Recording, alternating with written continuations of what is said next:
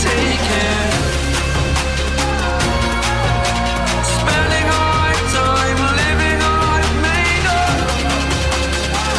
I need to wake up.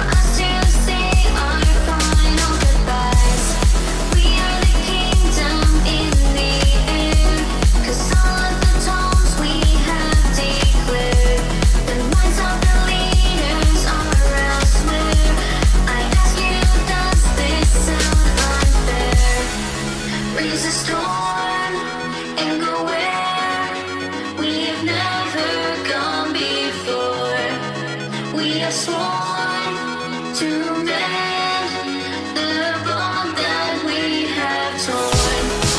Raise a storm and go where we've never been before. We have sworn to mend the bond that we have torn.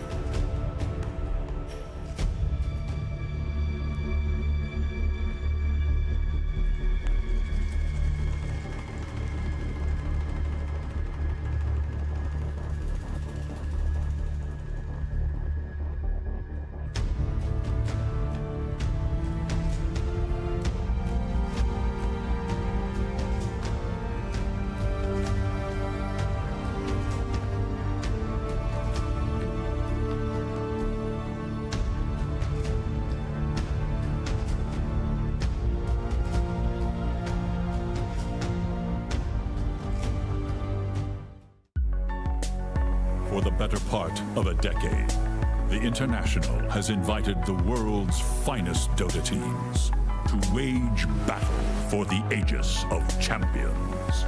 Now, we assemble once more to celebrate this shared passion.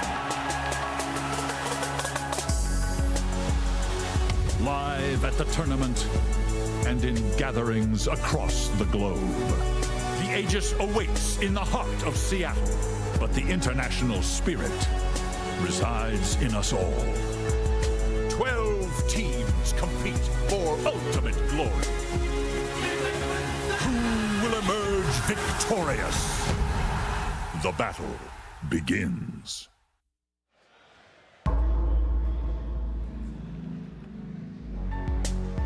Good morning, bright and early, all you beautiful people. It is day 2 of the main event of the International 7. After a series of heartbreaks in the lower bracket yesterday, 12 teams remain, and at this point, it's still anybody's game. I'm your host, Day 9, and I'm so happy you're joining us. Up here on the panel, we got Ake, we got Merlini, we got PPD, and we had a blast yesterday. I gotta ask you guys, what were the big highlights for you? I think that Liquid losing is not a really highlight. It's That's a brutal something highlight that I didn't really expect. So I'm very surprised about that. It was almost as though the biggest upsets were in the winners bracket, with NewBee 2-0 against Evil Geniuses and Invictus Gaming going 2-1 against Team Liquid. I feel like this is the sort of thing that, yes, of course, all the teams are very experienced, but EG and TL were favored by a lot of people in the community. Definitely our community, being a Western audience and people that pay attention to this scene so much. I think we all have a huge respect for what EG and Liquid have done this year, and we're pretty favorites coming into this tournament, I think, for a lot of people. So them falling to the lower bracket in the first round is quite the surprise, in my opinion. But man, every single game with a Chinese team was a blast to watch. I mean, Merlini, the game, just the coordination of NewBee and Invictus Gaming was really lovely to see. They were definitely a pleasure to watch. Yeah. That Stone Remnant play, even though I don't think it changed the game that much, that was amazing. It had all of us screaming. Fogg really lost his mind during the cast. He's like, what happened? I don't even think he was speaking coherently at that point. And I do want to, what'd you say? For a good reason, yeah. It was just insane. It was a really crucial moment, I felt like, where everything could have just fallen apart for them. Yeah. I mean, for me, I kind of feel like that may have been the play of the day in day 1. Were there any notable other big moments that you recall? I think that Empire played very well yesterday compared to how they played before. I think before they played as not they didn't really play as a team. They played with Resolution by himself and the other 4 at one part of the map, and Resolution even said that himself that that is how they used to play. But I think that yesterday they really made the switch to be able to bring him into the team, and they played around the Void. They used him good, and that really showed in the game as well. He was very dominant the whole game. I think he was 12-0 and 18 or something on Void. Yeah. Just never died and just totally destroyed the game. I think you were saying that nonstop backs he hasn't died yet. Yeah, he hasn't died yet. He was crushing it, and they had Doom and all these things to worry about, and he just bought a Lincoln Sphere first item and took off from there. And I gotta say, one of the big stars from yesterday, XXS. Oh my God, XXS got so many people, so many fantasy points in their betting pool. I mean, his Earthshaker game was unbelievable to watch. Not to mention Q. Q had that was probably the second most memorable play for me, when he was sitting behind Burning and had that big static storm that completely turned it around and won it against Liquid. So everyone from IG stood out yesterday. And you know, for any of you who did not get the chance to watch some of the games yesterday, we have a little recap ready for you to help get you caught up for day 2. Let's take a look.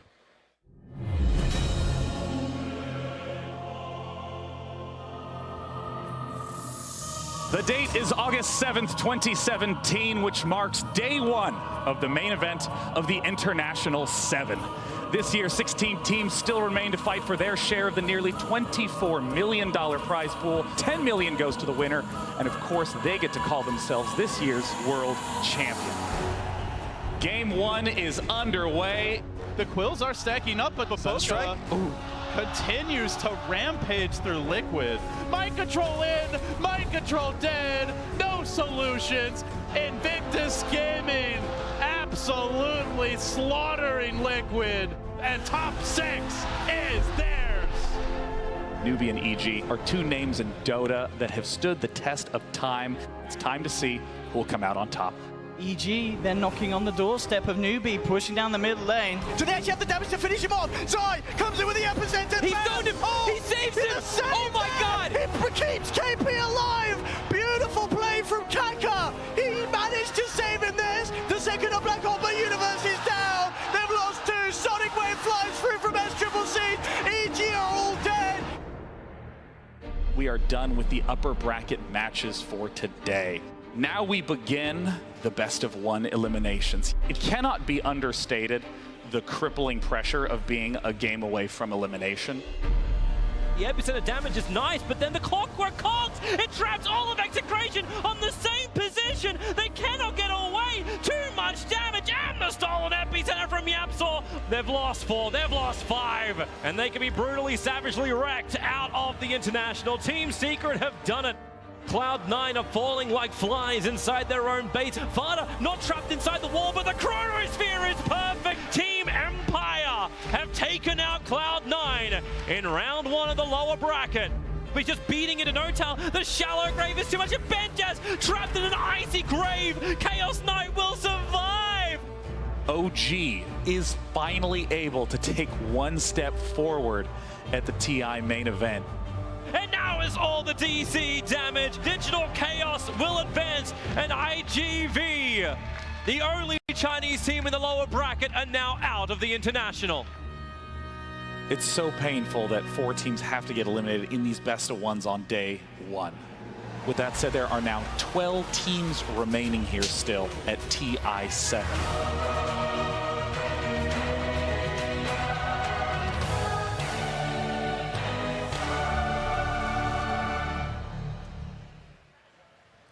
And now with the 12 teams remaining, we get the chance to look at the matches to come. And as we've been saying, every single one is super exciting for pretty much Eastern, Western fans, whole world. We got LGD Forever Young versus TNC going to be our first match of the day. LGD Gaming versus Virtus Pro, the second in winners. And these are the games I'm most excited to watch just because of the sheer performance in group stages. LFY performed super well during the group stage, but for me what stood out was that Super has been playing DK and DP and Medusa the most, and he actually has I don't know, 7-1 something, 8-1 on DK during the group stage, maybe it was 6-1. He's been winning a lot of games with that, and it's also his most played hero in professional games, and that's not normal for a I think LFY has a ton of experience with that hero and that kind of group mentality of playing together. I've seen Super on the Dragon Knight. He's almost lost his lane almost every single game, and in the games where he does win his lane, the game's over in like 20 minutes. Yeah, I think LFY were the ones that were the scariest in terms of early pushing compositions, taking down 3-4 towers almost immediately at the start of the game.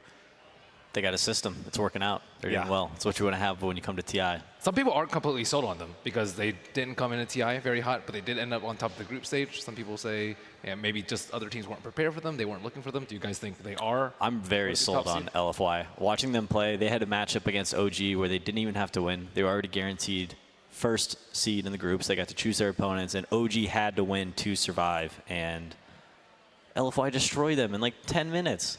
They also destroyed VP in 15 minutes. It was unbelievable. They're my favorites. I don't know. I haven't looked at the average times, but I think that they had some of the consistently shortest matches in group stages, some of the most dominant performances, even diving deep into tier 2s with tier 1 towers up to get pickoffs and then pulling all the way back and executing. That's probably coming from that they pick DK and DP because they're very good heroes to take towers with, so they can set the pace early on in the game.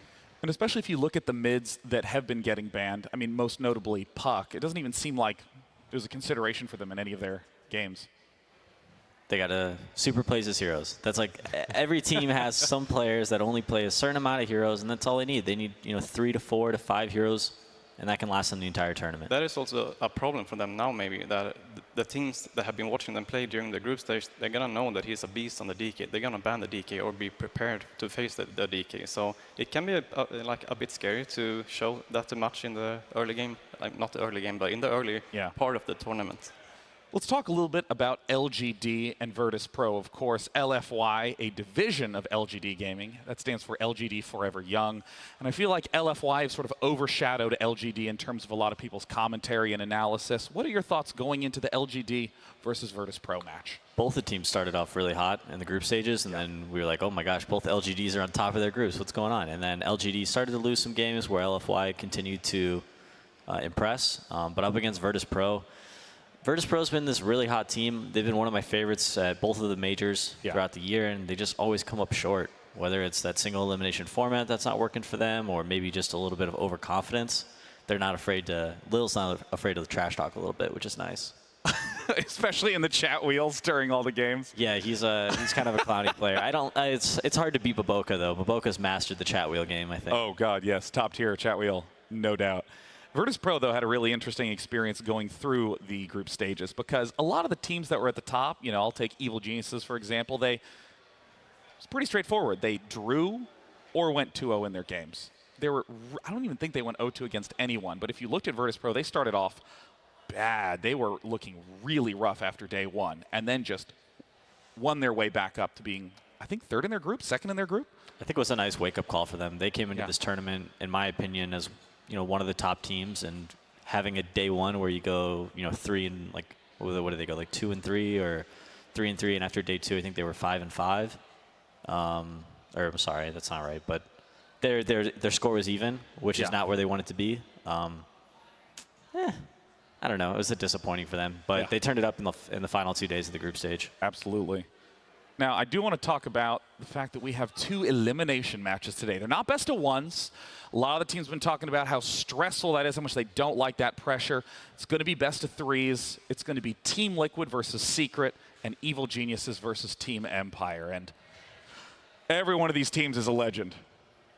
Which is the matchup you're excited for? We're going to get the Kuroki versus Puppy matchup, Liquid versus Secret. That's going to be hype. I think they both super much want to win, and obviously it's the lower bracket, so they're going to know that they're going to be out if they lose. So I think both of them will be really disappointed. I think there's some beef there too. Yeah. Little Puppy Kuro beef. Make this game a little more exciting for everybody. They used to be ex-teammates. For those who don't know, and now they've gone their separate ways and they're captaining their own separate teams. Oh, that is a great point. Yeah. Who will be the better captain, PPD? I would guess Liquid, but I also thought Liquid was going to win yesterday, so maybe I'm not the best person to make this decision. Maybe there's the PPD curse. Maybe you've suddenly spoiled their chances of winning. Well, then, I guess we're cheering for Liquid then. Great power inside of you. Now, with all of us getting excited about the matches up here, we also have the brilliant cosplayers and hosts, Casey and Sir Action Slacks. Guys, how are things going? Oh, man, things are beautiful. It's another gorgeous Seattle day. We got the Space Needle. We got it all. I mean, Seattle's the best, right? Yes, but the Space Needle, we're so much more than the Space Needle, Jake. No, I think that's about it. Okay. Well, then forget what I was about to say, which was welcome to our fair city. Oh, we were so excited to have you here. We made you come early by a few weeks, and I said, you know what? Why don't you let me take you on a tour of some of the lesser-known areas of Seattle? All right. Don't know that I've ever driven a minivan before. And just because I'm pregnant doesn't mean I'm going to get one. Sure. That's what they all say.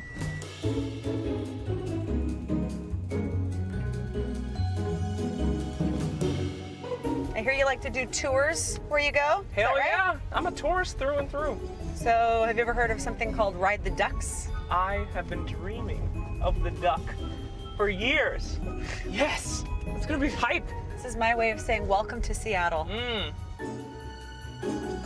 Would you like a ticket? Okay. Yes. Wait for me.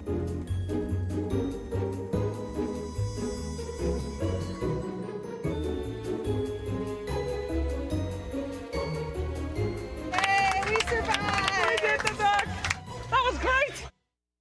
What did you think of our fair city? There's some water, there's some buildings. It's beautiful. You know what? We need to show you more stuff. Okay, more stuff. Where are we parked? All right, who's ready for some dicks? Woo! Big bag of dicks. Wow, that is huge. You're eating a patty. I'm eating 3. You're ruining the memory.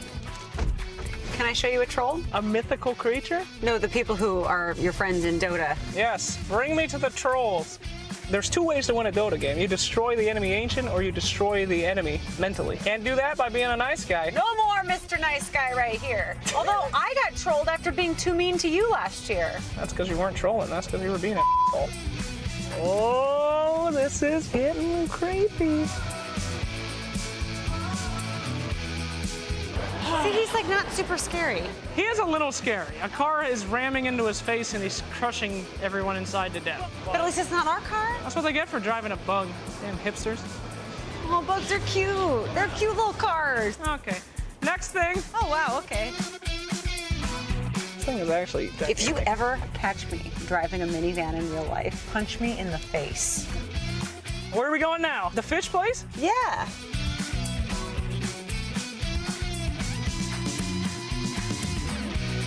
Boom. Yeah, yeah.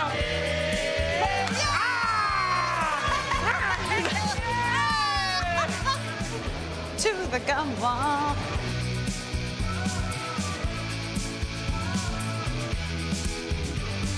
This seems like a good spot. Yeah! I'll be right next to you. Wonderful. Any smells of lick thing? Hey, ladies, how you doing? What? Yeah, girl. I've had worse. Thank you, ladies. Well, that's Seattle, my friend. What do you think? Oh, that is beautiful. We saw a lot. We went on the ocean. We caught the fishes. We ate the gum. This is a pretty good city. Yeah. Yeah. Are you hyped? Yeah, it's pretty. Yeah. Oh. Still smells like fish. Did you seriously put your tongue on the wall? Not on the wall, just on the gum. That's even worse. I mean, they're outside. They're cleaned off. Who cleans off the gum? The air, Casey. Slacks, I have some follow-up questions. First of all, did you really think licking the used gum would make the ladies excited to see you? Is that what you thought was going to happen? I don't think I'm allowed to answer that here at TI, but you told me it was tradition, all right? To lick the gum? Yes, and I thought I was honoring your fair city, but I've licked worse. It's not a big deal. Definitely don't know where to go Ladies. with that, if you know what I mean. What did you think of the city? You've been all over the world, so how does Seattle I have. rate? Seattle actually measures up pretty good. I like the overcast. I love the beautiful everything, the kind of hipster tech culture. It's pretty sweet. Yeah, no better place to hold the International, in my opinion. Well, it was our pleasure to show you around. You did a great job. Hey, thank you. You ate some dicks. You licked some gum. Yeah, and I got myself licked a fish too. So I mean, overall, it was a pretty standard Friday night, actually. All right, Great. thanks. Standard Friday night. So we have some conversations to have, but we're going to send it back to you guys. Well, I got to know, Slacks, tell me, how many attempts did it take for you to catch the fish? Zero. One. Zero. It took Zero. zero attempts. Zero. It appeared on my head. It No, was all one CGI. attempt. No CGI. Zero. Slacks math. What is that? I'm North American. I don't know. Slacks needs to be disinfected and boiled. That Yes, he was does. gross. That was just, awesome. Did anyone else here love when Slacks licked the gum? Thank one you, guy. audience. There it is. Yes, there. See you after the show. Took a moment. They're like, do we clap? Is it okay to clap for this? I don't. Thank you. Oh, if you haven't gotten the chance to come to Seattle, it is a lovely city, and you have to ride the ducks. Have you ridden the ducks yet? Nope. I have not ridden the ducks. I was set onto a duck, and I did not know that it was going to go into the water. So, which Surprise. yeah, and I feel like that's actually the whole point and the reason it's called a duck, but I missed out on all the references. So all of a sudden we were just barreling towards the water, and I freaked right the hell out. I've seen the gum wall. That thing's Yeah. like every germaphobe's worst nightmare. Yeah, that is horrifying. Especially if you lick on the gums. I cannot believe you did that. I don't know. I'm sure it's not that bad. That is how the native Slacks explores his environment. He licks everything. He gets a sense of the textures and the flavors. It's a way for him to ground himself. So now that we're back, here to talk about a little bit of Dota, the teams are getting themselves set up. I want to start beginning to talk about LFY versus TNC. This is a matchup that I am so excited to watch because of LFY's performance in the group stage. What about TNC? TNC is 1437, the Western captain, going across the ocean, captaining the C team to not only qualifying for TI, but now the upper bracket. Tell me about TNC, because they barely made it into the top. They were just I talked to Thiemann actually before he joined TNC. This was when we were at the Kiev major, and he was telling me, I have a plan, and it's either going to go really, really well or really, really poorly. And I had no idea where he was going to go. And then a few days later, it was announced that he was joining TNC. Are you talking about 1437 or Demon? 1437. Okay, you said Demon. Oh, sorry. I was confused. Demon was last year. Sorry, I think I said Thiemann, and then You may have lied to us. Well, it was 1437 talked about how he was going to do this crazy thing. I was like, oh my god, I didn't really want to ask him because if he wanted to tell me, he would have told me. And then, of course, like a couple weeks after, he went to China with them, and they got second place, only losing to Liquid. So I was like, wow, this is pretty good. And he actually, that team actually just needed a captain like him. They've been playing together. They're 3 cores since last year, right? Raven, Cuckoo, and Sam H. Yep. So it just seems like, as we said, they needed a They did a captain and brief stint on Fnatic this year that didn't work out. Oh, yeah. And they decided to bring it back on TNC. It's kind of funny how you 2 years in a row a Western player goes over there and captains TNC, and they brought out some really great surprising results. It could be that they just lack the captainship there in maybe that team. That's what who was talking about that yesterday? The Execration team. He said or Abed even. He was talking about how they just take things a little less seriously there than Western teams and than China teams as well. And having that Western leadership or a different style has really brought them all together. Yeah, I remember hearing sort of the same analysis when Demon joined the team, that they just needed someone to have a little bit more captainship of the team. And watching them at that TI was such a blast because, I mean, as you saw in these matches, a lot of the teams when they won, it was sort of okay, let's just stay focused. But I mean, TNC lost their minds every single win. Every single win that year looked as though they had just won the main event entirely. That's the beauty of the underdog, right? Yeah, They never expect to win, so when they do, they get ultra excited. The teams that are the favorites and the teams that are the favorites to win this tournament, every time they play a game, they play a little scared, I hope I don't lose. Yeah. Dude, I talk to me about that sort of fire that comes in when you're the underdog, about that feeling. I mean, is a sense of comfort, is a sense of motivation? Because I don't know if I can speak about that. I've never been there before. It's been a while since I've been an underdog. Which is kind of, it's sad in a way because it's just a feeling that actually brought us to competing and wanting to go to TI to win games. And after we won TI3, going into TI4, it was exactly the same feeling. We just didn't want to lose. And if we won, it was okay, we should have won this game. And it's just, I don't know. Yeah, I think the last time I was an underdog was in 2014 at the Summit when we played up against DK in the grand finals, which we were happy to even be in the finals at that point, and we were content with our performance, and we just wanted to prove ourselves and do our best, and we actually ended up winning, and it made that victory feel so much better. And getting to see these feelings from TNC and the other teams that have had these feelings here now, it's just amazing, and that is what is fun to watch as well. It's not fun to watch a team as, we just won a game, right? But we were supposed to win. Fly talked about that a bit yesterday in his play interview. He was talking about how it's really, it's very mental. It's, being able to motivate yourself even when you're on the top, and how it's, it's all up here. In terms of that type of momentum, it's LFY versus TNC. Do you think TNC still views themselves as the underdog? Do you think there's more pressure they're putting on themselves now that they're getting consistent results? I don't think so. I think that being in the upper bracket, there's that little bit of ease where you do have a second chance tomorrow in the lower bracket.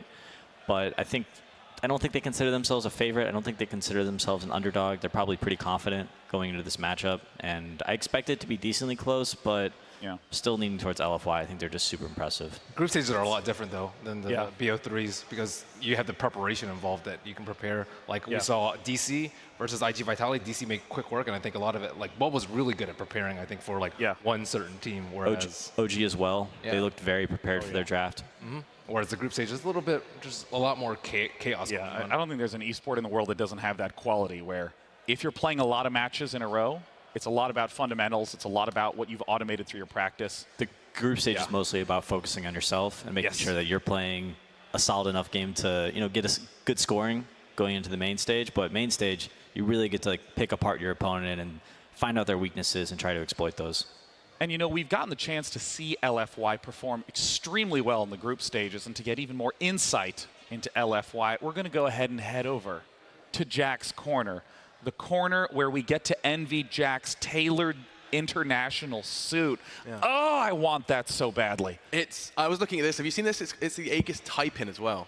No. Yeah, I mean, no tie, so you're slacking a bit, Jack, but step in the right direction. I love it. I'm very envious, and I'm your host, Machine, to hopefully pick this brain just a little bit, get some insight into that Chinese scene. And I think the first question, as basic as it may seem, is just, was this expected from your perspective, from the scene's perspective, LFY's 13-0 run into the group stage? Not by most. Even on the Chinese panel, like Lanham and some of the other players here panelists didn't really expect them to do that well.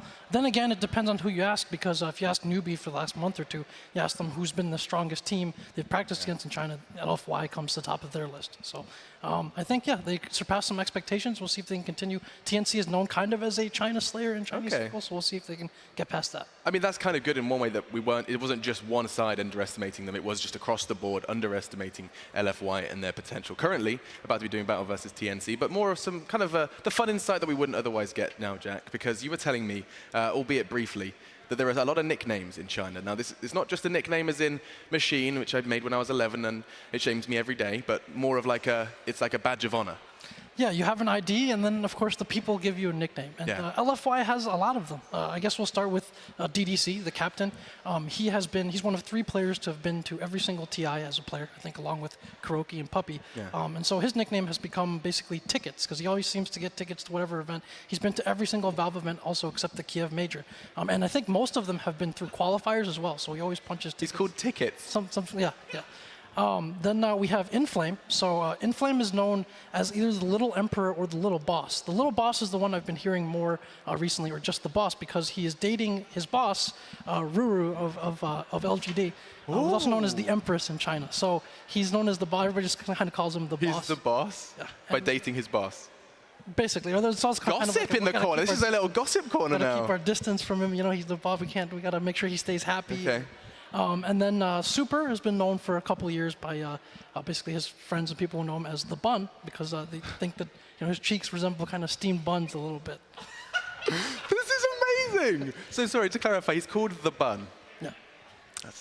There are worse nicknames out there, but there are better ones too. But possibly the best and worst one at the same time goes to Monet.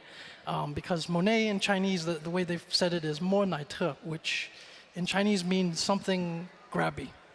Basically. Where are we going, Jack? Where are you taking this? Basically to cop a feel upstairs. So that's. That was so beautifully put. That's like when your dad's giving you the birds and the bees.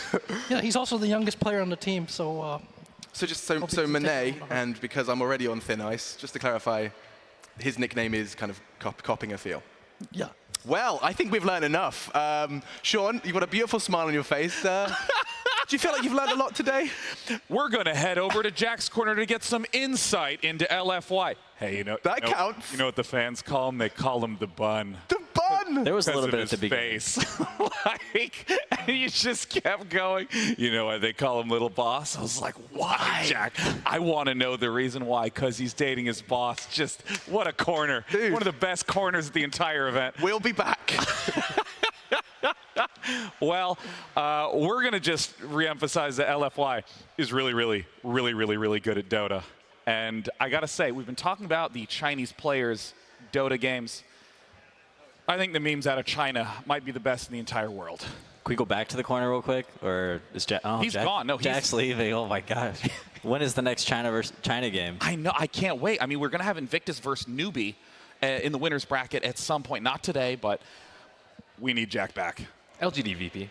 LGD VP. Yeah. Jack's Corner is coming back next series. Oh, Jack, yes, give us some insight. We need to get some of the Polish crew out here to give us the insight into VP now. I don't know. I think the Chinese meme game is just on another level. It's powerful. It really is. It really is kind of depressing over here in the West. Yeah. Maybe we should start to copy it and make nicknames for each other, like new ones. Yeah, like PJ Spice Salt. it up a bit. Get real creative. Yeah. I mean, are there any good nicknames in the West? Officer Merlini. That's an old one. That's from TI3. Oh. Oh, do you know about the story? No. Oh. No. Do we have time? Yeah, absolutely. Oh. Let me check. Yeah, hell yeah, we have time, Merlini. Tell us why you're Officer Merlini. Okay, so Puppy and myself had a little scuffle back in back in the old days. Don't Probably say. 2013. Scuffle. That's such a wild term. He used to be my captain. We used to play on the same team, and then I stopped playing for a bit, and then he went on to be on a very successful team with Na'Vi. However, there was this one incident. I used to do a series called Merlini's Mailbag, and people would mail me questions about whatever. What, like physically mail you? No, email. Okay. Email. Come on. Right. Okay. They would email me questions about things that they thought were interesting. I would sift through maybe 25 to 30 a week. And there was one particularly interesting one. It's like, oh, there was a series in between Na'Vi and I forget the other team. And there was this particular moment in the game where, well, interrupted by the horn. Okay, I'll try and finish. Come on. So there was a particular moment in the game where Puppy had paused the game, and then the outcome of the fight had changed. What I thought was just completely changed. Like the puppy pause. The puppy pause. It was infamous puppy pause. And there was like a Nyx that was invis, and he knew that he was invis, so he kept pinging on them, except Havos wasn't responding. So then everything just changed. There was like a blink, there was like a force staff, there was a lasso, there was just like a Sentry Ward popped down all in a matter of a second. And then he claimed that Havos had mouse issues, and I claimed that they had kind of seen what was going on and kind of altered their play a little bit. So that was a very nice way of putting it. You accused them of cheating, right? Yes.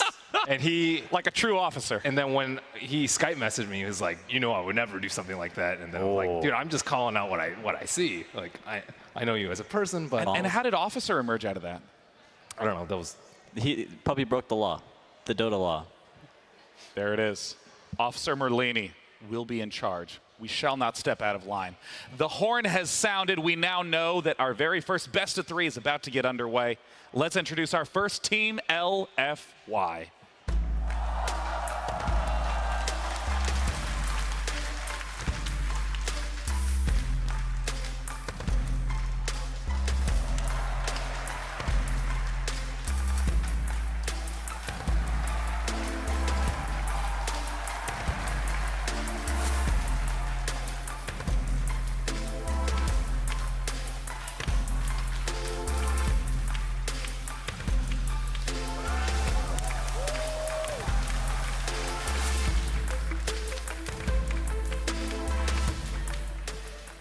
LFY, a team who previously may have been overshadowed by its parent LGD, but here is coming out as the #1 in group stages.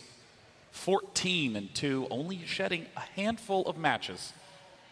Going up against them is a team that has recently had some roster changes and is back in winners. It is TNC.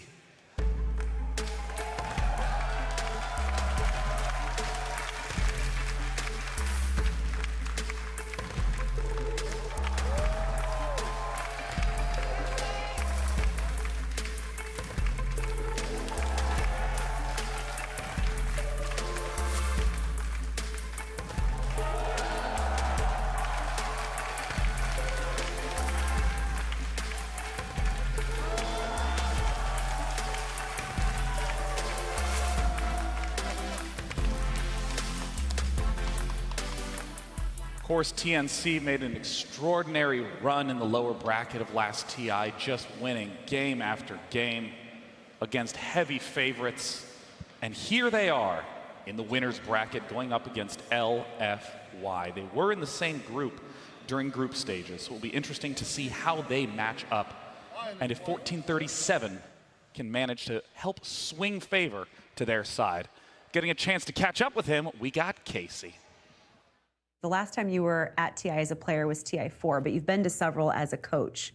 So how does it feel kind of coming into TI7 knowing that you're back to playing on the main stage? It's really surprising because just a couple months ago, I thought that I wouldn't even attempt to play at TI. And just to have this opportunity is a true blessing.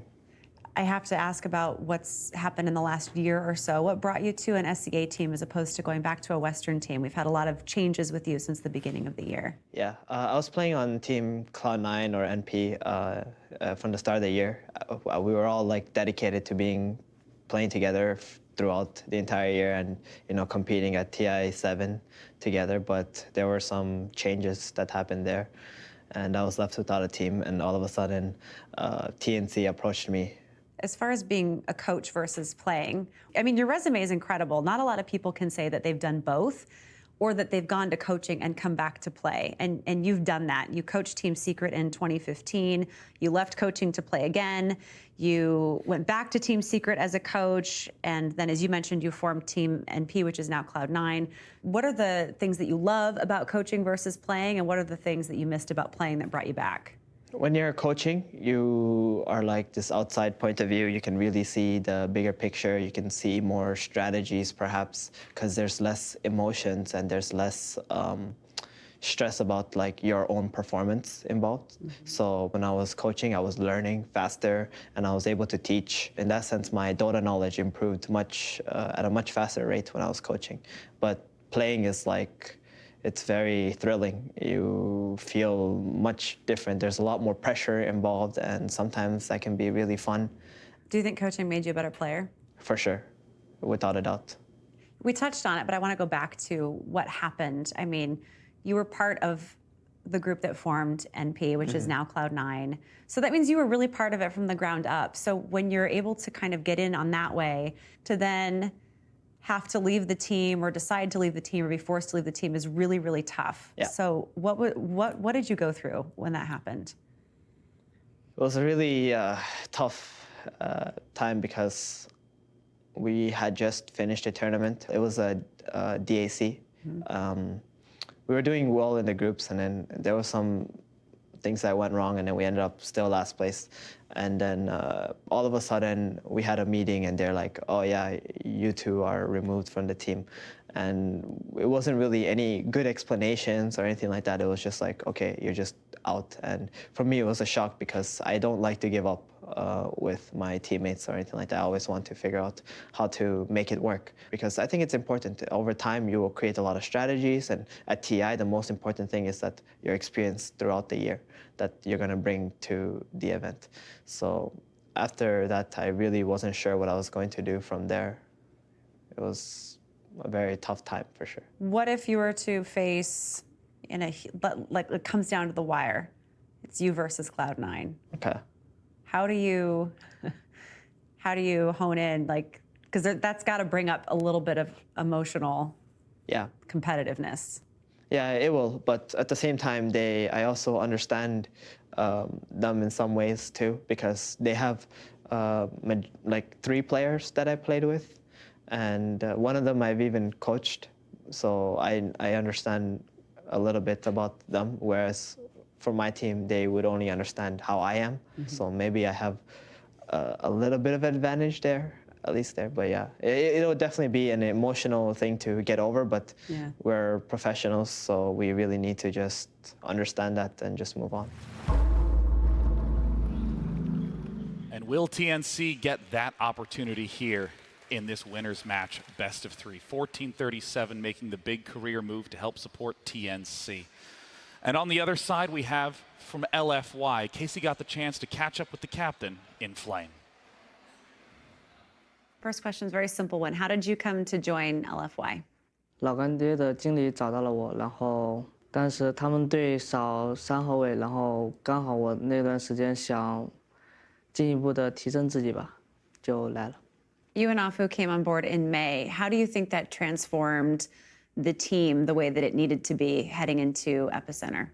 我觉得，加上我们2个的话，就我们几个人的性格啊、游戏打法、对游戏的理解，然后都会比较的相对的协调吧。就大家都会游戏风格比较类似，然后沟通起来很顺畅。我们平常的交流啊，然后感觉在一起比较放松吧，就大家就很简单的、自然的就打得会比之前大家各在各的队伍打得会好很多。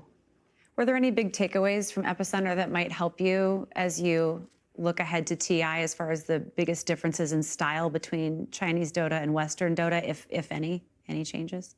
就感觉我们的阵容啊搭配比较单一吧，然后我们会吸取每个队的打法风格啊，然后再加上我们个人的选手的习惯啊，会有更多的打法和应对不同的队伍的风格吧。Are there other teams here that you're most looking forward to going up against, or any other teams that you have your eye on? 我们在 TI 7应该是最想战胜 Liquid 的吧，因为我们之前训练和比赛对他们的胜率其实是比较低的，我比较想战胜他们。How would that feel to beat them on the TI stage? 应该算是一个比较惊喜的事情吧，因为我们其实算输给他们挺多次了，就不算比赛在训练啊。就我们队是一个比较少争执的队伍，但是可能每次因为跟他们训练，我们都会有很多的争执。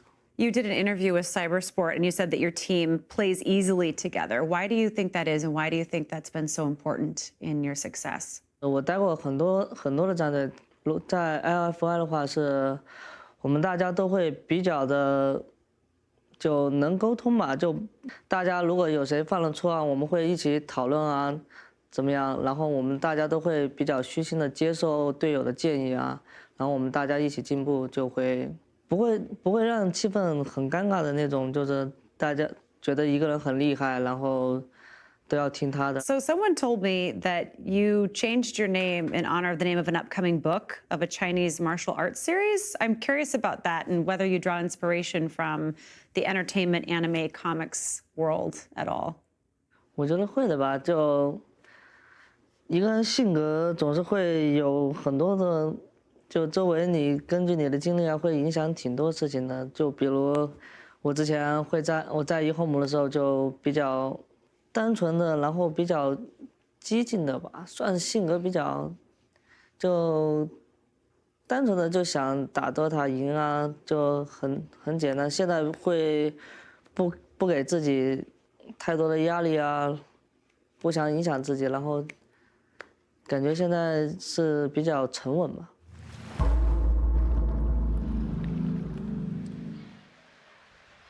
Interesting interviews from both of the players, especially like how Inflame talks about trying to improve his mentality as time is going on. Of course, 1437, trying to cope with all the shifts. That was an impressive interview. I don't know how you guys felt about that, but he seems like a really, really bright kid or guy. I don't know how old he is, but seems very well spoken. Very aware of himself and what he's doing here and the opportunities that he has in front of him. Very collected. He's yeah. I like this team more and more. Yeah, I love when he said we're trying, or that we're able to play easily together, because I feel like big moments in Dota are decided in quarter seconds, half seconds, and the ability for a team to coordinate in that sort of environment is just remarkable, and it's so important to succeed. So let's get ready for game one between LFY and TNC. LFY versus TNC Pro Team. Game one. And the least surprising bans of the tournament. We got Nyx and Batrider out for LFY. We got Lich and Earthshaker out for TNC. Yeah, before we get too far into the draft, I wanted to bring up a little bit about 1437 talked about in his interview. Like KC was trying to egg him on about the C9 thing, but they've already placed better than C9, and they're still in the winner's bracket. And he's also had quite an amazing journey. Like these past years, after Tier 2, we actually went to China to play on a team there. And He's not afraid to take charge and put his fate in his own hands, and it's working out really well for him here. And that together with having the journey with Secret to coach them, I think he learned a lot, and it's really what TNC needed. That was an interesting comment that he made, that he felt like he was able to learn at a faster rate as a coach without the pressure of having to play so much. So, I mean, Bulba talked about that a little bit as well, learning from the time he spent coaching on a couple different rosters. It's, you know, when you don't always have the opportunity to play at these major tournaments, but you want to be involved. There's a lot to learn here. I also think that just trying to force yourself to be able to articulate what you think about a certain strategies can often reveal where there's inconsistencies or issues or problems, or just highlight what's good about something that someone's already doing. Yeah, let's do exactly that as we get into this draft. Yeah. I saw that Monet had played like almost a different carry every game. So that kind of makes sense with them revolving the draft around Super, that they really want to make sure that Super has a Look at this Jakiro. First Jakiro of main stage. Constant flight mode. 1437 hero, Jakiro. He really loves to play that hero. 10 seconds. Yeah, I don't mind it at all. I think it works well. It gives, you know, synergizes decently well with Naga sleep. It's good setup here. It gives them, he's one of the supports that gives you some tower push along with Rasta, and sometimes you can see a support Pugna, which will give you an ability to force towers, force your opponents to fight you, which is exactly what you want to do against Night Stalker. Kind of just want to ball up and take these massive team fights. You were ragging on Carry Naga yesterday. I think TNC is the only other team that runs it. Yeah. Do you think it's good here?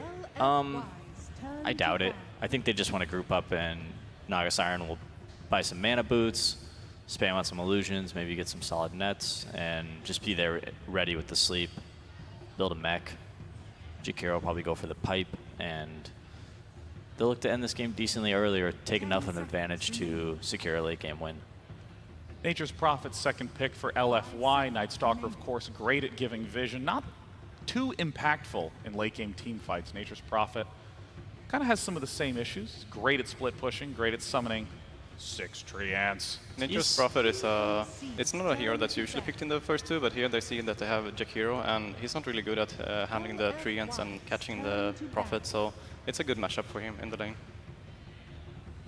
Also not good at getting tower dove, too. They definitely have that potential with Night Stalker and Nature's Prophet. And Flame Out also has one of the strangest hero pools. It's like Elder, Titan, Zeus, Nature's Prophet, Doom. These are the best heroes in the game! But no one else plays them. Yeah, I'd be a little careful about saying that Nature's Prophet doesn't scale very well. I think he's one of the better late game heroes. He always finds farm and split push. You can split push all over the place very, very easily, either with his Treants, teleporting to a lane and summoning those, or just casting his ultimate on the map can help push out the lanes.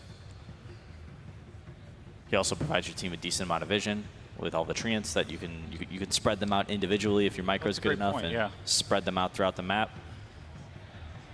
Also just so fun with early game ganks. And LFY did beautiful things with Nature's Prophet ganks before 15, 20 minutes in group stages. He was one of their linchpin heroes in a variety of matchups to help them close out immediately. It's very easy for him to port in, sprout somebody, secure a kill, summon Treants, and start pushing that tower immediately. And it really fits well with NS as well, because NS during the night is going to scout, and he's going to find a kill, and then Prophet is going to be there to be able to TP in and help him to get the kill.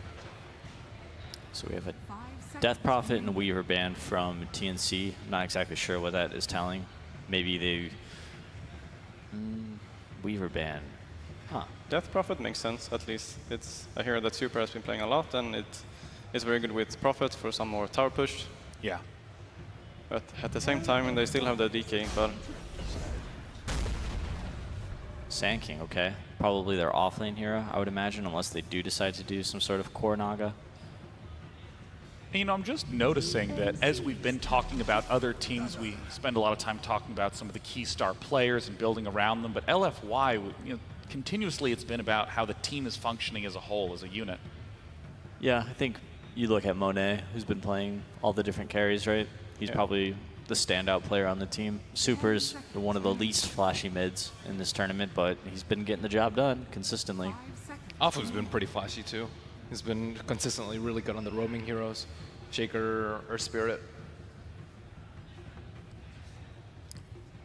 Okay, picking up the Dazzle. I like the Sand King, I think, was kind of set up to lane up against the Nature's Prophet, perhaps. The Caustic Finale will allow Sand King to have a pretty good time in that lane, especially if he buys a Poor Man's Shield to start, to help him reduce some of that right-click harass damage that Furion's capable of. Ooh, Razor. And a Razor. Wow. They want to be able to fight because they probably understand that LFY really wants to commit to the push here with both Dazzle now and Prophet. So, when are the big strengths for Razor? He's usually good against a melee carry that the opponents have, because then he needs to go in, but Razor makes him kind of want to go out to drop the static. Like one of the what's called the static link. Link. One of the heroes that he's best against is like Lifesteal. Lifesteal rages in, runs in, you just static link, and Lifestealer has to run away. I think static link is the hardest to break ability in the entire game. I don't even think it's Astral Imprisonment breaks it. Yeah, it's very, very long now.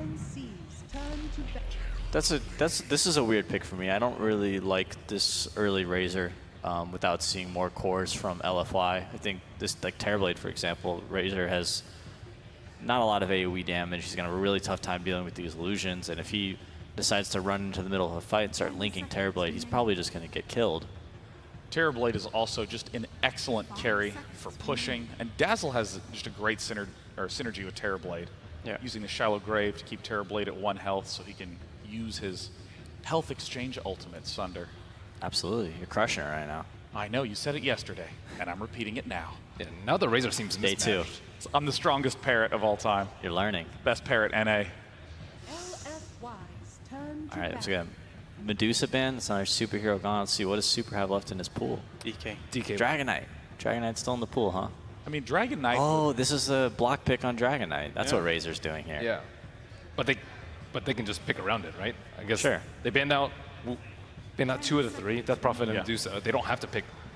They don't have to pick DK at all. Could do the Super Pugna. He also played Omni Knight in a game. I think that would be very unlikely though. Pugna, perhaps. So, I mean, at this point with LFY, we see just a lot of very strong push potential. We see Dazzle there to help enhance the push with the Shallow Grave. Night Stalker, of course, there to get great vision, to get ganks, to set those sort of things up. What is the type of hero that LFY needs? We've talked about some of the specific heroes Super's good on, but what is the team missing? They're lacking team fight, definitely. Night Stalker, Nature's Prophet, Dazzle, and Terrorblade all provide your team very little to none, or to no team fight. A lot of single target damage, yeah. Yes, lots of single target damage. TNC's got a bunch of team fight with their first 3 heroes here. So any kind of 5-on-5 clash where they're on equal kind of net worths and experience, I would favor TNC. And they'll be able to set up all these fights too, to make sure they always have good fights with the Naga Sleep. It was just fascinating to watch LFY play, because in a lot of their compositions, There's been a couple times where I wasn't a big fan of LFY's draft, but they just outskilled their opponents so quickly.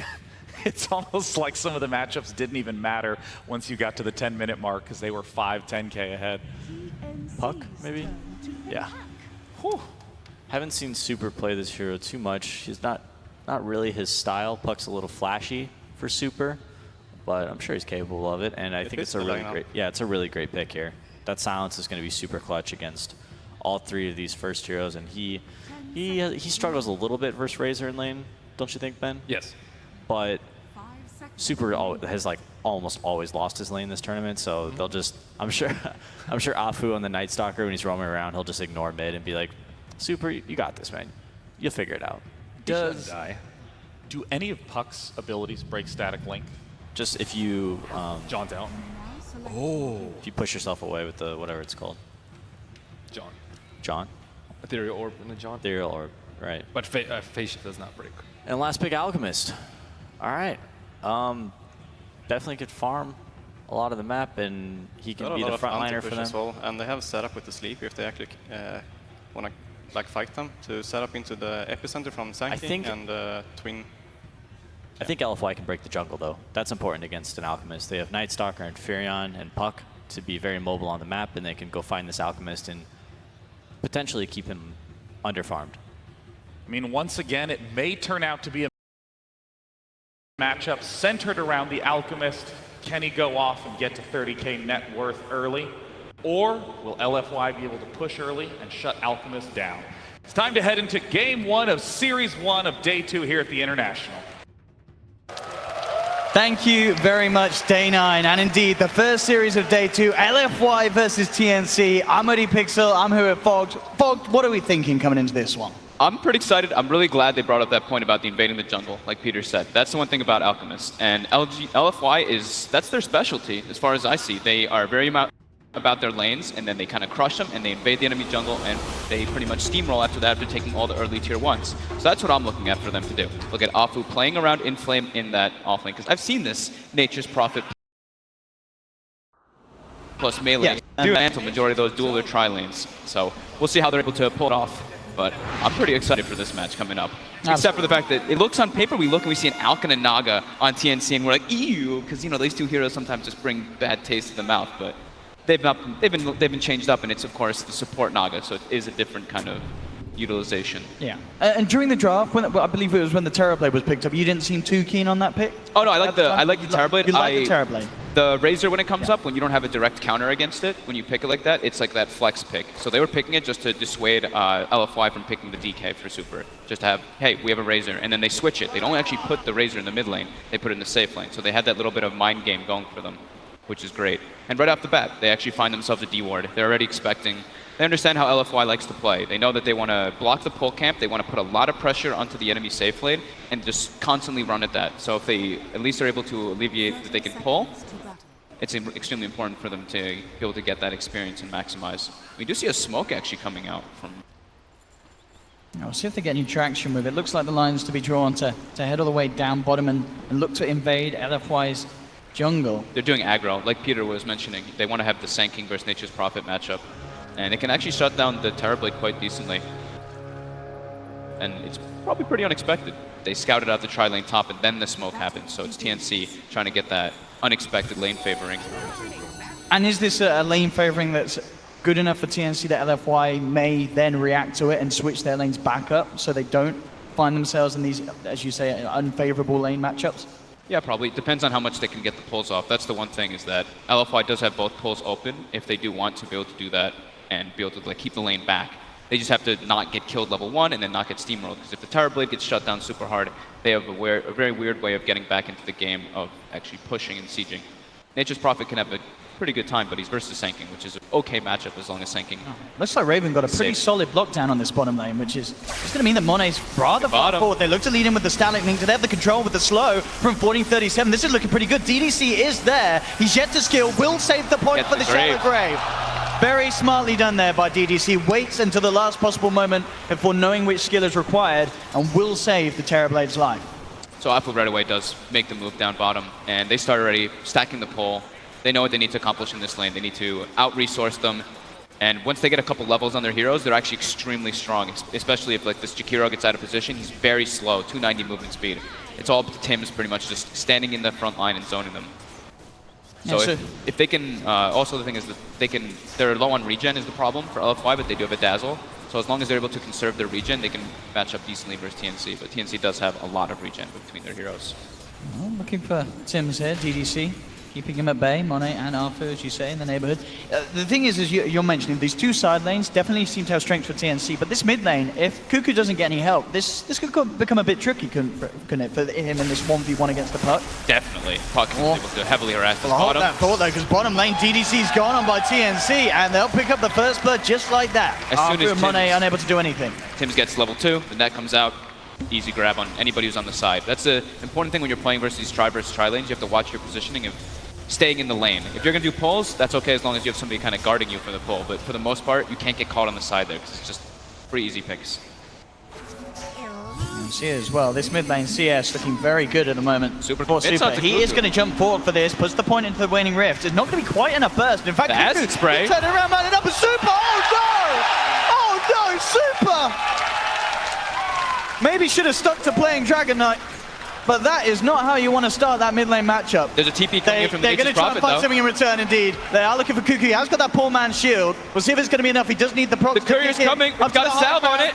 Salve's up. Oh, he's going to keep himself alive. Goes for the deny. Cuckoo is loving the mid lane. He is smiling all over. And in fact, bottom lane, some positive action as well for TNC. They're moving in onto Monet. Does have the backup from DDC. That will be enough to hold TNC back. TNC here off to quite a start, making a big impact here on the main stage. One thing is, though, he does get the salve delivered. He uses it, though, and then dies. And dying to Ancients, dying to Neutrals, you're dead for 24 seconds as a mid laner. That's actually pretty devastating, because now Super pulls way ahead in the last hits and is actually acquiring more net worth. So you don't want to give the kill, but at the same time, it hurts a lot to die to Neutrals like that this early on as a mid laner. He's back now, though, and going to continue that acid spray spam. Absolutely, yeah, this is the thing. Yeah, Super CS still off the charts. You know, he's farming like an absolute beast. 21-11. So despite that death, Super definitely still maintaining the lead here in this mid matchup. Afu probably wants to get a couple more levels before he makes that move. It's also going to be nighttime soon. I think he wants ideally level 3 so he can decide if he can save a point in Crippling Fear. It can be very useful to kill the Sand King and the Alchemist early on. And they're actually just switching lanes. They decide, this aggro tri-lane is too much. They need their Terrorblade to have something, and I put him top. Not the greatest matchup, though, versus a Sand King who's already level 4. But there's no Caustic actually skilled on Sam H, which is a bit surprising versus the Nature's Prophet trains. But Inflame is one of the best at playing Nature's Prophet in the laning phase, so it could be understood why he was dissuaded from doing that. Cuckoo now, yeah, just goes to the jungle. It's too much threat. Once Puck gets like level 4 or 5, there's too much damage coming out and too much threat of the Nature's Prophet TPing behind you. So he just has to resort to that. It's bottom lane, Inflame does have the phase boost, giving Raven quite a bit of a punch. Arfu looking for the chase down. Raven quick to cut himself out of the Sprout. Will be fine now. The reaction from TNC, 1437's there, as well as teams from the Invis. Jumps forward with the root turn, with the static link from TNC. They're looking for Arfu. There's no DDC in the neighborhood, so there's no save for the Night Stalker. And a third kill's picked up by TNC. Very strong aggro tri-lane. So much slow and control, and the damage comes well from that Razor, who already has phase boots, so they have the chase as well now. And this is where Arfu maybe wants to make moves elsewhere. Actually smokes up, starting to commit maybe toward that mid lane, it looks like. He puts a ward to watch the movements of where the Naga's going. Cuckoo's very low. Very susceptible to death here. The Only Courier's one coming tango out, left. but They can certainly look to die for this, and indeed they will. He has the infused raindrop. It's not enough to save him. LFY. Quick they to see an TP for the opportunity. They may just get this as well. Are going to look to try and juke it across the tree line, but Arfu with the flying vision gives it to Super. So Super has that vision to make the connection. damn, I didn't think that they were actually going to commit so hard for the Courier, but with the Hunter and the Knight making it so much easier to see it, even though it is sprinted up. Still, definitely the biggest issue for LFY being that Monet's start has not been great at all because of this aggression from TNC. Still lacking behind in CS. Levels as well. They're not quite there. Top, though. And now they're looking for a fight. Yeah, with the Metamorphosis and the Poison Touch connecting, they'll go in. They'll take one. SamH tries to hold them back with the Burrow Strike and the Sandstorm. Not enough to get a kill in return, but we'll push them back. But still, this is perfect. You know, LFY, they need to find Monet involved in as much action as they can to kind of bring him back from this very, very slow early 5 minutes from LFY. It's a catapult wave right now, too. Bottom lane, Inflame, getting committed on. Should be just fine. Able to TP out after the net. So catapult waves coming in. Metamorphosis was used, but SamH is able to just Sandstorm and push out top. Bottom lane, maybe TNC is able to put some tower pressure here, which could be very nice for them being able to. Both teams, they want to be able to get those early tier 1s to get the access points into the jungle versus this Alchemist and Terrorblade. Those invasions are super important versus those two heroes in particular. Mid lane, 1437 takes a step too far up. Straight away with the Dream Core down, Arfu and Super going to work, bringing down and up. I mean, yeah, Super, you know, as much as we made Joe, he is doing amazing. Is it 42 CS, our highest farm on the board?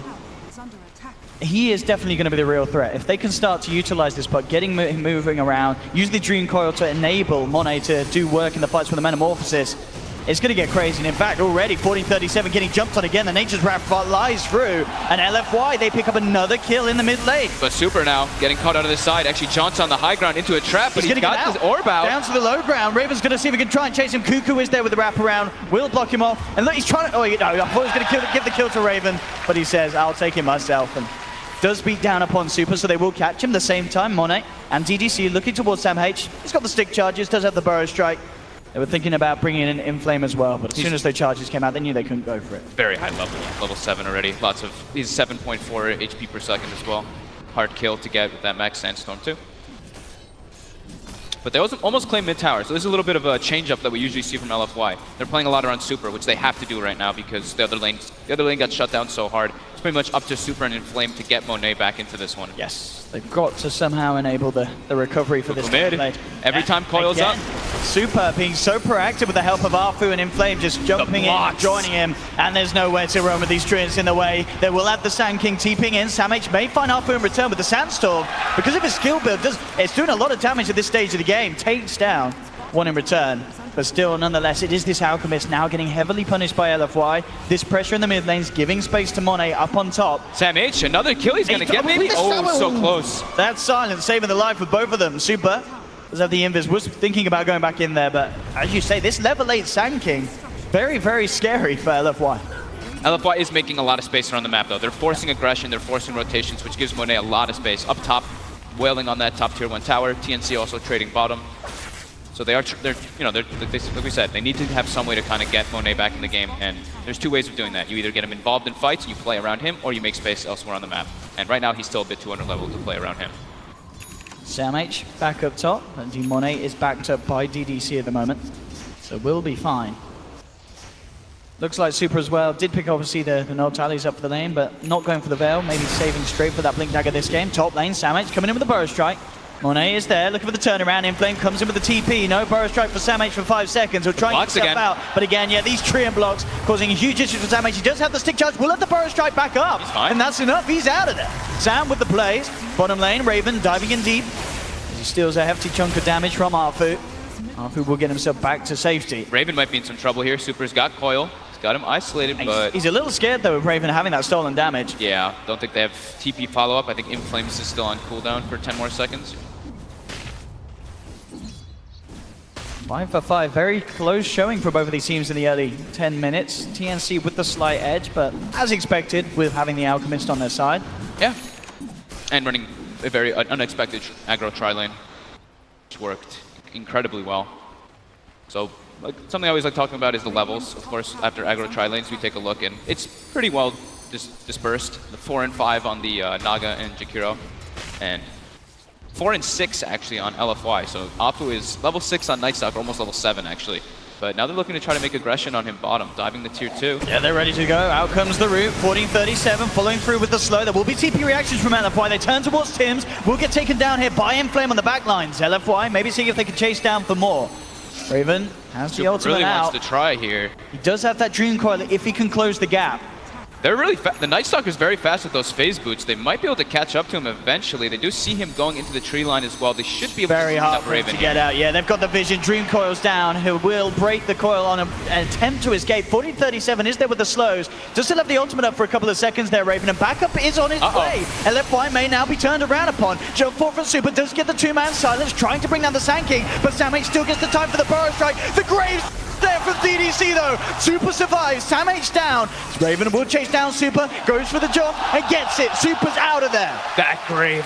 Perfect DDC. timing by DDC. I mean, we saw it time and time again in the group stages. Arfu as well with the Duke and TP out in the tree line gets himself back to safety. And again, they force a ton of reaction toward the bottom lane, which frees up a lot for Monet to get that farm. Still not really completely recovered yet. They don't kill the Razor. They get a Sand King though, at least, and lose nobody. It was actually Apu was holding the Void there because he didn't want the Razor to just TP out right after the call and use Void. So it actually ends up getting a lot closer to their tower, but he had to do so. And it's really important that they're carrying Reveal on the Nightstalker and the Dazzle, because in that situation, he puts down the Sentry instantly as soon as he sees Sand King. Sand King goes into the Sandstorm, but yeah, they pick him up. DDC's Dazzle, definitely something that TNC, they've got to be aware of it in these fights. Somehow they have to stop this man from getting in position for these Graves and such. Because as we've seen, it's impossible for TNC to find the trades when DDC is in the neighborhood. And already LFY now, off the back of that favorable trade down bottom, immediately moving to the top lane. Yeah. SamH in the neighborhood, 1400 towards the Blink Dagger at the moment. And Super still under the cover of the smoke. Will look towards him all. SamH! A little late with the Dream Core there. SamH with the game sense. Burrow striking straight away up to the tier 1. And that, by the looks of it, is going to put off LFY from looking for anything more there. So nice awareness there from Sam. We're talking about the Monet beginning to recover, slowly but surely, of course. But this Alchemist, almost level 12, actually level 12 now. Look at the money. Almost getting online for Radiance. So they've come back, they are hunting for SamH, but again, using these burrow strikes to just create the distance between them. And it makes it very hard for LFY to get anything done. And indeed, with this time, as you say, Cuckoo closing in on the Relic. Bottom lane, TNC getting some pressure on a tier 2. LFY, they really want to catch this damage, but again, he just burrow strikes away. Arfu will look to try and chase him down by the looks of it. They are TPing in to block him off as well. Inflame's there. This time, they will finally bring him down. But essentially, that is SamH creating a lot of space. Bottom lane, tier 2, down to less than half health. And what's the money looking like on Cuckoo? He's 100 or so away from the Relic. Yeah.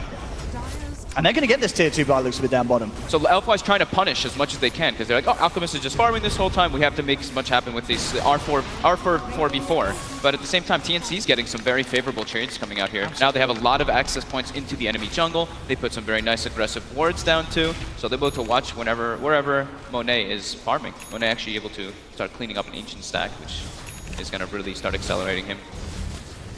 Yeah, there's only a few hundred now behind Raven. TNC's carry, so that laning stage starting to, its effects at least being reverted, but definitely overall the fact that Cuckoo and his Alchemist exactly where he would hope to be at this stage. Yeah, 1437 is playing the Jakiro as he normally does. He just throws down his macro pyre on a wave, just pushes it out as much as possible, meets up with his team, throws some liquid fire. Doesn't really care if he gets killed in a lot of those situations because he's doing his job. He's just making sure that the lanes are forced out, and it's really hard for LFY to do those invasions. They talked about it on the panel that LFY has a good team to actually be able to invade, but not when these kind of situations happen. And Radiance is going to be online in 150 gold, so he pretty much has it. So I'd like to see TNC definitely smoke up as soon as that Radiance gets online, so them to just make plays around the Alchemist, because it's pretty hard to bring him down at this point. And I guess that's the thing as well. Once this Alchemist gets his Radiance Manta Octarine, there's not too many great ways for LFY to deal with sort of that Radiance Illusion push, is it? Not really, no. They need their Terrorblade to be big to deal with that. Or the Nature's Prophet, of course, who is farming very well. Down bottom. Got the Ruin Super, but he will be able to jump out, of course. Same time, Cuckoo being backed up by 1437. There is the Radiance now completed. Top lane, Monet out into the trees, TPing himself away. Mid lane, Arfu making a bit of a go here onto Cuckoo. And it's got the down silence low. rage, The Armlet's still there though. And of course, with Armlet toggling at his capability, no chance that Arfu can dive this alone.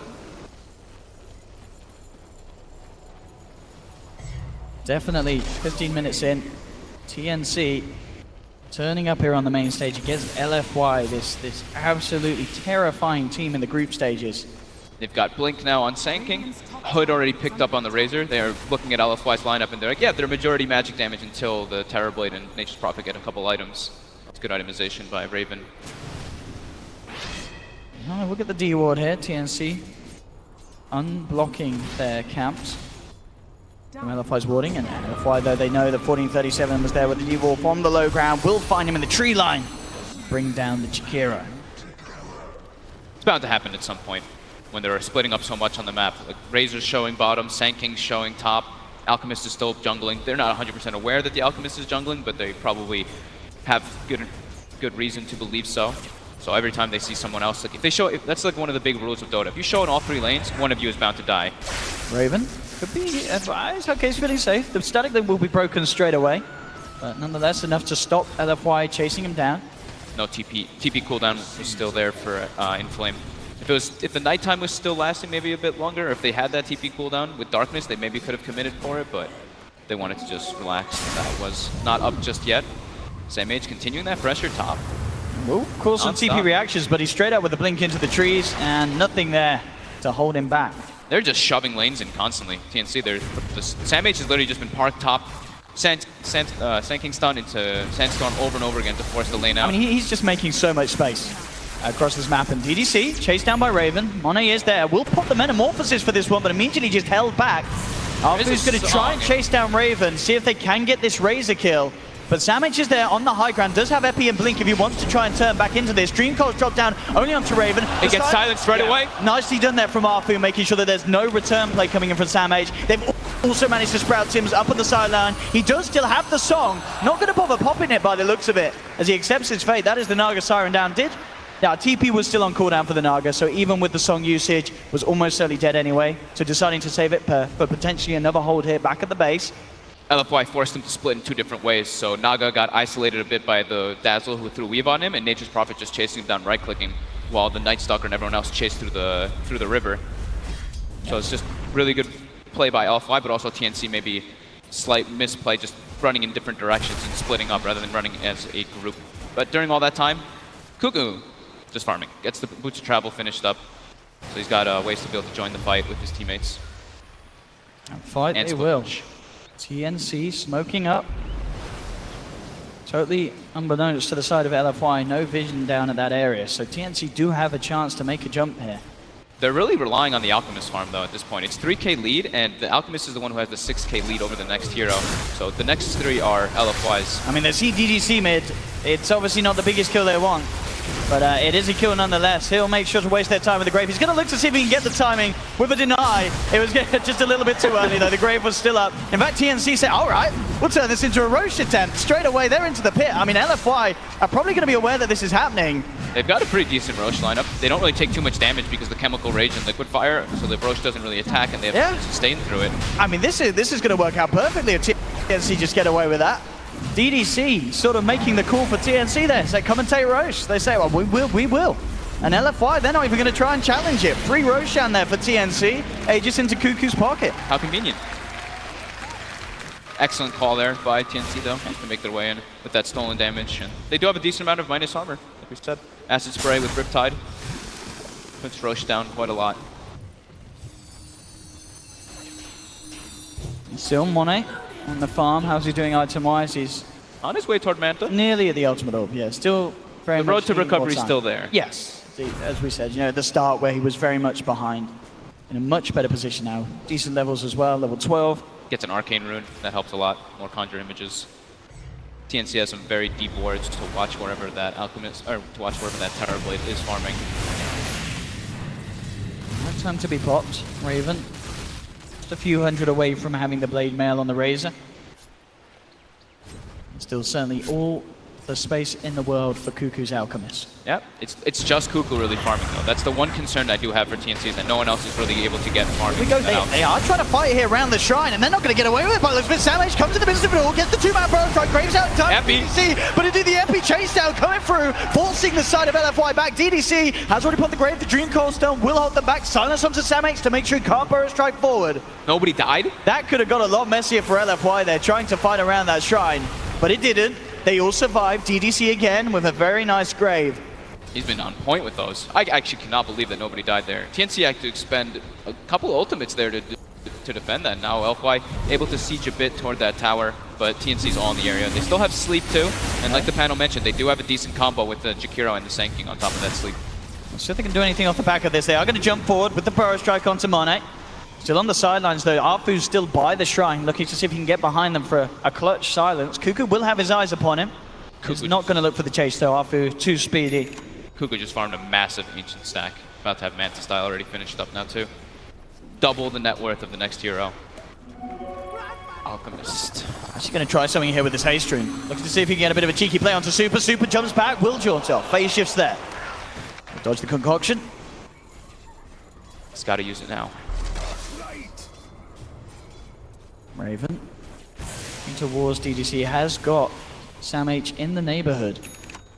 If they can get anything done, 14:37 around as well. The wards this game have been crazy by TNC. I'm pretty sure every single ward they've placed has been put in the enemy jungle, or watching that one ancient spot, the one on the left side. But other than that, yeah, they've been completely focused on sticking on LFY's side of the map, other than Cuckoo. Cuckoo's just chilling in the jungle. And Flame keeping up the split push pressure as well. Shadowblade complete, so he's going to feel a lot safer doing so now.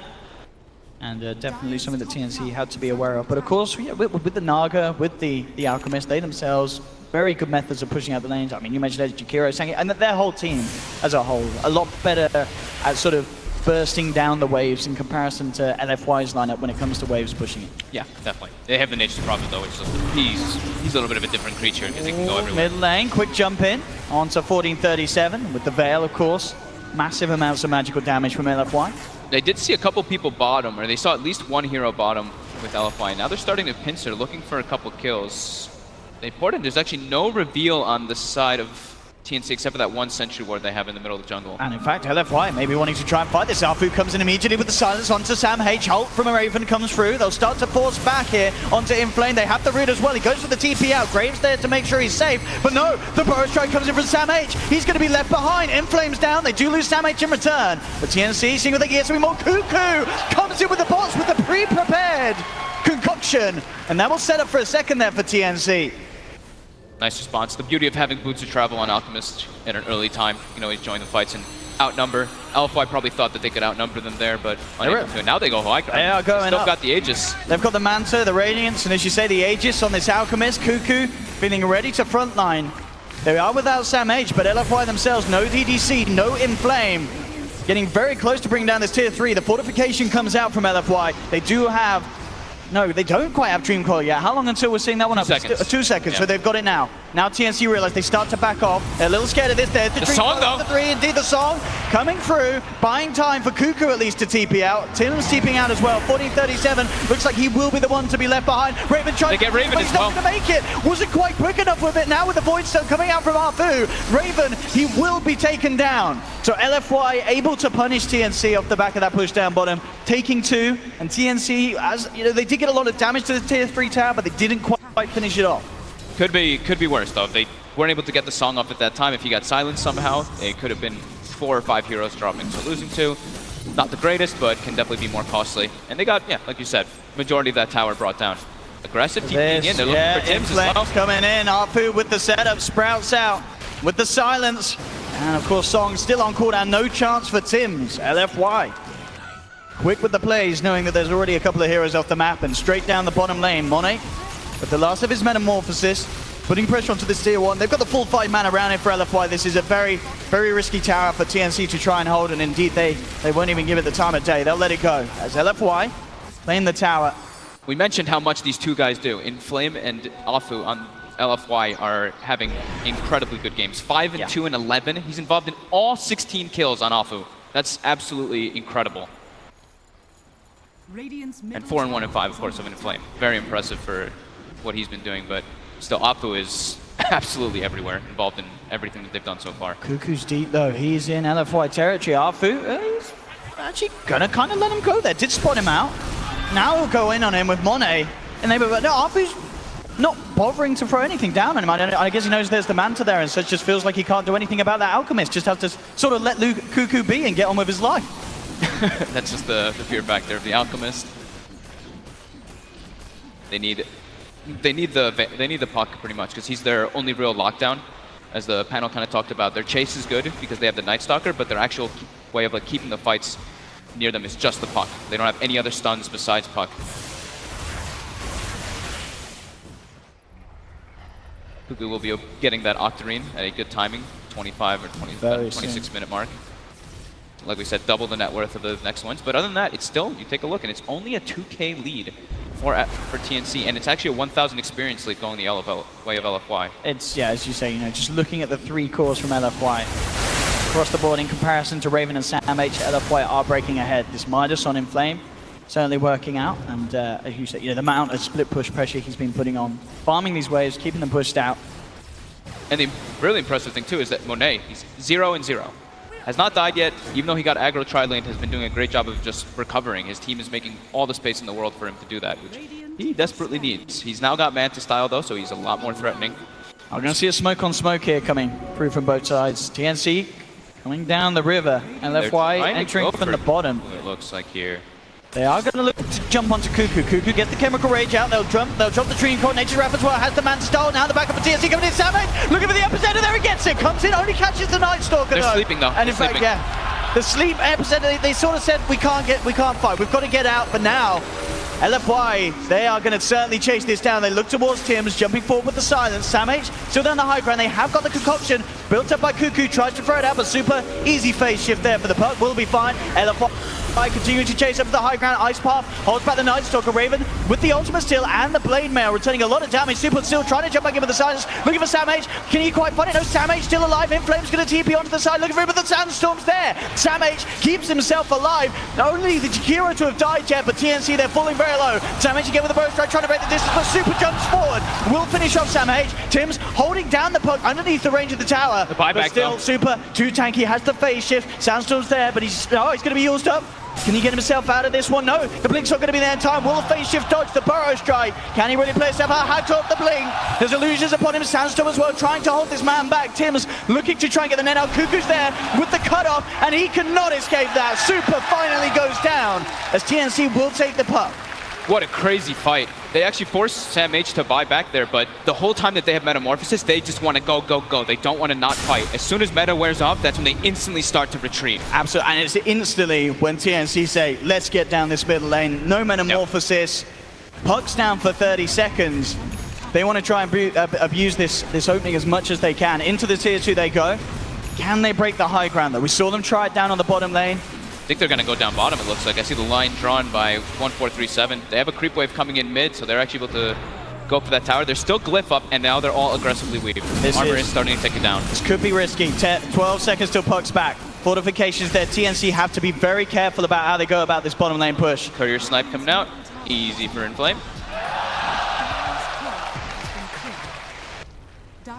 And yeah, TNC, they back off from that bottom lane. As soon as the Puck's back up, they realize they cannot afford to overstay their welcome like the last time they did down there. They get a nice deep ward in the base though, and I don't think LFY is gonna know that that's there. Because usually you expect it when someone commits more to a push, but in that one, that's just a really sneaky ward coming out from 1437.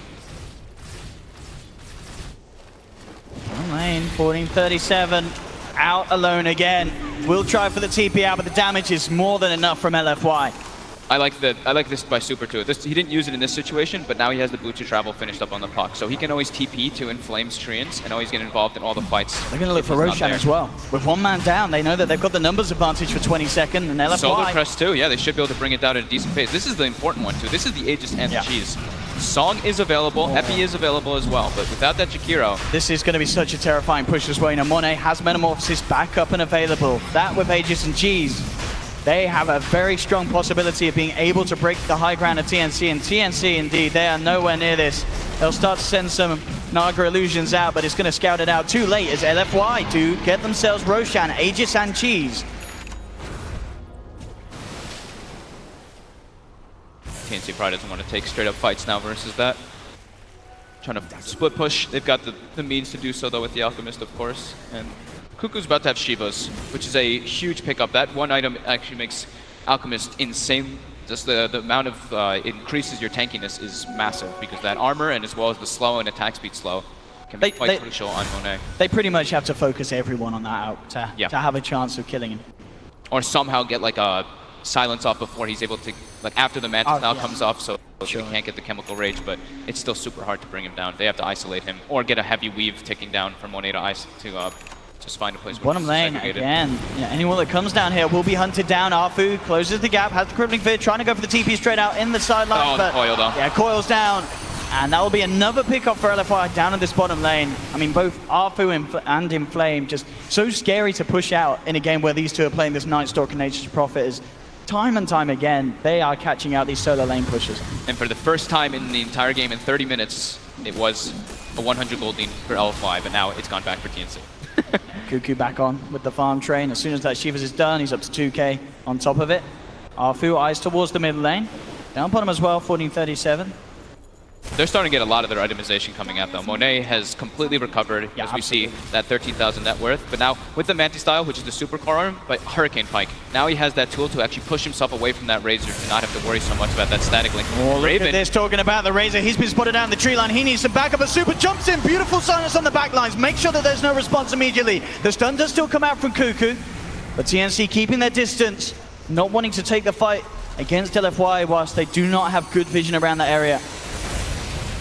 LFY will back off. TNC do hold this tier 2 for the time being in the middle lane. But again, I mean, you talked about it in the draft. These puck silences have the potential to be so clutch in these team fights. Every time the super's in position, it's pretty much impossible for TNC's backliners to react as quick as the rest of the team need them to do so. Arfu on the side. Gets spotted out and will immediately go for the TP back to base. Because mid lane, TNC, they really wanted. They're immediately coming down this. Again, Glyph is still cooldown for 1 more minute, so they want to try to force something. It's every time that Metamorphosis has been used. Yep, exactly. Every time that they know that's not there, TNC know that they have this nice little advantage. They have to. Like, they are actually starting to be in a point where it's just the Alchemist who actually does much in the fights. Everybody else is, I mean, Razor's 11k net worth. Sand King has dropped down to all the way 7,000 net worth. So not really having the impact that you would want from your core Sand King.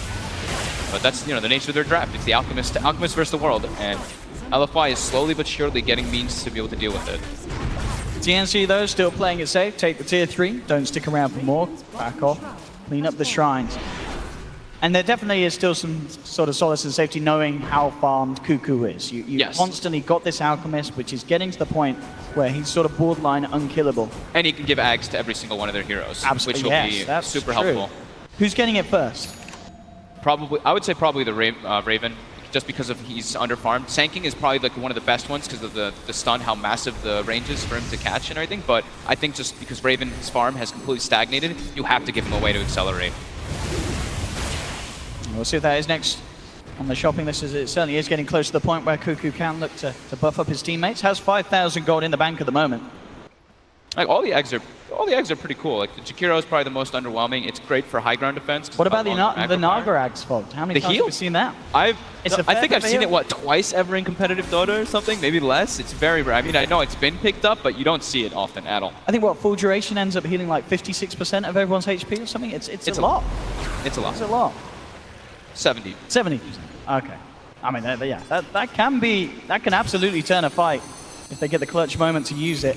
Especially with an Alchemist, right? You full heal him, and then he pops Chemical Rage again, and then you're like, uh-oh. But for the time being, Cuckoo, focusing on the necessities for the team, does pick up the gem for the side. Super finished up the Aghanims. That's also the thing, is we were talking about the Alchemist being able to pool Ags, but Puck, when he gets level 20, 25, can pool the Moon Shards, and that 420 GPM starts to become pretty absurd for himself. So he actually chooses the minus 3 seconds on Waning Rift. We see a lot of players go for the Spell Amp because you get level 25, you get your Dagon fast, and eventually you'll be able to just burst people down like that. But the Waning Rift, like we said, it's been super relevant in this game and can prove to do so. I mean, what's the kind of the timings then? What, on a 10-second cooldown? It's like the same cooldown as your orb. Yeah. Like that's the, you orb in, you're able to get silence off pretty much every single time because they're 11 on the orb and 10 on that.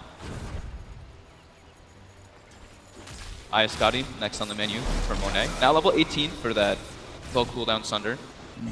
And I think definitely to kind of harp on what you've been mentioning, the thing to know about this game is the fact that LFY are only 1,000 behind when TNC have an Alchemist with 31k net worth at 35 minutes. It just goes to show how kind of well-rounded and farmed up the remaining members of LFY are in comparison to that of TNC. The rest of TNC, other than this out, are really, really falling behind. Yeah.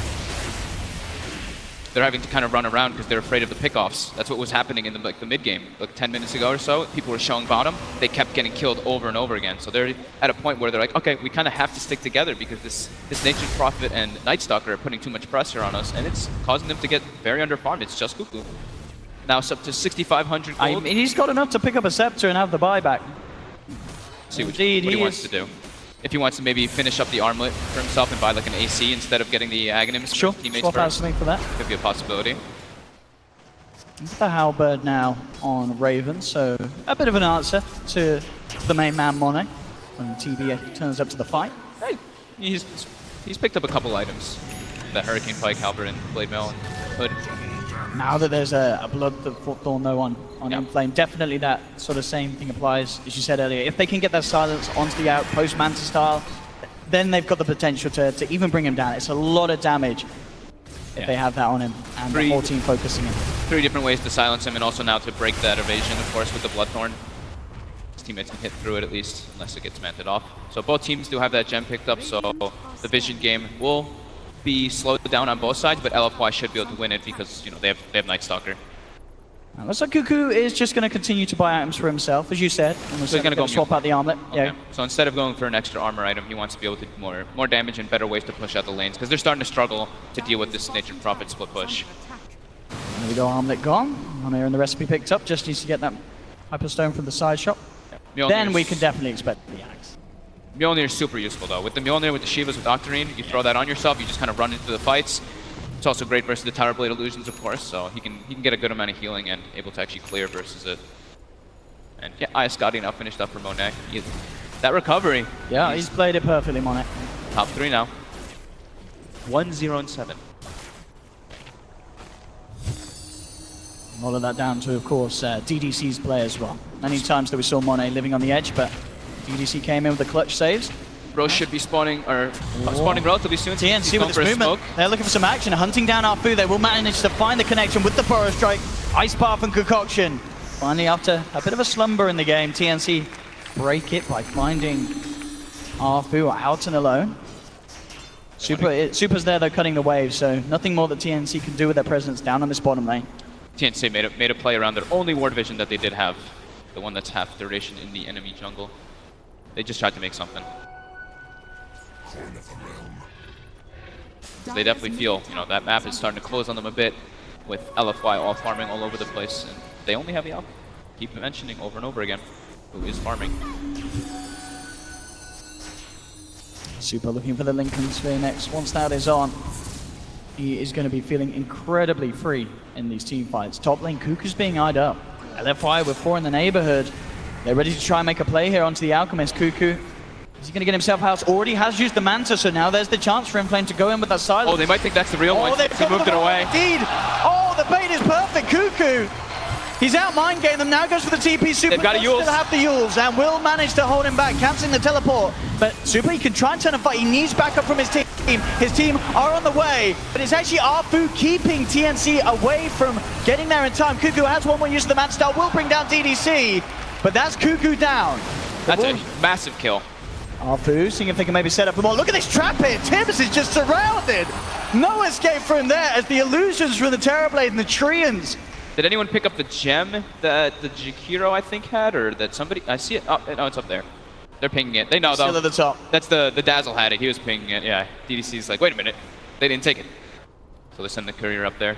But really nice engagement. Even though it wasn't the smoothest of entries, we saw them go on the illusion. But then Arfu, as I say, we kind of saw it at the bottom there. He sort of held back TNC. TNC were trying to make their way up to help Kuku. But Arfu was kind of like, hey, come and look at me, guys. And indeed, that sort of slowdown has enabled LFY to now be in this position to break the high ground with the last few seconds of Metamorphosis. It is now gone. Super jumping in, 2-man silence, get the Dream Coil onto the Sand King. There's the sleep from Tims. They're all lined up for the ice path. Very lined up here. 1437, he lays down the ice path. Doesn't connect onto Inflame, but the combo comes in. They're falling like there's the epicenter from Savage. Takes down 2. Super trying to jump his way out, but Raven's there with the ultimate. Tims as well. Look at it chase down again. No, the ice path won't connect. Blinks out, but the route's through. Tims closes the gap. TNC hold. Perfect song there from Tims to set everything up. And that push ground to an absolute halt. You couldn't ask for a better situation to happen right there. Literally all 4 of them in a perfect line for the ice path for the Sand King follow-up. Great defense there from TNC. It only required the Naga to buy back there. I was worried. I was like, I think they might have to buy back the Alchemist, but yeah, perfect. Let's see it again. Look at this lineup. I mean, as you say, yeah, Tims having the fortitude to buy back. Look at that. I mean, 40, he could have got all 4, did only get 3 of them. Oh, it's still pretty. Nah, he goes for the 3 big ones. Make sure that he gets both Super and Monet in there. And indeed, Samh, no hesitation as he follows through with the combo. And now Roche respawns right afterwards, so TNC makes their way in there. Gonna pick up an easy Aegis cheese. And now the Aghanim Scepters will be coming out. Did he actually buy one yet? No, he's got 4,000. So. He's ready to go. There we have it indeed. Roche is down. TNC. They're trying to make a move right away. They still have 20 seconds until the puck respawns. They're trying to get a pick off to keep LFY 1 man down. So next big item pickups for TNC will be the Lotus Orb to deal with the Sunder whenever Monet is able to get that off. And we already see Samh grab one up. I think Tim's had one in his quick buy as well. He does. And I think I saw Jakiro as well with one, but no, okay, he took whatever item he had as quick buy out. The Lotus Orbs, of course, super useful versus Sunder to reflect that and negate the heal. So if they get anything with a smoke, looks like it is just a smoke and back off. And now everybody's up. They wanted to try to take advantage of when somebody was dead. Kuku with his Arcane Rune at this stage, going to put an extra bit of a speed boost to his farming potential. Yep. As he still sits comfortably, of course, at the top. Inflame, though, very much, he is getting a lot on this Nature's Prophet. He's halfway through level 24, nearly at the 25. Very close to having a full-out Miona himself as well. His damage is still very high. Never can sleep on Nature's Prophet. Super. TNC starting to move in. Yeah, they are looking towards Super here on this top lane. The upgraded bots allowing Kuku to come in on top of 1437. Super's in the tree line. We'll see if they can find him. Shivas won't quite catch him in the area. And he is out in the trees. They do not have any sort of cancel or vision to hold him back. But on the side of it all, Samh does get the stun onto Inflame. He wants to BKB TP, but Tims is starting to make it closer. Is he able to get the net off in time? It's going to be close. So. It's going to be close, but yeah, not quite there. So Inflame will keep himself alive. Second BKB usage. This is definitely turning out to be quite the game that we hoped it to be. Both sides really giving it their all here on the main stage. 23-15, 5k lead for TNC. But definitely a game that could still swing both ways around, as we can see there. You know, one fight and a sharp drop off for one of the sides. Yeah. Aghanim is almost finished up. He starts bringing it out to pick up the point booster. Giving it to Raven also doesn't just make it so that he's more farming, of course, which he's started to catch up heavily because of the fights, but then they actually have better siege to kill towers with that Aghanim's upgrade. Which is really just the Alchemist who can start hitting towers at this moment. Ooh, Until that then. illusion nearly took down that Aghanim's delivery there. They will still get it over safely. And Cuckoo, where's it going? It actually goes to Tim's. It goes to Tim's. I mean, he did pull off a brilliant sleep play. I think you have to reward that. And as you know, as we're saying, the heal, it is incredibly substantial. And it's Tim's. It's Tim's. If you're going to trust anyone to get the sleep off at the clutch moment to give you that 70% health regen, I mean, it's just essentially, it's a second life for your whole team if it's timed right. And Tim's certainly playing at the top of his game here in this first game of the series. We can expect some big plays to happen with that. And definitely, this is something as well that Tim's, he can make his name even bigger with Bottom this. lane. We don't see a lot of Aghanim's Naga Siren plays. Bottom lane though indeed. 1437 jumped upon, does manage to Gets the cheese out. And now look for the turnaround. Super will use up to dodge the concoction, but they still find the connection. It has the phase shift. Will be able to blink out of this, and indeed down to the bottom. Can they actually catch him out? He's in the trees with the orb. He's fine, just a little too slippery. Cheese Still force. very hard to catch this puck, no doubt about it. Cheese forced, reactions forced as well. Now they go back to the other side of the map, pushing the lanes. And it's going to be a little harder to do as well for LFY for Super if they see 1437 out on his own, because he now does have a Yule Scepter himself. Now they've got level 25 Nature's Prophet. Oh, he actually misclicks his BKB. Oh. Just testing to see if it works, right? We didn't see that on the mainstream. Bob? He's just testing it. That's right, that's the way it works. See what we can do mid. Monet. Raven, finding Monet here. Cuckoo's going to charge up the concoction. We'll throw it out. PKP comes out straight away. Monet, no messing around. Knows that he has to save himself. Can't leave open any opportunity for him to be caught out like that. Doesn't even risk trying to go for the Manta dodge, just all out goes for the BKB. So 45 minutes in, we've got double catapult waves coming in, we've got double runes of course too, so start playing a favor. It is bottom lane, Tim's bringing in Cuckoo. They are going to try and set up with the sleep. They've managed to find him too. They have the connection. The concoction's going to come out earlier, but now with the back of the damage, Super's actually trying to TP in to save this. The silence agreement comes through, but Inflame just melts, disappears immediately. Super down deep in the trees, will be fine. But this is 90 seconds where they don't have to worry about that Inflame Nature's Prophet being out on the map. TNC can definitely give it a good shot at trying to force out that buyback. Mid lane though, 1437 being gone upon, has the self-fuels, but with 3 heroes surrounding him, very little chance of him getting home alive as 1437 will be gone. Yeah, he's but probably straight away, making them all. it's, TNC down bottom, they're fine with this attention being drawn towards mid. Aegis gets reclaimed. What can they do to stop this? Metamorphosis is popped. Starting to beat into Cuckoo. They're getting pincered on though here in the back. Oh, they are. This wraparound coming through. TP out straight away. No, he cancels it. Wants to try and fight this Cuckoo and help his teammates. They get the silence out to the Night Stalker. Super bringing them away. Has a haste rune as well, Monet. Forcing himself forward, trying to close the gap. They really want to catch something here with this Metamorphosis. Oh, that dodge of the concoction. Very nice. Super is not going to jump forward though. They're unable to get anything. So Meta now will be down for the next engagement. Yeah, TNC are They're already resetting. They're trying to get in there before, while that Meta goes down. Yeah, this is the perfect time. With those last few seconds of Metamorphosis, if they can get that jump. And Cuckoo is being spotted out again by the illusions being spread out from Monet. Alphi knows. How much can TNC do with that Metamorphosis down? They are still without 1437. Only 10 seconds until Inflame is back as well. They really want to be able to kill Tims in these fights, but with the Guardian Creeps and how innately tanky Naga is, it's really hard to just remove all the silences and always able to get that sleep off, so it's super threatening. And we've got the next Aghanims coming out as well from Cuckoo. This one, it is going to go the way. Who's he giving it to? It does go the way of Raven, as you expected, yeah. Those are the 2 more important ones. I mean, Sand Kings is also super important, but letting Raven get that surge of gold is important because he's still not he's not where he ideally really would want to be as a Super. Don't really have any sort of instant lockdown though, so Super is fine. We'll jump back up. Moving in onto the not there. Inflame is now pushing in top and pushing in middle. Yeah, really nice use of these Terrorblade illusions to keep all lanes pushed out away from LFY's base. TNC, they really need to, they've got to back up. They've got to try and push one of their waves up with and protect it against this illusion spam from LFY that's coming out from Monet to make sure that they have a chance of actually doing damage to the barracks of LFY. Cuckoo has enough for that. Aghanims almost with Ags and buyback for that final one. Then he can start giving moon shards, eating moon shards himself. I mean, don't forget the Jakira Ags as well. Yeah. That does a hefty bit in the fights. It's more about high ground defense for that one at least. But yeah, sure, it could be. It's the last on the list. Yeah, it could be massive. MKB now out for Monet, so he is really going to be packing a punch. It's getting to the point where it may even be impossible for TNC to think about taking a fight when he has Metamorphosis up. He definitely has the potential to kill the Alchemist. And almost level 25, so he gets that extra stats that push him forward, unless he chooses for the Sunder cooldown. Let's see what we've got here. TNC, again, ready to push forward. Raven trying to build up his damage from the illusion.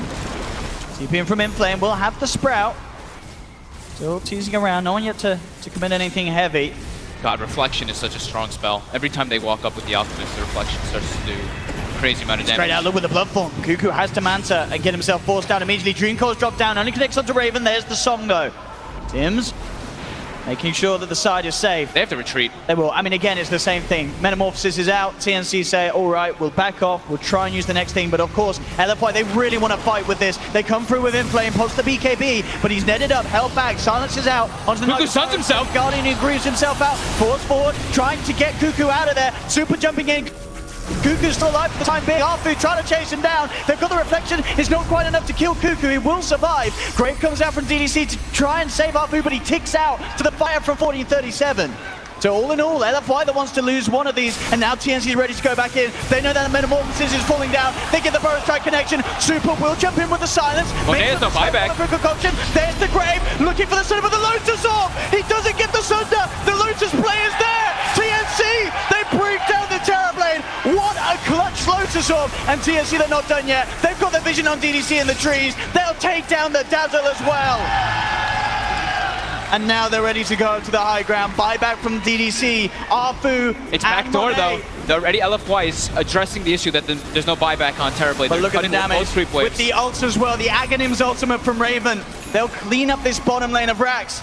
Maybe even more. They're looking towards mid. Inflame heavy with the split push pressure right down the middle lane. They don't have the creeps. They now don't have the ultimate anymore from Raven, but still, they're slowly but surely doing it down this middle lane. Inflame, he's committing to that middle, wants to try and find something in return. He's onto the tier 3. No, there's the jump forward. The Dream Core goes through, cancelling Savage's TP out. There's no way for Sam to get back. He's going to be going back in a coffin. He's out for 80 seconds. Super trying to play with the rest of them, allowing Inflame to get the job done down the middle lane. He's still going down on that Rex too. They've got Samh and 1437 back at base, looking to hold. Inflame pops the BKB, looking for the TP out. They don't have enough damage to go through it, so he gets away with it. They gotta kill the catapults. Yeah, they gotta kill the catapults. That melee Rax falling low, but as we saw, they've got to be aware of this split push still mid lane, playing around with Cuckoo. They won't go in for the kill though, the backup's not quite there. So at the end of the day, the job is certainly done by TNC. They get the full bottom lane of Rax. Mid lane is held onto though, and Inflame doing everything he can to slow down TNC. Super clutch plays coming out from everybody on TNC. That Lotus Orb, like you said, reflecting that Sunder, turning the fight around completely. Everyone absolutely playing to their best ability here. This is quite the show between these two sides. There's another Aghanims. The final Ags. And, oh, you know, just another casual 6,000 gold, of course. There we go. Into Samh's pocket. So the press now as well for Tims. And speed up that Roche potential if they want to go for it. Still very hard for TNC to really walk straight into the pit and try and take it. Mid lane, jump forward with the silence. See if they can try and get a wraparound already. Arfu towards the left, but he's actually going to get caught out by that Axe Burrow Strike. Samh with the range, but the Ice Path's not quite there. Get himself over the tree line. TNC, they don't really want to go up to the high ground here. Bit of an awkward place for them to fight in. So they're back off. The weave's on them as well. Yeah, 4-man weave. Inflame again, keeping this pressure on top lane, being shoved in. I mean, this is crazy, really. We've seen how much of a free game Cuckoo has. We're 52 minutes in. Inflame's only 7,000 behind him. That just goes to show how farmed this Nature's Prophet is. He's got 520 CS, so 10 CS a minute on that Nature's Prophet. Has to address the issues of the split push, always. Yeah, always has to be pushing those lanes out. Nightstalker actually now has the, Apu has the Aghanim Scepter finished up, so they can actually take the fights easier, because now they have the vision advantage in them. And I think Super also, I believe, hit level 25 for that GPM talent. Yeah, so full Hex now finished up and buyback. The Hex can be super significant to isolate that Alchemist, because that last fight was super close to him dropping down, but they were able to turn it around. It's just the 4-staff defensive play from TMC was incredibly well done. He's going to find Arpua on the side of it all. Will flap himself away, trying to escape. The Concoction connects, Burrow Strike as well. Grave from DDC comes out. Can they do anything in return? Money trying to go for Tims is trying to sleep and get hexed. Managed to hex him up. He can't quite get the sleep off. He's taken down. TNC have lost 2. Super jumping in. Cuckoo's armor falling low because of the weave. Monet coming forward. Inflame TP's across. They found 3. They're looking for Raven. He's hooked up in the air, but they surround the Razor. Raven down as well. LFY making the hold here in their own jungle. And now Raven and Tims without buyback. Inflame already in position in the middle lane, trying to push down. 1437 buys back in. They do have the Alchemist, so still good amounts of deep push. Super's Hex, so clutch in that fight right there. Not allowing Tims to get the sleep off, and then the MKB and the Weaves just started kicking in. Now they're going into the Roche pit. Meta is still active for about 10 more seconds or 15 more seconds, and they should be able to bring this Roche down. But yeah, he gets the Hex, and within 15 to 20 seconds makes almost a game-winning play out of it. Absolutely. That swing is almost 10,000 gold now going for LFY. And we saw that as well. I believe that the Lotus Orb was already on the target, but he just goes for it anyway. He says it's all right if I self-Hex. We need to get that target locked down. That's the thing. They do only have that one Lotus Orb. They don't have several ones. That's what we were addressing a little bit. Several Lotus Orbs is the way to go versus Terrorblades especially. And now that there's a Hex, we're probably going to see them address that issue by picking up more of those. But here we see the Hex comes out as the Lotus Orb comes out. Oh, and actually, he has a Lincoln. He has the Lincoln, yeah, so he doesn't care about the Lotus. Indeed, the Lincoln still blocking that return. So indeed, perfect build from Super. I mean, if they had got that song off, it would have been an incredibly different story there. Yep. No doubt about it. How many buybacks was that? That was 2. So we have the Alchemist buyback and the Jakiro buyback there. Now they're scared. Now this is where TNC is in a position where they don't... It's just that super... Like, if Alchemist dies, they just lose the game. Yeah. So he actually has to buy a full BKB here just in case to be defensive. And they can't really leave their base now, which gives LFY a huge opportunity to farm the whole map, which they're not really needing too much anymore. They're all kind of hitting their critical mass point.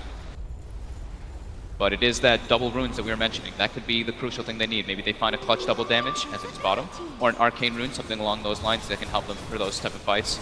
And we actually did see Monet went for the Sunder cooldown, which I'm a big fan of, because it's that 10-second cooldown can be so absurd in those fights, especially when you're playing with Dazzle. I think that's one of the You're always going to have the chance to get that second life off, unless you're getting mass silence down and so quickly. With the BKB and the Manta, like if you get graved, there should be the chance. Yeah, if you get graved and you get your Sunder off right at the start of the grave, then you have only 5 seconds where the grave wears off, where you have a secondary Sunder. So I think that's one of the instances you want to go TNC for. with the smoke up, but Super's there with an Invis. He knows what's going on. Gets the Hex up immediately. 5-bet coil! Oh, and the coil onto all 5! Inflame up with the high ground. Tims gets the ultimate off. It's starting to regen them back up.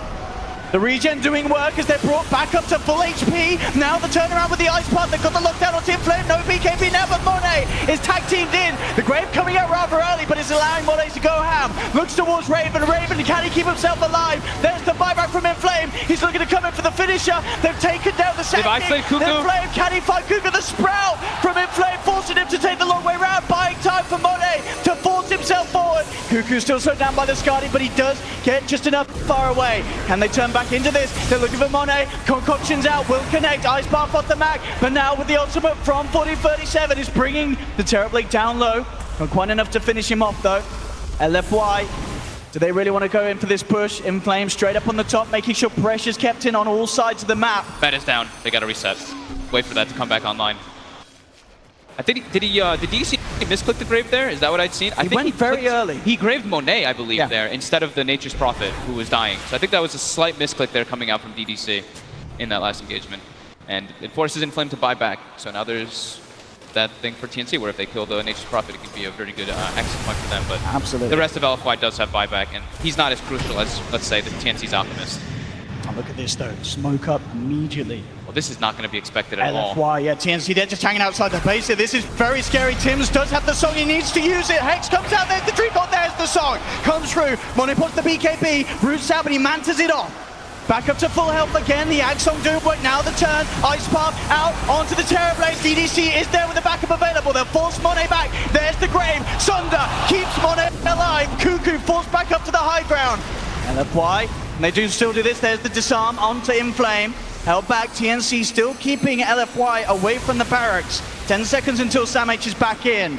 So again, despite Monet and DDC's play, it's enough to keep them alive, but it's not enough to get the kills on TNC and actually break this mid lane.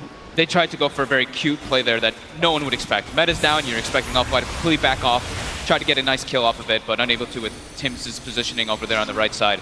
So still, same thing. They need to find a way to isolate Tims, get that Hex on him so that he's unable to get those sleeps off. These sleeps have been absolutely massive from Tims. Yeah, perfect. Perfect positioning. Money racking up on Super, definitely gonna start to let's get the moonshot out. There's already the moonshot on Monet. Is he given one to Inflame? Not one yet given to Inflame. Could be next on his shopping list. From the puck. Nice, no, it's the refresher. He goes all in. I mean, to be fair, we have seen these big Dream Coils and Waning Rifts and the Hex. If he can get this all out twice, yeah, it's going to be incredible. And Super, to be fair, you know, the panel said, and I joked about at the start, seeing him in on the puck, but he has had an incredible game. 10, 4, and 12. And these late game plays and decisions that he has made. He's been getting super clutch silences in the back. And we saw, what, 2 or 3, 4-man, 5-man coils, and then the sleeps following up. If the sleep wasn't there, those fights are absolutely one for LFY. And now, yeah, he has double Hex too, so he can choose a little bit better. And if the Lotus Orb does remove the Hex, then he can refresh and go for it again after he uses all of his other equipment as spells, of course. Haste. White. Still very much ready to try and do something. Metamorphosis is back and available. Many of the heroes approaching their level 25. CS is coming out, but they're raining on the high ground here. There's the jump in. Super gets immediately in with the Hex onto Tims. Removed by the Lotus Orb. Falls back, but he's stunned. He can't get off the song. Another coil stunned. I think he gets the stun up in time. He's trying to see. No, he can't. That's Tims down 80 seconds. They've lost 40-37 as well. TNC down 3. Sam H coming in with the epic Burrow Strike. Is it enough to get the kill and return? Looking for Monet. Raven's stolen a lot of damage here, but Monet's dead enough. Oh, they get the kill. They're moving on to the middle lane of Rex. Razor will buy back. So will Sam H. There's no creeps. But there's no backup for the rest of the 3 of them. They're trying to fight against this backdoor regen. They should slowly but surely be able to get at least one of the racks. They're going to put the glyph in and heal it up. Are they going to be able to hold this? Sam H, him in the burrow. They've got a minute 20 for Alchemist buyback. And LFY knows they've got to try and get the kills on the side. Inflame does TP in immediately with the Sandstorm. Sam H gets away. There's your fortification. And now the glyph is gone. Or now the backdoor protection's gone. The creeps have gone. And Inflame's back in immediately, looking to finish off this mid lane of Brax. They're looking to potentially go for the game. They get the Hex in time. They're going tier 4s. They're going for the game. They're going for the finisher. 30 seconds until the Naga's back. Maybe could look for a sleep play to slow things down. But the speed that LFY are moving in means that it may be too long. 20 seconds, no Naga. They're onto the base. LFY looking to close out game 1 here. No way, by the looks of it, the TNC can slow this one down. Despite their best attempts, and indeed, GG is cool. Wow, LFY what a game. Game 1. Holy crap. What a start to this series. What a back and forth game though.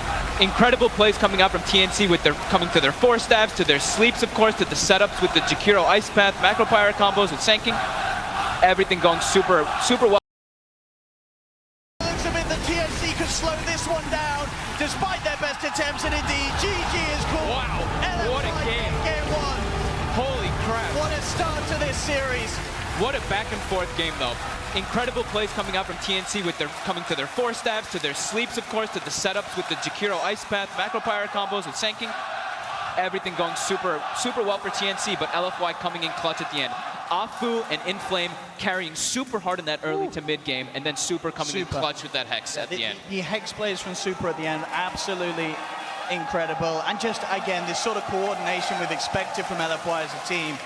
Giving DDC the dazzle, you're going to have troubles. And we saw time and time again those last few sieges as well. DDC enabling Monet, enabling Inflame. And Inflame, such bold plays as well, consistently TPing on the other side of the team, coming in from behind them, and they just didn't expect it. they found so many pickoffs in the mid game with that Night Stalker, Nature's Prophet. They played super good to let Monet get back online. That was incredibly impressive because of such a deficit that they're playing at for the first like 20 minutes pretty much. This Alchemist is just raining chaos all over the place, but able to get some map control coming out, and they take it away. Yeah, just the right amounts of pressure as well being put on from LFY at the end. You know, getting these openings, making sure the buybacks aren't there for TNC, and coming in with that hard-hitting finishing push. What a game one, ladies and gentlemen. Myself and Fob, we'll see you soon for game 2. But for now, back to Day 9 and the boys to hear what they have to say about that 61-minute spectacle. Thank you, OD Fog. What a game. At 60 minutes into the game, there was less than a 3K net worth difference between the two teams. It was hard fought, and frankly, the closest game of the tournament thus far. For sure, and I think it just comes down to what Peter said in the beginning, that their cores from TNC just wasn't good against the TB. They had Alchemist and they had Razor, and none of them is really good, like super late game against TB. Razor was pretty underwhelming. He worked really well in lane when Terrorblade was mostly fighting in melee form, but as soon as Terrorblade got a couple items, got the Manta online, started, you know, popping off meta in fights and spawning illusions, Razor just really didn't have a place. I still thought TNC were going to win, though. They had that great execution in the team fights with the sleep. Super's puck was a hero questionable he hasn't played a lot this 10 tournament. minutes. It started off slow, but I thought towards the end of the series, or towards the end of that match, he really started to pick it up, and he made some really great plays. Yeah, the incredible dream coils. I mean, especially in mid, he got just solo killed by an Alchemist. Yeah, I'm sure he was he was making some aggressive play. You know, we would have been like, oh my God, Super, if he killed the Alchemist. It just, it didn't work out. And I got to give a huge shout out to Afu on the Night Stalker for again and again and again getting, he had 100% kill participation for the first 16 kills. 4 players are the stars of this tournament. Yeah. It's been like that for quite some time now, that the 4 position is so important for a team to actually work. Yep. Yeah, the 4 position, most often the position that is roaming around, trying to make plays, not staying in lane. Talking a little bit about the early game, we got Purge here, who specifically, I understand, Sand King was of great interest to you in the early game. Yeah, Sand King. He wasn't the 4 position, but we have seen a lot of Sand Kings played in the 4 position. The way that they ended up doing their lanes was very smart from TNC. They were clearly the ones that were doing abnormal matchups with the aggro try, as well as the 1v1s in the other lanes. And we really did see a lot of the value. Razor was good against Terrorblade at the laning stage, as well as with their 2 supports. It worked out really nicely. They forced a Grave from Dazzle. So as a whole, it felt like TNC was putting pressure on and allowed the other lanes to actually be 1v1s. But the player I really want to talk about was Sam H, because his early rotations here ended up at least trading kills. So even though Alchemist did die in some of these engagements, I thought he was really instrumental towards making sure that they at least stay caught up and that their aggro try is not completely for a full loss. And I was very surprised how much damage he did. And it really comes back to the map. He was in a 1v1 situation against the Nature's Prophet, normally a 4 position, or in a rare case, maybe a solo offlane. So because he had all of these early levels, it really helped him have bigger impacts in these early parts of the game. And this is maybe the most crucial areas at the 8 to 12 minute mark. That's usually when the carries leave their safe lane. He was always staying top and doing so to ensure that his team was able to split push off on the bot lane. If we take a look down here, you can just kind of see they're just always pushing the bot lane out. Sam H is dodging the ganks, making sure that he doesn't end up going down. And because of this, and all of these engagements, he's putting himself in danger. He's split pushing a little bit and forcing 4 heroes to spend time trying to kill him. And these clips are all in a period of around 8 minutes to about 12:30. And yeah, he does end up dying at the end here, but the same kind of principle shows. If you, again, look at the tier 2 tower, his team ends up trading a tier 2 tower for his own tier 1, which is really not a bad trade at all. So I really liked what he did between the 8 and 12 minute mark. Really gave his team a lot of space and helped them stay even despite the early pressure. I mean, it was that sort of pressure that I actually think Naga was able to begin putting pressure on the tier 3 tower at close to 15 minutes into the game. I mean, the number of times that TNC just continued to get close to that tier 3 tower again and again, but amazingly LFY did not even let the bottom racks fall. I really would have wanted to see they use the Naga more for a team fight and not just to run away, because a lot of the times before the 40-minute mark, he used the sleep to just get away instead of poking them a bit, and then when they group up, sleep, and then as they did in the 40-minute fight, they sleep 4 of them in a line. They put all of the twin spells and everything, and they just kill everyone. But I think they could have done that earlier. Their fights were very focused on them kiting the Terrorblade out, and whenever that puck coil came out, that was a controlled situation where Terrorblade could pump in some damage, and that's when they were using that sleep to counter-initiate. So it would have been nice to see them set up fights and start that way, but I'm not sure if they really had another choice. I don't think they had an opportunity to fight that Terrorblade head on because they didn't have enough AoE to deal with all the illusions. For sure. Yeah, especially once Terrorblade got the level 25 talent and was in the position to be able to use Sunder every 10 seconds, especially in that long last siege. We saw Terrorblade constantly gobbling up the fresh Alchemist health to stay alive. Terrorblade Dazzle is a nice combination. We've seen it, I think we've seen it a couple times this tournament, but that combo's been around ever since Terrorblade got introduced into the game. And the fights that were really long too. Like we started to stack up, and the 6th item on Alchemist was Mjolnir instead of AC.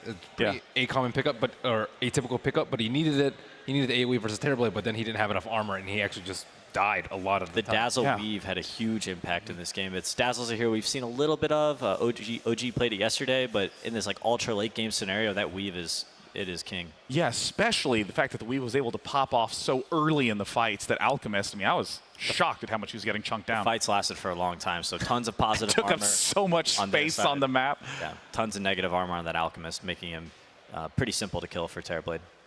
And I gotta say, this is the sort of match that people get hyped about for TI. Of course, LFY still living up to their high win rate at the tournament, but TNC showing that they're a contender as we've currently seen the closest first game yet. Let's go ahead and head on over to Casey and Slacks to get their slot on the series. Hello! Hello! Hello! Let's just do that for 20 minutes and see if it bugs anyone. So we're here with a lot of cool people behind us. Yeah! Hey, what have you guys thought about the International so far? Awesome! Amazing! What did you think of the opening ceremony? Opening ceremony! Oh, yeah! We had a lot of fun filming that little sketch that you saw. Yeah, we did. Didn't you? Yeah, but everybody makes mistakes, you know. We had a few missteps. I mean, sometimes you don't say your lines. Sometimes you draw a giant cannon on live TV. Everybody messes up. Wow, dude. But the funniest part, though, are sometimes the outtakes. And we have assembled some of our best outtakes and someone else as well. So hope you enjoy. 01, 05, take 1.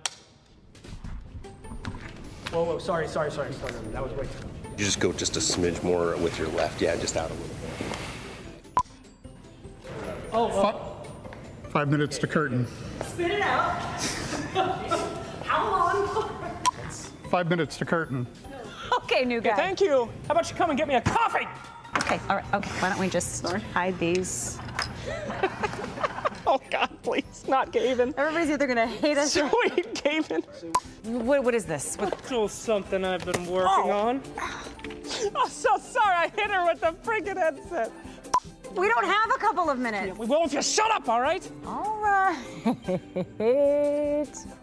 Even my grandfather. That's too much. Okay. Even he called me donkey boy. Okay. I can't see. They're so bony. Ow! What did I just hit? Nothing. Those are my nuts. I'm a man. Get rolled with the fever on the dance floor. Step to the side. You gotta wrap my time.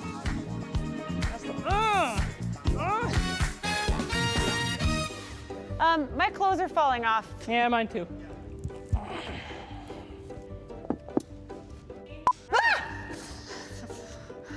What's he doing here? Maybe he could help us. Shut up. It's the shopkeeper. I know who he is, dumbass. Damn it, I'm sorry. It's the shopkeeper. I can grant you the might to overpower any foe. Okay, well, I just got hit because he didn't protect me. Good. Why don't you shut your mouth Why don't when you I'm get talking your to you? head chopped off, all right? Can you tell him to stop making a terrible face? I'm making a sexy face. One cracker each, please. Yeah, one cracker each. You sneezing? What was that? Nothing. One cracker each. Yeah, one cracker each. Jake, are you looking into the camera lens? I am. I forgot. Would you guys mind terribly if I kept it at we like being stupid? I kind of like that we're kind of a team now. I should know my way around this place, but it's weird. I mean, I'm not supposed to be in here with you, okay? What? This is Dota, stupid. Anything could happen. If you call me stupid one more time. Do not flick my crystal! Wait a minute. That's a courier. Touch me again and die. To the key! Watch out, jackass! Hey!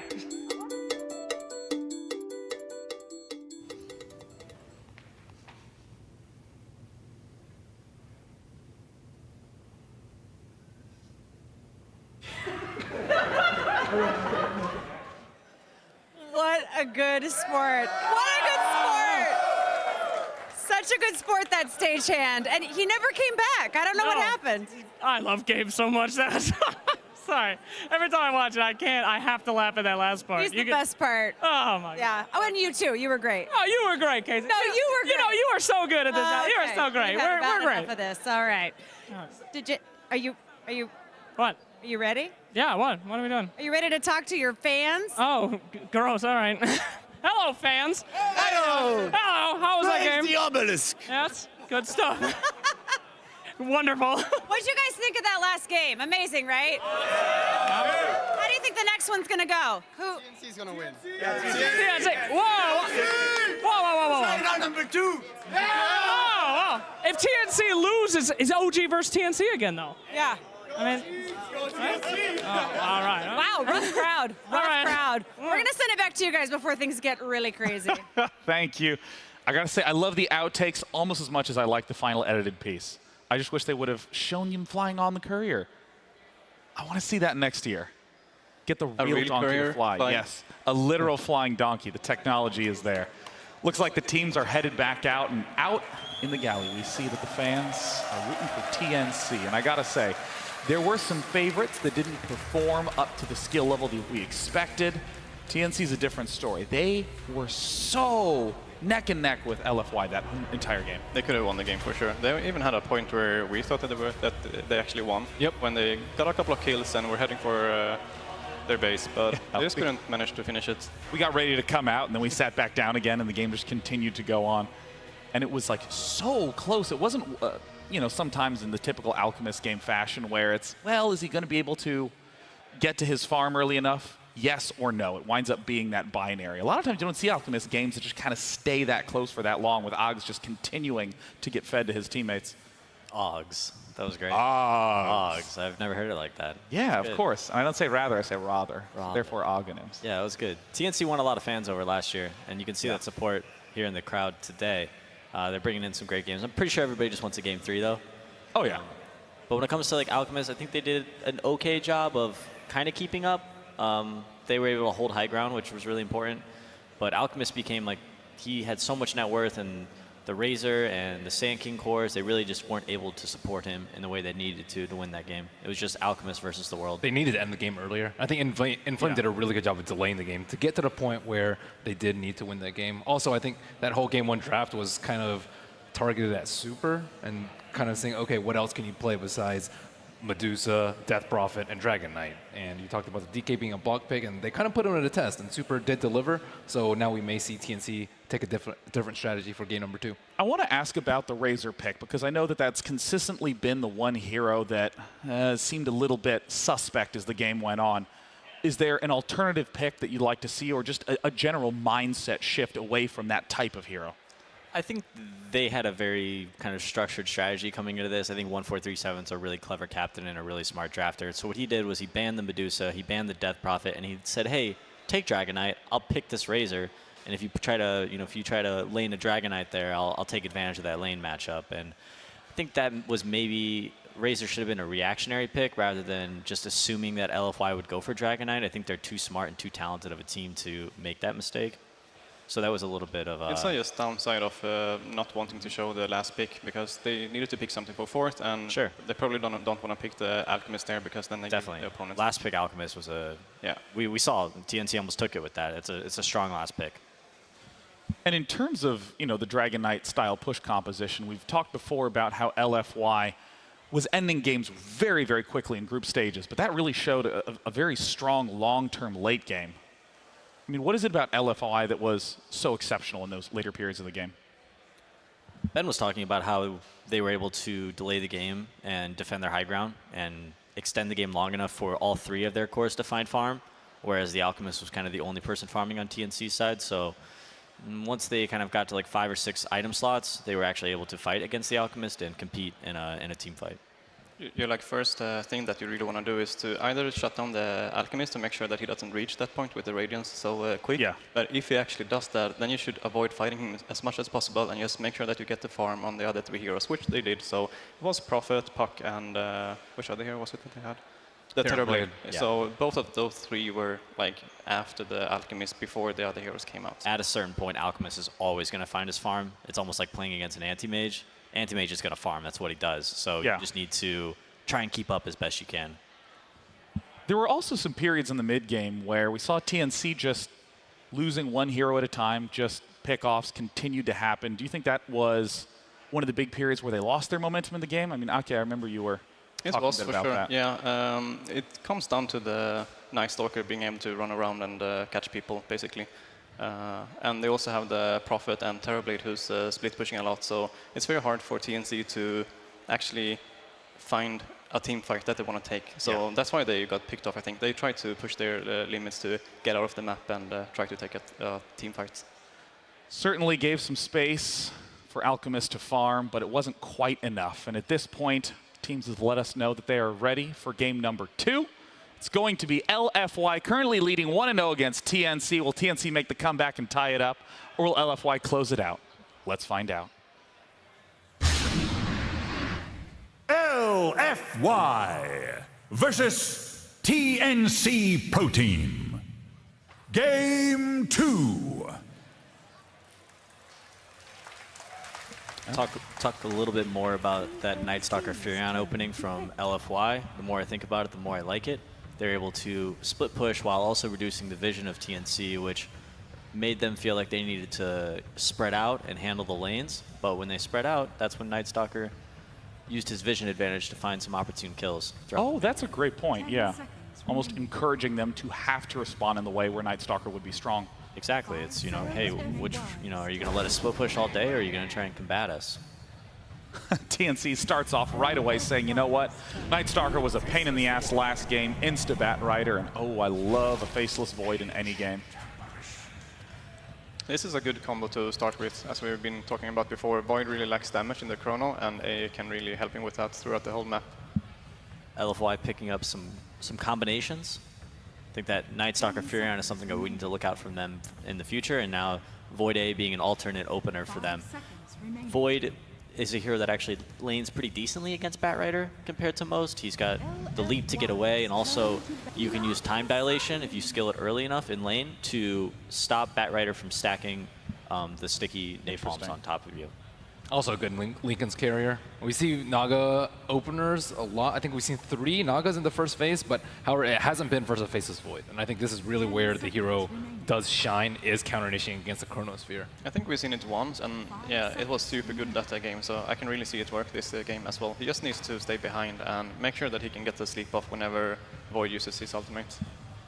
And Faceless Void we've seen run in the 1 position, in the hard carry position for several teams. Do you think that this is more of how he's balanced around, or do you think that he's still a perfectly capable offlaner in the current meta? We saw Empire Resolution played. I think that Void can be one of the hardest carries in the game in the late game due to his bash mechanics and his large agility gain. But he's a very versatile hero, which makes him a great first pick in the first phase. So I think you just have to wait and see where the game goes and decide whether or not you really want to put Void in that 1 position. I think it fits Resolution's style more as a player for him to play that as a 1. He generally plays these incredibly hard carries, more so than other 1 position players. Yeah. In terms of the bans, we see increasingly the same consistent set of 5 heroes, just never to be seen upon the main stage. Nyx Assassin, Lich, Night Stalker, Earthshaker, and Bat Rider very frequently banned. We will see Bat Rider this game. Phantom Lancer also chucked out by LFY. Yeah, TNC really, we saw at the end of that last game, LFY was focusing on bursting down the Naga before that sleep came out. So banning out the Shaker is going to prevent him from being bursted. Protecting your Naga so that way you can always get off to sleep and set you guys up for the fight is what they will want. In this draft from LFY, I don't really think it has a good potential to end the game in 15 or 20. So TNC, I don't think have to worry about some super heavy push like they did have to last game with the Furion opener. TNC can go for something a little bit slower. I think something like Tinker that Cuckoo has played is pretty good versus this type of lineup. You want a Blink hero that can get out, and a lot of his counters are already taken out the pool. Night Stalker. TNC has played Tinker this tournament, right? Yeah. It's one of the heroes they do like. I like the idea of them focusing more on the split push style and having vision from the Naga illusions spread out throughout the map, have some Firefly vision as well to keep track of this Void. Being able to find Void and either stay away from him or be prepared for that Chronosphere coming in, you know, having your Naga in the opportune position to sleep after that Chronosphere is going to be a huge key for them. Yeah. And of course, for anyone listening at home, Furion is an alternative name for Nature's Prophet. Those are the same heroes. Yeah, sorry, we got some Dota 1 Oh yes, here. so yeah, same way that Wisp is another name for Io, and was, of course, when I first started playing Nature's Prophet, people were saying, "Who's this idiot Fur?" And I was like, "Well, that's not my name, so I'm totally in the clear. I don't know who the idiot Fur is, but probably a tough guy to have on the team." Got the counter to bat here now. Kunkka with his X mark. Yes. Your teammate gets lassoed, you X your teammate and slurp him right back out of that lasso. What's the range on X marks the spot and Naga sleep? Can you, is it like? Naga's 1,000, 1,400, 1,800 on the radius. Kunkka, I'm not exactly sure. If you get Aether Lens on Kunkka, can you X people while they're TPing from sleep? I think Very so. likely. Yeah. Even without, maybe? Yeah, even without, I think you can. At least a level 1. Oracle is a hero that TNC has been picking a lot, and most of the times they've been picking it with Sven, so it's not like other teams who usually picks it as a counter to Batrider or the Beastmaster Ultimate. They pick it with a carry that a melee carry that really wants to run around and hit people. So they like using the ultimate more in a way to make sure that their carry can hit people. There's that Furion again. I'm not so sure if I like Sven here though, because they have Void. It's okay, I guess, to burst him down, but Oracle pick is weird for me. Generally, we see Oracle, he matches up pretty well. We've seen Alchemist, even like Huskar back in the day, and there's an Ancient Apparition in the first two, and of course Oracle can make his teammates magic immune, so they don't have to deal with that Ancient Apparition blast, but they also can't heal during that. I think a lot of teams like it versus the Kunkka as a X. Oh, it's really great against Kunkka. It's great against that initiation. You make your teammate totally immune to whatever's happening to him. But not so great perhaps versus the other ones. Nature's Prophet not picked very often versus Batrider. I think Nature's Prophet struggles to get a lot of farm when there's a bat in the game. Just because the Batrider can pounce in and lasso him back when he's attempting to split push? Yes. It was pretty terrifying back when Flame Break also canceled TPs. It's still a problem. Also, once you finally get a hold of that Furion, he doesn't really have a lot of great tools to escape. He's a very immobile hero. So if the Batrider gets on top of him with the Firefly, he's most likely going to go down.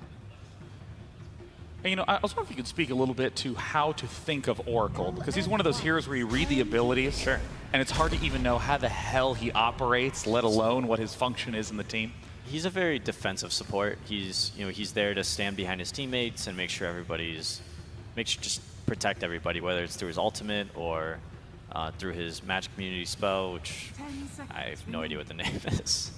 Oracle, not one of my specialties. Fate's Edict. He's also very offensive too, surprisingly. He can be, yeah. In the hands of the right player. I think it's one of the hardest supports to play because it's a really fine line between saving an opponent and killing him, and to save an ally or kill your ally as well. So it's super hard to know exactly when to use the spells. So when the Sin King pick, it pushes Naga to position 1. I don't know, you don't like it that much. Oh, you think so? I think so. Could be. Well, at this point, all four of these can operate as supports, and it seems like Naga Siren is one of the few that can operate also as a long-term core. I think it has to be a 1 here. Naga Core. I do like Naga Core against. I like Naga Core against Void, but I'm just concerned that I generally like the support Naga because he's focused on one thing, which is casting sleep during that Chronosphere and protecting his teammates. Oftentimes, when you're playing a core Naga, you want to be in there fighting, so he's very susceptible to actually being in that Chronosphere. Himself. And I think also it leaves him vulnerable to getting pushed down early. Even though they have a Faceless Void, they can easily push it to, I don't know, just push with it with an early Vlad's, a change of a build that we've commonly seen. It's not really the best here with Oracle as well, I would say. Like, it's not that you will ult in the Naga and then he will like run in and just... yeah, it's not that it's bad, there's just not a lot of synergy. Yeah. Sand King, however, picked again for TNC. This is a hero that they matched up last game versus Nature's Prophet, and Sam H had a really great early game and had a huge impact throughout the entire game. We probably won't see an aggro try this game though with Naga and Oracle, I guess. They could though against the Void. Yeah, Naga's a pretty solid aggro tri-laner actually. For sure. And at this point, we also see the Huskar and Alchemist banned out. Huskar, traditional. Wow. Oh, wow. yes. Here it comes. My goodness, Broodmother. Whoa. So this has got to be Naga Siren in the safe lane and Broodmother in the mid lane. So there's going to be just a lot of pushing from TNC to give space to Naga until Naga can come online. Yeah, we'll probably aggro try, as we spoke a little bit about with Naga against the Void, because they again have the Sand King against the Nature's Prophet, which really worked well the last game. So is it going to be support bad or support? Oh, that's true. Oracle Sand King, I think. Oracle Sand King okay, supports. so then maybe Naga mid, perhaps. Well, they have to come up with a superhero really quickly. They can deal with Broodmother. The old counter was Bristleback. Axe. Sounds like a superhero. Tidehunter. Well, we've seen Broodmother played in mid lane from Matumba Man previously in the tournament and just stomped almost every matchup. I like Tidehunter, man. I'm not a big fan of Tidehunter at all, but it could work with our Bristleback. Bristleback.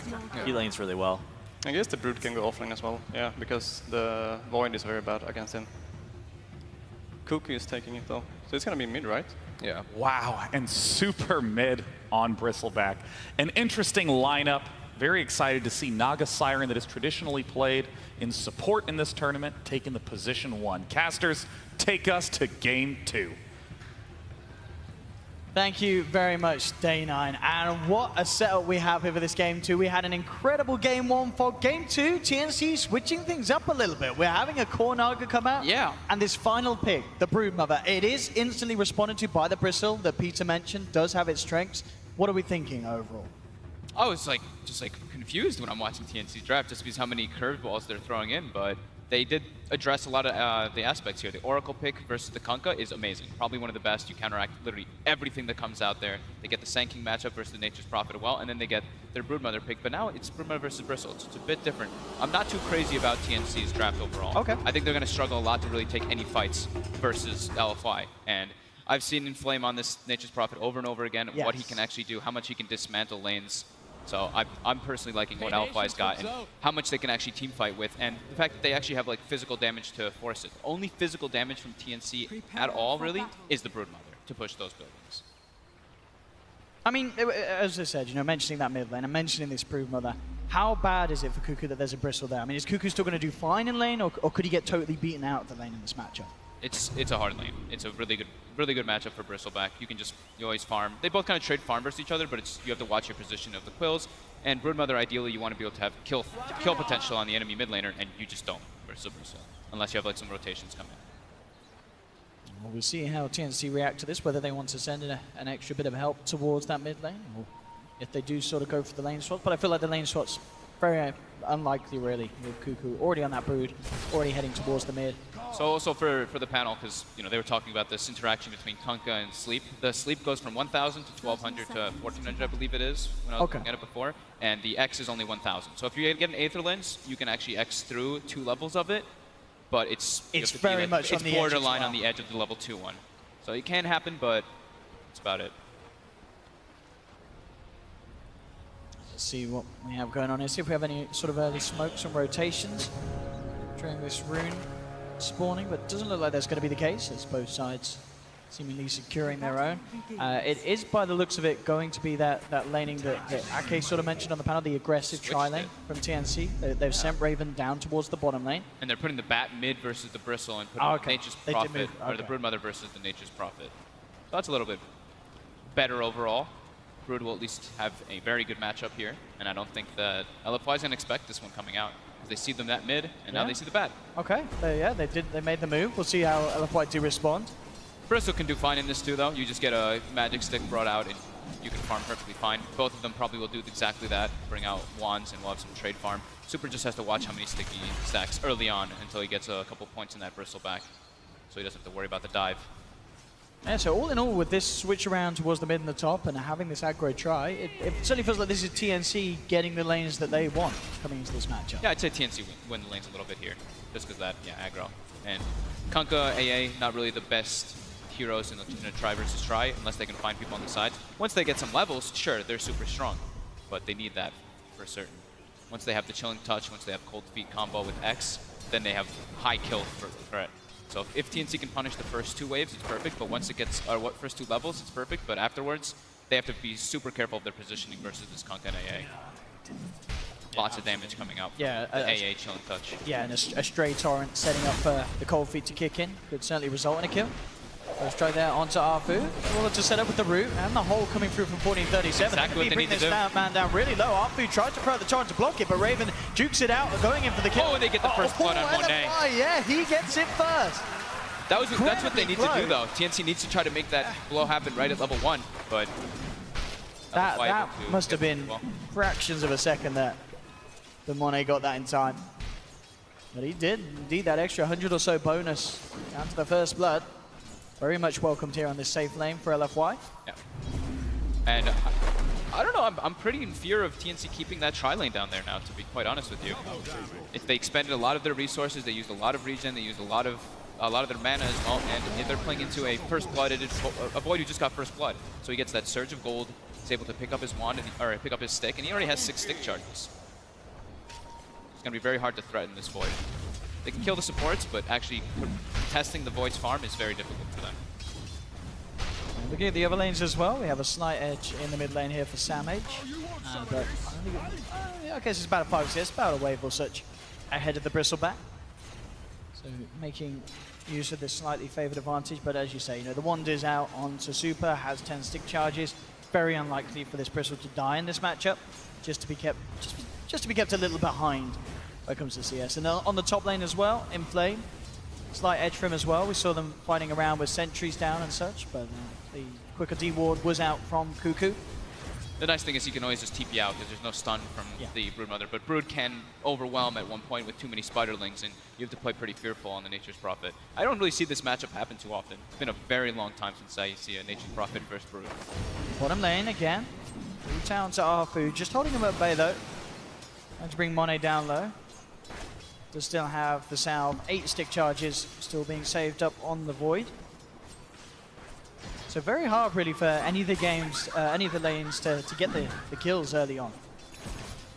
So everyone has potential to turn, potential to hit back. I'd say after the first blood, LFY is leading quite a decent margin. They're not really slowing down the Void, which is what they're trying for. There we go again. They are going to make the jump in onto DDC, getting nuked down low by the Purifying Flames. Raven picks up the kill. Monet has jumped forward. He's looking for 1437. A Bash would do it. So in a time walk under the tower will secure the finisher.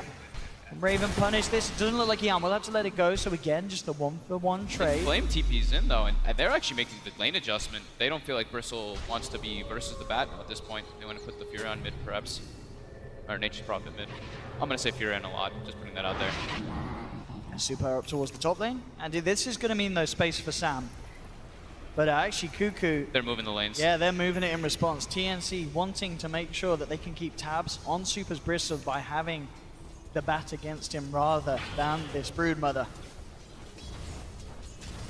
See what the call is from LFY if they want to make the move again, but TNC just doing their best to keep a step ahead in terms of the lane matchups. I love when these kind of lane swaps happen. I hope another one happens. I like when we just see people like TPing back and forth and everyone's like following around. It just looks fun. It becomes very chaotic between the sides. Yeah. Farm for both the safe laners, Raven. He's still farming on the Nog at least. Him and Monet on the same track at the moment. Pretty much equal in experience and CS. Both getting what they came for down in this bottom lane, which maybe is not as good of a sign for TNC. Perhaps they were expecting to be able to slow down this Void a little bit more than they are. But at the moment, as it has been, Monet, he's got himself involved in 2 kills. He's got Shred's Orb of Venom. He's perfectly fine with what's going on here. They're making a committed play onto here, but Inflame is TPing into the back for TNC. And they're going to look to try and turn it. LFY Sprout out, but immediately the blocks. Trying to make that cold feet proc, but can't quite get enough of the block stop. But we saw how close it was there. They are able to achieve that sort of a play. And how much damage comes out. Like as soon as Inflame TPs, you see DDC throws the Chilling Touch on him for that bonus damage. So now it's 5 minutes in. If Inflame wants to, he can try to siege a bit with this Catapult Wave, but he doesn't want to split the 4-way experience. Wants to be efficient with his resources. And they move Cuckoo down here as well.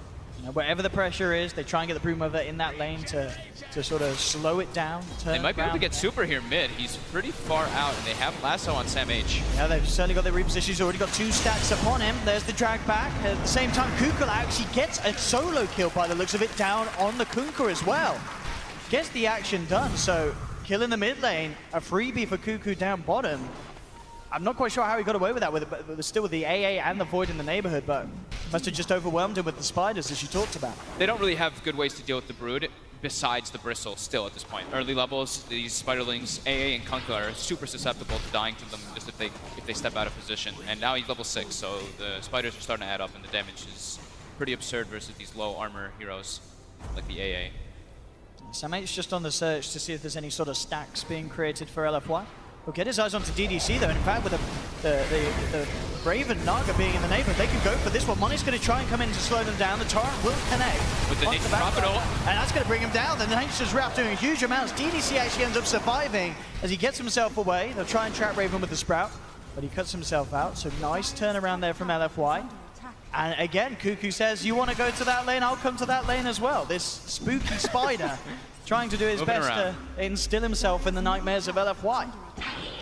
Perfect by Inflame though, like that's why we see him decide not to go for that tower pressure, right? He goes to the jungle so he can make sure he gets that level 6 at a very early time to get involved with that Wrath of Nature. Because the damage on it early on, it's very unexpected. People always forget about that Nature's Prophet ultimate bouncing around right around that 7-minute or 6-minute period. Tims, they've pretty much parked him now toward that top lane for the time being to farm, while everybody else is kind of making the moves around the map. Apu wants to punish though. The Dust is online with the Sentries, gets the Torrent connection too. Does still have the Burrow Strike. As long as he can save it until after the X-Mark bring back, he may have a chance here. Holds onto it, there he goes. He's TPing out. And he should make it. No way without the Torrent and the X-Mark to hold him back. So nice little play there to get Tims out of it. But they force him completely out of the lane, and that lead gives Inflame a completely free one. And yeah, Sanking's not farming during that. And Cuckoo's moving again. I mean, he made the move all the way towards the mid lane. Now he's back down towards the bottom. He's going to look to put some pressure on Monet. Has still got a fair amount of spiders. It's scary. Like, honestly, Cuckoo's making a lot of moves around. He can get a kill and stuff, but his net worth is starting to suffer because of how much he has to move around. It's only 2,800 net worth. Of course, it's the same as the Nature's Prophet, but this was the last pick Brood. You know, this is supposed to be like last pick Brood. This is the game winner, and it's not really having that effect so far in the laning phase. Top lane. Tims back towards farming up that blink. We are going to see the setup there by the Torrent. They've got Wrath of Nature this time, and they know the TP is still on cooldown for Still Tims. a tricky one to catch. Yeah. Arfu, he did have the X-Mark, but of course wouldn't have had the secondary Torrent to combo it with. Scared to dive. Diving under towers, their damage isn't really that great, so they got to just wait it out. Find a better opportunity for that one. But yeah, LFY, going out of the laning phase, their team fight is way stronger than TNC. TNC wants to split up the map and get pickoffs, and have the Broodmother kind of dominate the lane while the rest of them fight elsewhere, and use the Naga Sleep to avoid those fights. But it's very hard for them to avoid fights with the momentum that LFY will be gaining once they've got the Vanguard on the Bristle to force buildings. Sam H, just seeing what he can do here, has found himself a double stack. Oh, convenient. Prowlers. Clear it up. I mean, this is going to put him very close to that Blink Dagger. 1,600 at the moment. It's going to get them large camp as well by the looks of it. The Dream Creeps, the Ancient Prowlers, are so amazing for Batrider and like Shadow Fiend, like these heroes that farm with magic damage. And getting an Arcane Rune, he's going to Firefly up again in no time to be able to continue that. And like you said, yeah, Blink going to be at a very good time. So they can maybe play around that one and try to get some pickups onto the Nature's Prophet or the Void. The Bristle's starting to get pretty tanky though. Arfu up top, looking to set up, does get the X-Mark into the Torrent, onto Tims. He will go for the Sandstorm, but the Dust is out. Presence of Inflame at DDC. And more than enough damage there with the Chilling Touch to claim Tim's life. Monet just wants to have no business with a Broodmother. Moves out of that bottom lane. It's starting to become overwhelming with the amount of spiders. And Kuko's going to be able to pressure that tower quite a lot. He's actually going to kill this bottom tower super quickly with that Brood. And now maybe they try to make a move with the Chrono, but they want to instead do their own pressure at the same time. How's our levels looking on supports? We're 4 and 4 on Oracle and Kunkka, and Sanking AA are both level 5. So they're doing as expected. The Tome is now online for the 10-minute mark for those 6s. Super trying to farm out some of the spiders here, but don't quite get the finishing Quill Spray Splurt to do so. Room alive, mid lane, Monet, manning up onto 1437, not quite finding the bashes though. Does have this Chrono, if he sees a chance to finish off a kill. And Inflame with the drums. definitely a pickup that can help enable the void. You know, get that chrono, get the natures in, pop the drums charge. It's just such a good item on Nature's Prophet. Yeah. In fact, making a bit of a try here, but they actually forced the gonna chrono out. And with the disarm, can they actually keep Cuckoo alive? Looks like they can. Very nicely done. The chrono baited out, and TNC lose nothing. 2 minutes, no chrono.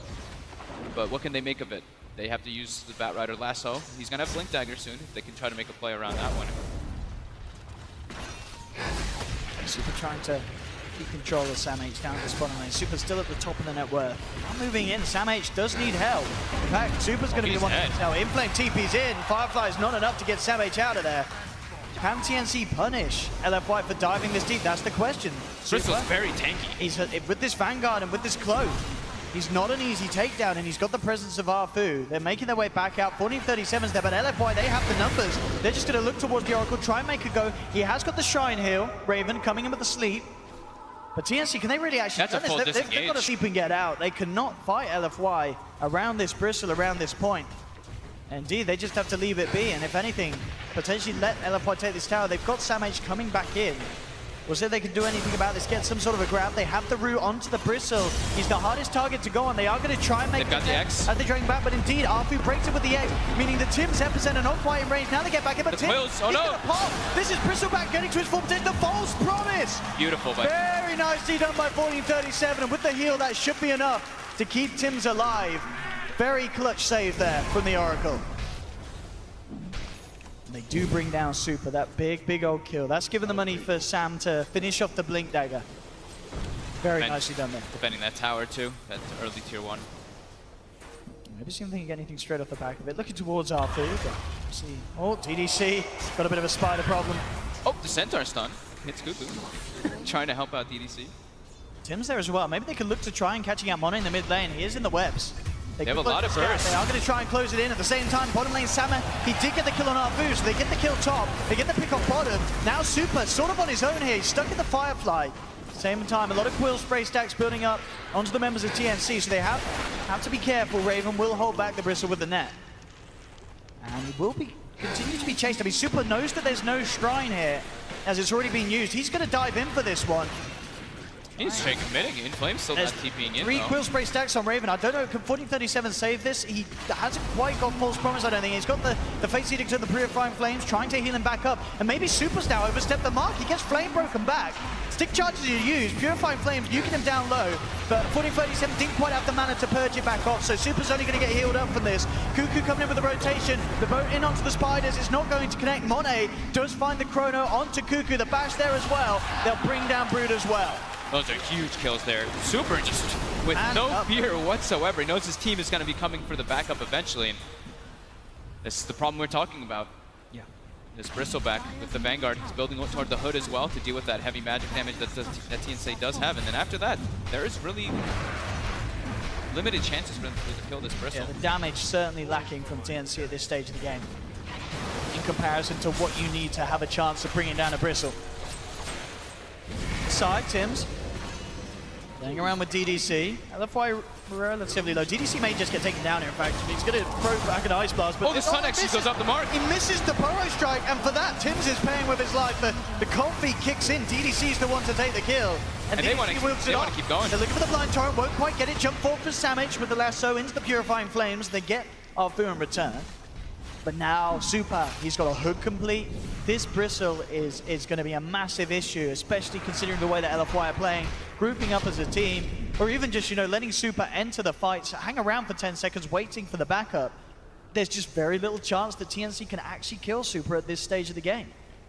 They're trying to make, they're trying to fight and make space as much as possible for Raven. He is getting closer and closer toward that Radiance, 3,400 gold. So that's going to help a bit, but he's still very squishy and they're still very susceptible to the team fight of LFY.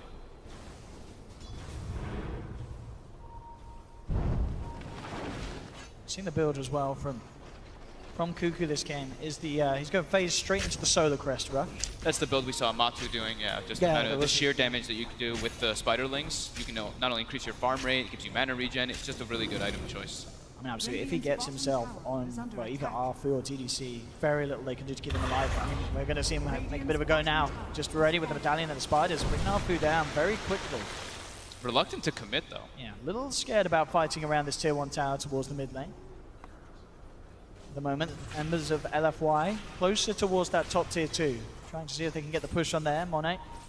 The timing is going to be on the chrono. Yes, back Just up in about 3 up. seconds. So they want to try and do something with this Faceless Void. As the Mask of Madness, the build from him by the looks of it, going to be straight into the Maelstrom. And then the Lincoln Sphere. And they'll go for this here. Pushing in on the top lane.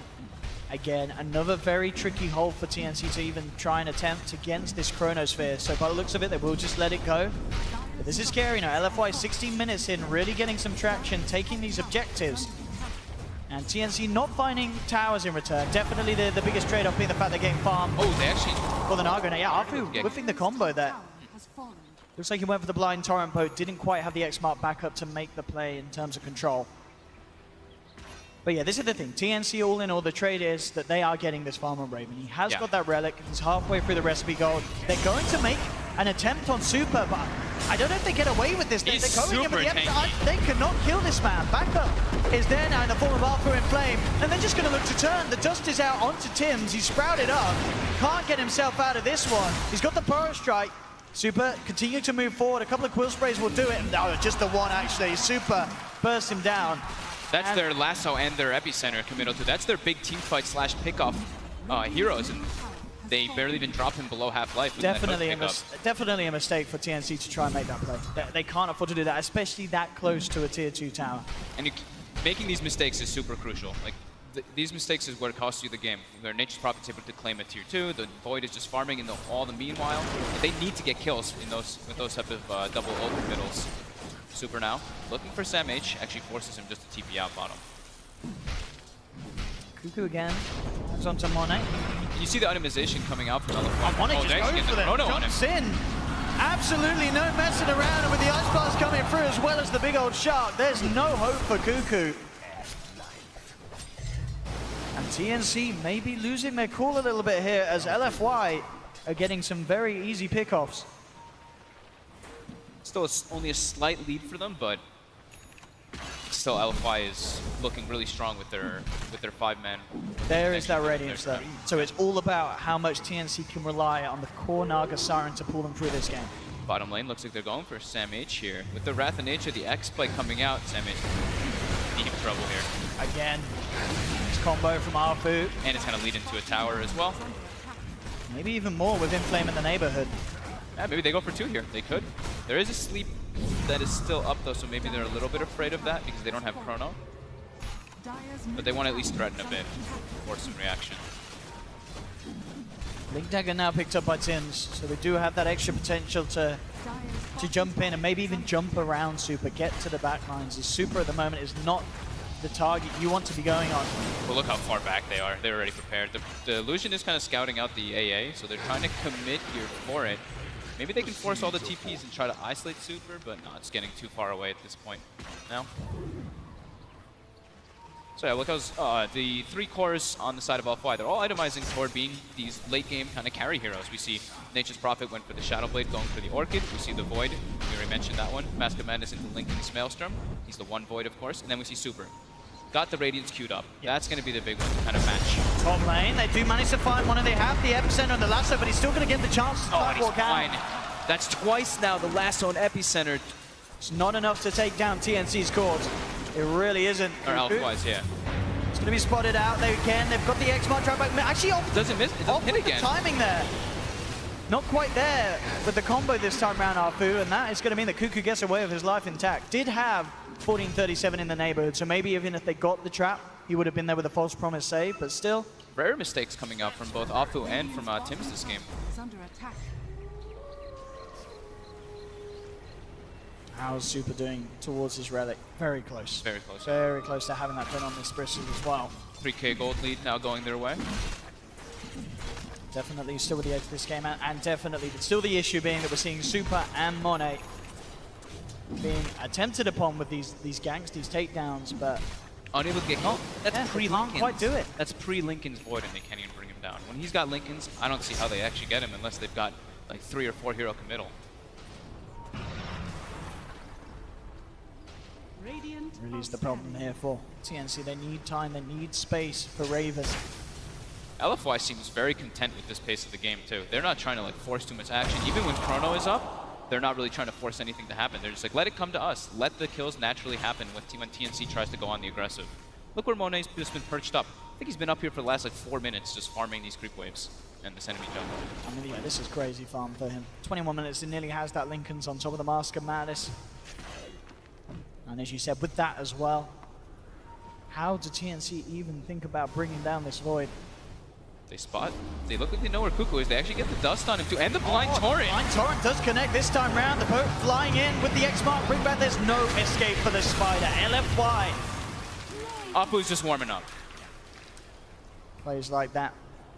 Definitely impressing. Top lane TNC, they are going to try for this. I mean, do they get away with it? I feel it's going to be hard. He drops the Chrono. It actually gets the bat. It does indeed. It stops the Bat Rider on the very tip of it. And I mean, it's enough to hold it back. But Monet turns. He time walked in aggressively there. The Conquer Torrent actually. Oh, they actually get the courier from as Flame well. again, just like last game. So they actually, a cool thing that LFY did is, you know, they're playing versus a Broodmother, so they actually defensively warded their high ground. I didn't really notice that one too. I mean, look at this. Monet is just forcing this 3-man gank that came in for him all the way back to their base. No fear. Even without Chrono, just time walking towards them, terrifying TNC. Radiant's top tower is under attack. Radiant's pretty much there for Super. 300 gold, and he has it. A lot of catching up that TNC needs to do. Raven nearly has the bots, but... How do they kill this Bristle? How do they kill the Void? Both these two guys are super durable now, and they have the exact things that they need to deal with TNC's aggression. And with that Radiance, that's going to be their timing. Maybe they can just go into the Roche Pit with that from LFY. With the Chronosphere once it's back up. TNC are trying to make a move again towards this mid lane. Inflame has a double damage as well. Just a few seconds left on it though. Doesn't look like he will get the chance to make use of it. TNC not quite jumping in. But Inflame up top, wow. Sees Raven. Raven looks to get himself out of the tree line. Damage with the instant TP and the sleep coming out. I'm going to look to try and punish Inflame. Do they ever reveal though? He's got a Shadow Blade. I don't think they ever reveal. He's gone. Oh dear, oh dear. LFY. But they seem to kind of know he's here. Okay, good. Gets the TP out. Bit scary, but this not having Dust, not having anyone, not having either of those heroes with the reveal picked up there. Not feeling like the TNC that we saw in game 1. No, definitely not. And he's had the Shadow Blade for quite a long time, so. Maybe it's the draft, maybe it's just the flow of the game. I mean, LFY themselves, this decision to have Super on the Bristle has definitely worked out massively. Monet up top. They know Raven's got no sleep top too. Get this Crowd there with the Sprout cut down. That should buy time for Monet to close the gap, and indeed drops the Chrono. Ice Blast coming in. They do have a false promise. Do they have the heal to offset it though? He's still going to have that debuff on him, so he can't quite heal all the way up. We'll see if he pops. I think he may be safe, yeah, with a Fate's Edict blocking the magic damage. Raven will be kept alive. So they do manage to protect their Naga, which is, you know, TNC have to do everything in their power to make sure that Raven doesn't get bullied now, as he really is their only hope of having this strong core that can take them to the later portions of the game. Looking for the Torrent again. He gets the dust off now, and Cuckoo looks to be in a lot of trouble. The X-Mark into the boat. LFY, Monet, Super, Inflame surrounding the Spider, taking another down. 5k gold lead now for LFY. TNC are smoked up. They were looking to try to get on the aggressive play here instantly when the Chrono was down, but just slightly too late. They're trying to position now around Raven, but in goes LFY into that Roche Pit, and there is no way that TNC can contest this one. They are drawing the lines though, but it's going to die way too fast. It's a completed Orchid on Inflame as well, and indeed the Roshan's going to be gone. LFY claim the Aegis into the hands of Super. I mean, we've already seen how they struggle to kill him once. Killing him twice, definitely an impossible affair that TNC are going to be forced to try and tackle somehow once LFY start pushing down the lanes. LFY plays super well around the Nature's Prophet. Just the way that he split pushes and always helps them like take fights on their own accord. It's amazing. Like they always have 2 lanes pretty much pushed in, even though TNC does have good ways to kind of react for it. They have good heroes to kind of force the lanes out with the Naga and with the Sand King, but every time Sand King shows, they know that the gank's not happening. And then Inflame just goes back top and continues that push up. So it's really hard for TNC to find those opportunities. And also, they can't group up either because of the nature of their lineup. They have a Broodmother, they have a Naga Siren. They can't team fight versus LFY. They need to find number advantages in those instances. Now making this long smoke movement up towards the top lane, trying to catch off Inflame. So if they get away with this, I mean, he's still got the Shadow Blade. Of course, to still TP his way out. They are getting close. Inflame is sticking around. They've got reveal They this have time. got the reveal this time indeed. Jump forward with the dust, lasso. They'll hold him back. That's a very, very much needed kill here for TNC as they finally catch out the Nature's Prophet. Heavy committal though. They commit 3 heroes up there with the smoke, and in the meanwhile, Bristleback's farming bottom, Void's farming mid, and speaking of which, LFY are also smoked up, looking for a play. We do have the Aether Lens as well picked up on Afu, so he does have that extra cast range for his spells. So he can cast the Torrent and the X. The Torrent, you can actually cancel a majority of the... Oh, Cuckoo, he is going to walk into the 3 of them there. He does do have the detection. They dust him up, and with the freeze connect, they will come with the Burrow Strike, but indeed the Lincoln Spear blocking the Burrow Strike. Monet will survive and still be able to get the kill. They're Now gonna lose a second. towards Tims. Tims saved there just in time by the false promise. 1437 trying to allow Tims to get out of there, but 1437 will pay with his life. Tims up to the high ground with the Burrow Strike. Oh, 20 Will HP! just survive. Can't believe he survived there. 1437 making some very big plays. They do still have Chrono on Monet though. This is LFY killing 2, forcing these ultimates out, and still having potential to move in for more. Straight down to the bottom lane, they'll claim the tier 2. He held the chrono, that's the important thing, the whole time. Monet did have it. Still got it. So if they find a chance to use it, I mean, still not too many reasons for LFY to hold back too much with this sort of pace that they're saying. Even still working his way towards the Manta style. I mean, all things said, you know, considering the pressure that LFY put on, Raven's still doing a great job in terms of finding the farm. You know, it's up there, we're pretty much on par with the cause, other than Super, who really is starting to break ahead, of course, with his own radiance. But Raven, he's not getting totally shut down. No. The thing is that ideally when you're playing like this, they actually able to find 1437 out of the base. Oh, there's any saving him. Mono's there. If anyone comes in with backup, he's got the chrono to spare, and he doesn't need it yet again. Just finding these pickoffs. Such far range for them to find that catch with that Aether Lens Kunkka. Still with that Aegis, they very well maybe looking to go Tiger, and again, another catch from Arfu. X-Marked onto Sam, just managed to force himself away from the Ice Blast. Super doesn't care. Diving in deep. And the chrono. Drops the chrono onto Raven. They've caught the Naga. Burrow Strike comes in from Tims, trying to hold them back, but Raven's down for 50 seconds. Diving in deep. Raven will fight back, but TNC losing hero after hero. Cuckoo comes in with his BKB.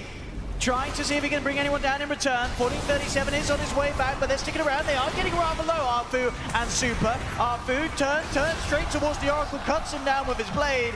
Sleeps there from Raven. But of course, Super still has that Aegis. He may be low, but there's, by the looks of it, no chance they can even kill him down once. Cuckoo's just turned up. That might just be it here. TNC losing 4, none of them with buyback available. We'll see if they hold on here for one more attempt. They are fairly short death timers. They're just too incredibly durable, and the catch range from Afu is just way too far. They're able to chase always, and with this frontline Bristleback, he just doesn't care because he has the lifesteal as well as Radiance, Hood, Vanguard. They're able to siege. First rack's down, going for the secondary one. 30 seconds until Broodmother. Oh, look at this. Arfu goes back to base. Is the Mango delivery service he's picked up to. Has he got them still in his stash? I definitely saw him pick up a couple. He used them right away to be. Oh, he used them himself. Okay, no mangoes for anyone else. Just for him. So yeah, keeping himself topped up immediately, making sure they can stick around to finish the game. Ice Blast looking to connect onto Raven. False Promise a little early, but just to make sure they can save it. Tims jumps in with the FB. They do have the control of the ball. They bring Monet down. Monet. That's a big kill, but Tims will pay with his life. Cuckoo's now back up. Samage trying to find DDC, but DDC has the hood. He can't even kill the AA. They will disarm the Prism, but the Quill Spray stats continue to build up. They have managed to find AA. Cuckoo manning up towards Inflame. Doesn't quite get him as Inflame goes for the BKB TP out, turning his attention now towards Arfu. With the Solar Crest, they do have enough damage to find the Kunkka. So TNC do get killed, but again, it's costing them so much. They lose 3 heroes themselves. They keep the bottom melee racks alive. Naga dieback. Yep. But they do keep them, at least they keep the melee racks alive, but they're still in the game, but only just. And it really is, you know, LFY definitely with the sensation that they have to just rinse and repeat that push once more and go for it. Yeah, TNC are in the game, but by most means are quite out of it. They can try to still keep on taking the fights, try to push these two side lanes out, but that five man, when LFY groups up and starts that ball up, it's just no way for TNC to really respond when all their ultimates are up. Monet now, Chronosphere is going to be up when he's alive. And that was everything. That was like the perfect scenario for TNC to get that jump. It's like Monet was like a little bit low on life, they break the Lincolns, and then they get the lasso epicenter, perfect follow-up with Cuckoo in the back lines. So it's like perfect case scenarios. Now they're able to claim, LFY able to claim some shrines, reset themselves, continue that aggression. Oh, and Cuckoo is being hunted. Do they have the catch to get him? Dust is out upon him. He does have the BKB, will pop it straight away. No messing. Knows that he can't afford to be caught out outside the base as he'll head his way back up to the high ground. Same time up top, they've actually found him Flame, but he's immediately BKBs, TP's out. And that was the lasso committal. Now Sam H could be in trouble. They look for the blind torrent. Sam H will be able to force himself back to safety, and with the blink just out of range of the Shiva's guard, will get himself back home. Obviously keeping everyone alive. Yeah, they're quite definitely ready to go down mid. They themselves with all the ultimates that they require. Chronosphere, Ice Blast, Nature's Wrath. You see Tims and Raven are just desperate to push out those side lanes as far as possible. Look at the Super is just forcing them back to the base. Raven going for the TP back to join the rest of them. Arfood is sort of spotted out here by Cuckoo on the side of it, but he's got to be careful. BKB not quite ready again for him. Has the spiders upon him, but LFY take the second melee ranks down on this bottom lane. And they're jumping forward. Chrono at the ready. They'll look for the courier. They do get it. No, they don't. The courier's alive. Oh, the courier lives. Monet comes in with a chrono onto Cuckoo. Cuckoo is saved just in time by 1437 with a false promise. They have the song trying to get the spider out of there. It will work for now, but it looks like 1437 is going to pay off his life. He has the Glimmer Cape, but Super's got the vision with the sentry down on the floor. Moves in, takes down the Oracle. TNC being forced back. Raven trying to hold Super away from TNC. They get the connection. Torrents there onto Tim, sanking down as well. 2 down without buyback once again on TNC. They're going for that last Rax now. They can get DDC. Cuckoo turning towards him. Solar Crest down, impost the BKB. Really wanted to say a kill. Will get it. It is 1 down, but at the same time, Raven going for the TP out. He's actually going to make it back to base by the looks of it. They've got the lasso onto the Cuckoo, but the damage is too much for Super. The Quill spray is building up. Cuckoo down as well. GG is cool. And it looks like LFY were only warming up in game 1. Game 2, a very, very convincing victory there for the side of LGD Forever Young. 28-15, 33 minutes in, 22k net worth lead. And with the draft and the start to this game that TNC had, there never really was any hope of them bringing it back. Yep, that's pretty much what it was. LFY had just a super strong draft to deal with what TNC had. We've seen Naga carry a few times. Sometimes it's worked, sometimes it hasn't. It's definitely a little bit on the weaker side. You have to have a lot of way to make space for it. They also picked the Oracle a bit early without like some direct counter. It was great versus the Kunkka, but that's kind of it. The Chronosphere just was way too much of a problem. And Inflame on the Nature's Prophet. Absolutely. I think this is something you guys have to start banning versus these guys. It really has got to be thought about in the first phase of drafting. It really does seem. And Super as well. Turning up, and this is a guy that everyone says, oh, he plays Dragon Knight, plays Death Prophet. Turning up, game 1, pulls out an incredible puck performance. Gets the bristle back, and again blows us away. Absolutely star-studded game for them all. I just love how well they work with the Wrath of Nature. That's the big thing for me. It's like as soon as he hits level 6, they're always just already running at somebody, making that aggression happen. They always get like 1 or 2 kills as soon as Furion hits 6. So I would say that hero might be one of the ones to look out for LFY for future teams that are playing against them. Absolutely. LFY are able to therefore continue their run here in the upper bracket. TNC knocked down to the lower. Game 1, TNC certainly gave it their all, but yeah, game 2, definitely the LFY that we sort of expected to turn up off the back of the performances here at the group stages, this TI7. Smiles all around. They'll be prepared to move on for more. I mean, TNC had a great first game, so that's the one thing. They can't look at this and be like, man, we played really poorly. That's not the truth at all. They had an incredibly good start, and this one was just really difficult for them to do. So they tried their hardest, but yeah, LFY just 1 step ahead for sure. Absolutely. Well, we're going to head back to apparently a bit of a change-up. We've apparently got Machine on the panel, so we'll head back to you, Alex. Thank you so much. Yes, indeed, Owen. I'm hanging out here. They've taken me into the sun, and I have an opportunity to talk to some experts. In fact, I'm joined by a fresh face as well. Not only me, we have Misery joining us, alongside, of course, Ake and PPD. Guys, we get to be outside and we're video gamers. How are you feeling about this, Pierre? It's super nice out in Seattle right now. I'm happy to be outside finally. It's lovely. There's there's a beautiful fountain. People are playing. We've got the game behind us. Fans get to kind of top up on their tan. And I heard that you have been topping up on your tan as well, actually. Word on the street is you've been a bit of a party animal. Where have you been up? What have you been up to? I saw pictures. I just got in from Ibiza, actually, yesterday. Why are you calling it Ibiza? Ibiza. Ibiza? Is it just Ibiza? the UK that does that? Yeah, it's just the UK. Okay. that does that. Okay. Okay, So, I thought I pronounced the set wrong, but no, it was like the whole. Okay, what about Sweden? Do you have my back? Ibiza? I was gonna say Ibiza, but I'm not the best at English, so apparently I said melee instead of. No, I said melee instead of melee. Oh God! Or, People get upset about the most ridiculous things. I am, however, not upset about. Very that sorry tie. about that. Very sorry. Dude, I respect the bow tie. I respect it a lot. But we have got some Dota to talk about as well. Now, of course, LFY have taken the win and have kind of replicated the success that they had coming into the group stage. Now, Misri, how much of that group stage did you catch? I imagine you kind of just caught the tail end of it. I started watching a bit. Yeah, like I mean, I didn't catch all the games, of course, but I followed through. Anyways, TNC are going to be falling into that lower bracket now, okay? I mean, this was kind of the expectations you set in that pre-match with Shaw. For sure, and now we're going to get the OG versus TNC game. And I was trying to avoid it just for a moment, but I guess it's kind of is going to be the direct storyline from this, right, Peter? I mean, that's what TI is all about, making storylines and us, hyping them up and making them interesting for everybody to watch. So I think just before we do investigate that, because it is a wonderful story to tell, I think the question has to be simply, TNC going to the lower bracket, was it in the way in which you expected? Was there more resistance than perhaps anticipated, or was that just another day in the office for LFY? I think 1437, like I was saying on the panel earlier, very clever, very smart drafter. He came into this series with some strategies in mind. Game 2 was a little weird for me, but Game 1 I really loved that last pick. Alchemist almost caught them off guard. However, like I've been saying, LFY is the team to beat at this tournament. I think they are fantastic, and I think they've got a really bright tournament ahead of them.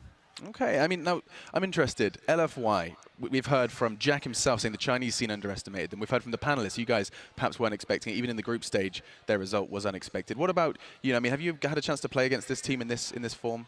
I didn't play against LFY. I played against NewBee quite recently, and I was surprised how patient they were. Like, we were up all 3 games quite by like 10k gold or something like that, and they just stuck in their base, and they just eventually smoked on us and killed us. Kind of like we saw yesterday when they beat EG. It was very similar, and I don't think you're used to playing against such a patient team. It does catch you off guard. Okay. Is that a word that you would use, Ake, patient, to summarize LFY as well as NewBee? I think that goes for most of the teams from China. They are very patient and very hard to play against because, as Mr. said, even though you're up like 10k or even 20k, you never know if you actually won the game. They can do something crazy, like go around and smoke or just, I don't know. We saw that one game that was like that 2-hour game with Empire and another Chinese 128 team. minutes, And it was actually whoever decided to push first was going to lose, and China was like, we'll do this all day. I'm just going to stay in the base. Empire pushed, they lost. Yeah. Brutal. And I mean, we should stop talking about patience because poor Kevin has been waiting. I've got an urge for Purge. Let's check in with him to get a bit of a deeper breakdown. Hey guys, how's it going? Hope it's nice in the sun. Still inside over here, unfortunately, but we can talk a little bit about the last game, just some things to touch on. The Broodmother last pick was a bit of a nice change-up. Really lacking on AoE on LFY's side. They're basically limited until they had Kunkka, especially with his ultimate, and as well as Super here with the Bristleback. So I took a little bit of a look into the laning stage just to see if TNC got full value out of the Brood. And LFY played it really effectively. They laned initially as Prophet against the Broodmother, which is really effective because you have so many physical damage dealers. And it isn't until a couple levels later when Brood actually has more points in his Spawn Spiderling skill that he can actually lane effectively. And at that point, they pretty much rotated the lanes. So the reason that you saw this sort of migrating Broodmother throughout the game is because every time that the Bristleback would come to match up against him, he doesn't want that matchup. He would be forced to go somewhere else, and it hurts his efficiency a little bit. And in the meantime, LFY is still farming all over the place. And in fact, if you take a little look down here, we can actually see the Bristleback rotating over just on time. The Prophet leaves the lane, goes to gank somewhere else, and then that basically forces the Brood to rotate. And he did get some good things done. They had a lot of webs in the mid lane. He got a couple kills. He ended up 3-1. And that was really good for the scope of the game. But we didn't feel like a really huge, overwhelming pressure. I mean, this is 17 minutes in, and he's just taken the Tier 1 tower mid. And didn't really have a lot of success in the other lanes, other than making it hard for him to farm like this. Faces Void has to leave the lane. Can't just sit here and get last hits until his allies come. But really what we just kind of saw was every team fight was just so hard for TNC to win. They didn't quite get the Nagasaran in the place that they needed for this to go really easily. And almost every time that they actually saw the Broodmother, they just committed a Chronosphere to him to guarantee the kill. And when that's kind of the case for your Broodmother and you die multiple times and there's spiders to kill, you just can't affect the game in a good way, and they ended up losing. I'm always impressed. Love it. Thank you so much, Kevin, getting to break down some of the intricacies, especially of that Brood. And now, in fact, we are going to go ahead and slink our way somewhere else. Before we continue our discussion, we're going to go ahead from one hero to another. In fact, Superhero this time, standing by with Casey. Congratulations, Super. We're really excited to see you here. That was an exciting, epic first game. So we want to know what it was that, in your mind, was the turning point when you were finally able to get your footing and really win in the end there. 当然是恭喜你们12比0战胜 TNC。那么你们刚才打的第一把就特别的焦灼，打得特别激进。那么你们是如何找到就是胜利的一些细节和如何是转换上你们达成劣势的？优势。主要是我们第一盘，他们选出来一套我们在我们意料之外的阵容。我们劣势了之后，我们在赛前就说过了，如果我们出现意外，我们就要及时的调整，我们冷静，慢慢的一步一步找机会，千万不能急。So before the game, they drafted a lineup that was a bit beyond what we predicted, outside of our expectations. So we told each other before the game, like if we get into a situation where we're behind, we have to come back, just stay calm and don't lose our cool, and and that should be okay. What kind of conversations did you have after that first game to change your approach? Because the second game felt a lot smoother and more evenly played on your part. 就是你们第一场获胜之后商量了一些什么，做一些什么样的调整？因为你第二场就是明显的就是局势更顺风一些，然后打的也看上去比较轻松一点。第二场我们打完以后，我们还是先优先想他们有没有会再出一些我们意料之外的阵容。如果他们选出来了以后，我们要更加小心的想到他们意料之外的，他们的蜘蛛就被我们想到，所以我们应对的更好。So after the first game, we said to ourselves, are they going to pull something else out from up their sleeves, something else that's unpredictable? And we actually, one of the things we accounted for was the Broodmother, which they ended up picking, and so we were prepared for it. You guys dominated in group stage, and some teams have told us that it can be extra difficult to come in with such high pressure and high expectations. How did you interpret coming into main stage, having done so well in the group stage? 那当然，你们小组赛的表现特别亮眼，也特别出色。于很多人来讲，就是进入主舞台时，要是小组赛打得那么好，就会有更多的压力，或者人家会更关注或针对你。那你小组赛的表现对你们有些什么样的一些启发，或者你们是怎么看的？我们小组赛良好的发挥，其实到了正赛，其实也就跟别人一样，只是在胜之组而已。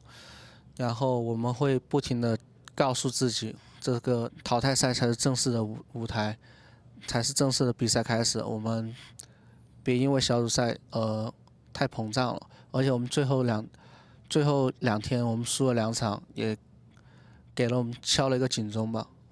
所以我们正赛会把心态放得更平缓一点。So doing like we did very well, obviously in the group stage, but we want to remind ourselves that it's a brand new situation coming in. Like don't get arrogant, don't get cocky. When we get to the upper bracket, everyone's on this equal footing in the upper bracket, and they're all good teams, and we can't take ourselves too seriously or evaluate ourselves too highly. So we told ourselves that, and this is the real match that begins when we're on the main stage. And then finally, we also dropped 2 matches later on in the group stage, so I think that was a bit of a wake-up call, or just humbled us a little bit and kept us focused and not getting too full of ourselves. And next up, you'll face VP or LGD, so we wish you the best of luck. Super, thank you so much. Jack, thanks for your help. We appreciate it, and we'll send it back to you guys. Awesome stuff. Casey and Jack, you guys are phenomenal. Casey just asked this beautiful kind of intricate question, and Jack just does a Chinese monologue for 30 minutes, and we still get to hear stuff we otherwise wouldn't be aware of. So getting to hear more from Super and staying in the upper bracket. I saw a very subtle nod, Peter. I could be over-reading into it, but when he said the real game comes next, I saw a kind of an acknowledgement from you. I like Super. I have a lot of experience playing at tournaments with him and against, or not with him, but against him. And he's had a lot of success at TI, and he's also had a couple of failures failures along the way. So he knows that this is just the beginning, and there's a lot of tournament ahead, and a ton of things can still happen. Absolutely, and one thing that I want to happen actually, Ake, is just to hear your thoughts on the Brood, because we heard from Super that there was something they acknowledged, they were well aware of coming into the game, that was a possibility. Now, for someone like me, or perhaps those at home that are unfamiliar, why has that thought crossed their mind? Why are they aware that that's a possibility? It's just a thing that people can try to pull out here to get an easy win, in a way. Do we call it cheesy? Am I allowed to do that? It is a... Sorry, what is it? I didn't say anything. Misery actually used to play Brood. He used to be an offlane player before he transitioned to support. Well, like, what makes a good Brood game? Why did it not work that game? I mean, I think Brood got changed a lot since I played it. Back then, it was... I think the Broodlings were stronger. Like, pretty much all his skills were significantly stronger than they are now. I think it's pretty hard to pull off a Brood mother these days. I think the only one that has been successful with it has been Liquid. Yep. Yeah. And they also run it with a lot of fast heroes everywhere, so there's pressure everywhere on the map, and that can easily rotate to the Brood Mother and help them out. Brood. Whereas this game, it was kind of like 4 farmers, or like Brood, Naga farming. Brood Naga together, maybe just a little too slow. It doesn't really work out, I think. They had the Kunkka to catch him, and that is like a very long catch and a very easy setup to kill him, and that really makes the game hard for Brood. Yeah. We could see him like 3 or 4 times at the same spot, and it was always the Kunkka who caught him. Yeah, and they used the 9th pick of the draft on the Just Brood Mother. before the Bristle, yeah. Yeah, and then last pick Bristleback, and we saw in the laning phase, they just sent Bristleback to whoever Brood Mother was, and you can swap lanes with Brood Mother, but you really don't want to. You just kind of want to take over a lane, sit there, start expanding into the jungle, and then eventually when you're really farmed, you start moving around. So just to kind of put a final stamp of approval or close this case, as it were, okay, I'll leave the final thoughts with you on this series. As expected, TNC, we'll see more from them, right? Do you still think we can see that maybe that bit more of progress in the lower bracket? I mean, they're up against OG, so I think Scary. it's... Ake is an OG fanboy. Oh, he is? Their tournament's over for him. But I would say that I think OG is the team that has the highest skill cap, but the problem for them is that they haven't really been able to perform at their top all of the games that they played. So it's just up to them if they can find their play style. And we'll find out. There is so much to be talked about with that game. That will be coming up another day. For now, though, it does sound like our teams are getting ready for our next battle. And so without further ado, it's time to get some players into the KeyArena. First of all, it will be LGD.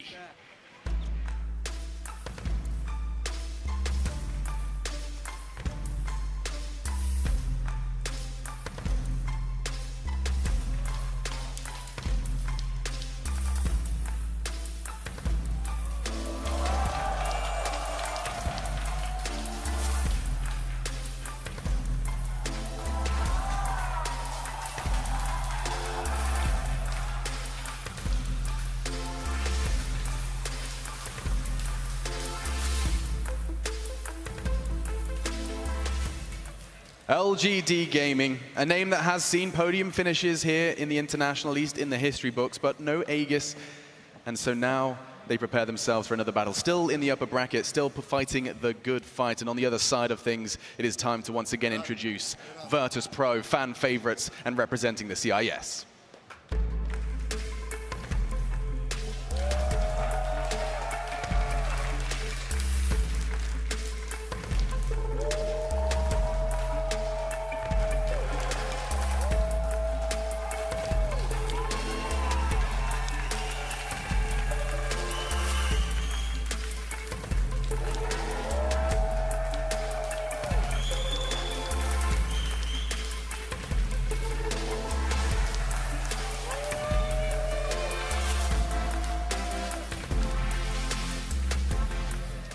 So many personalities, so much skill, and so much to talk about. I mean, this is where I kind of want to give you some degree of freedom here, Misery. Virtus Pro, a team that, you know, everyone says they're playing that CIS Dota, they're in your face, but also they're a team that you really came into this one, came into previous tournaments, you know, Boston perhaps as well, as a team to watch. Would I use the favorite tag to Virtus Pro? Is that a bit too much? I think generally Virtus Pro kind of took CIS Dota to the next level, and wasn't so much like they play aggressive, yes, but they're also very good at maintaining that lead that they get. They're good at team fighting, they're good at farming, they're pretty much good at all facets of the game. Whereas some of the things that CIS have struggled with in the past perhaps is to like continuously like build the lead and then finishing the game. I think Yeah, VP, they might be the last hope, like true hope for the upper bracket of the Western Dota. One of the most stable teams throughout the scene. They've really, the emergence of Solo as a captain in the CIS scene has been impressive to see. He's like very much taken over as that strong leader. He has a very unique perspective on the game. He offers his own unique play style, and the team has had a lot of success. I think people are looking at them as that like Western hope at the current moment. It's all China right now. No, absolutely. I think Solo is an interesting kind of discussion to have as well, just regarding his leadership. We got to see, I think, a little look under the hood in the same way Jack provides insight on China. I feel like that TrueSight gave us a little insight into how Solo leads and how, what's going on under the hood of Virtus Pro. What do you make about, Ake? What do you make about kind of Solo's? Did you catch the episode? Did you see the way in which he delivers that information? What's a bit I didn't really think was that they were that calm and nice in a way. They're like, for people that watch them, they think that they are very aggressive and like if something goes wrong during the game, that they can't really get back together. But I think that it's been a couple of years since it was in that phase, so I think they're a calm and collected team, even though they're very aggressive and like to dive towers. It's just their like play style. Absolutely, but I think that we can definitely learn more about Virtus Pro. We actually have an opportunity to do so now. So let's learn more about the boys of Virtus Pro. Фу. Наконец-то мы приехали. Добрый вечер. Добрый. Здравствуйте. Добрый вечер. Что мы будем у вас тут делать? Вы будете проходить квест, это называется искусственный интеллект. Все готово? Да. Что, Леха, открывай консоль, пиши там это. О, я посерединке. Спасибо. Надеюсь, увидимся. Ребят, смотрите. Смотрели фильм «Я робот»? Читаю. Обнаружить и загрузить вирус в центральную систему до того, как MIA проникнет во все системы жизнеобеспечения человечества. Торопитесь, у вас есть всего 1 час. Для начала обратитесь за помощью к личному роботу создателя. Ну... Руку вставь, руку вставь. Не думаю, что... О, смотрите, доказали. Смотрите, тут по 5, вот тут вот по 5, и в каждом доме по 5. Надо выбрать какой-то дом, наверное, определенный. А, ну да.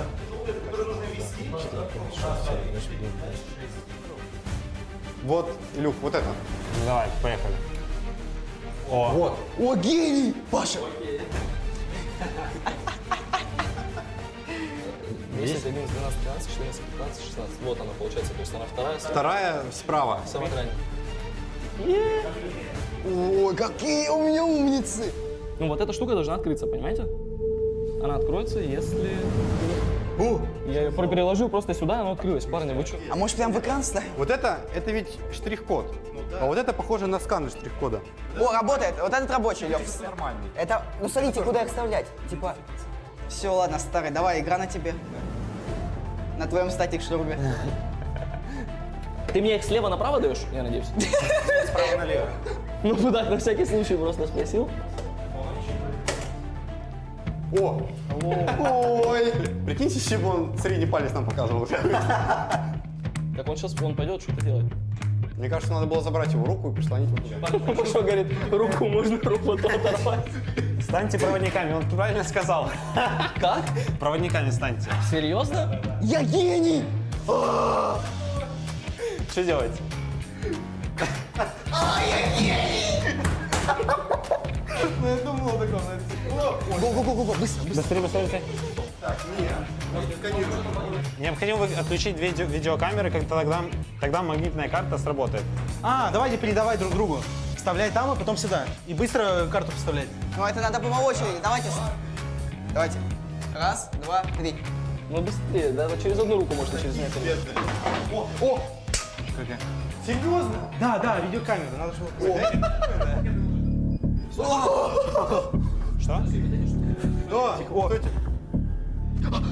Как же? Надо что-то крутить, стари чудище. Подожди, не все линии зажглись, тихо. Ну, вроде да, не все. Их слишком много, что ли? Открылся. Вставляй. Вставляем USB, давай, сюда. Всего-то за 4,5 часа мы разобрались. Не получается. Как не подходит, в смысле? Ой, Лёх, что? Вообще нам надо туда сейчас бежать. То есть там кто-то сейчас будет, ребят, давайте кто-нибудь первый.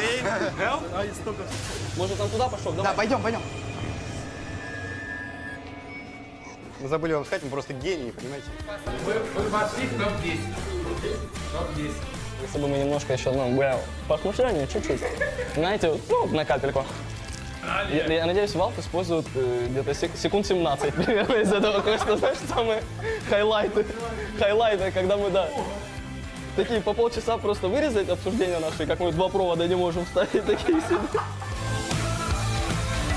Ой, ладно, спасибо вам большое. Мы уже можем материться там или нет? Не, на наш микрофон.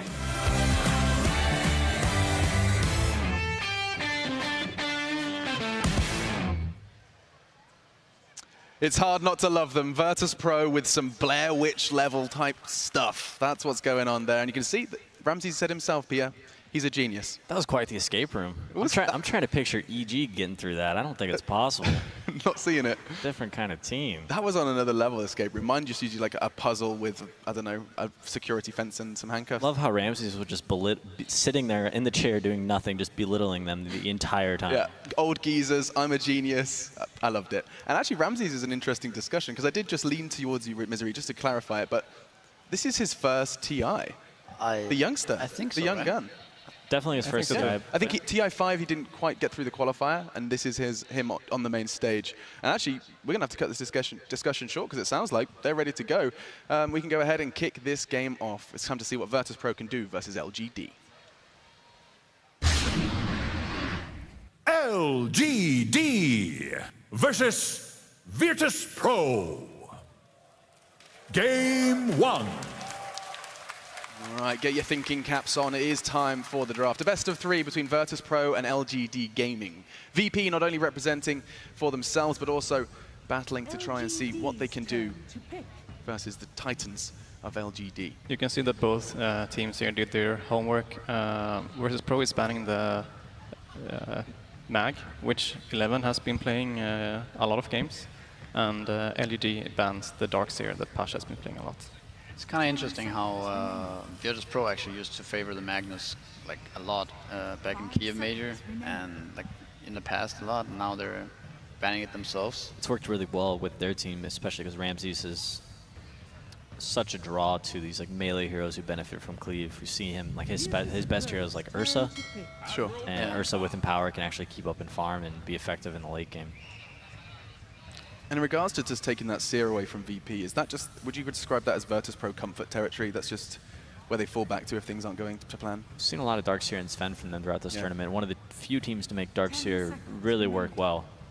And they actually picked it the first 2 as well, so they're not afraid to just like show what they are going to do, and they can actually make it work as well. Yeah, they're confident in it. You know, they're not afraid of any counters coming out, or they feel like they can ban effectively around it.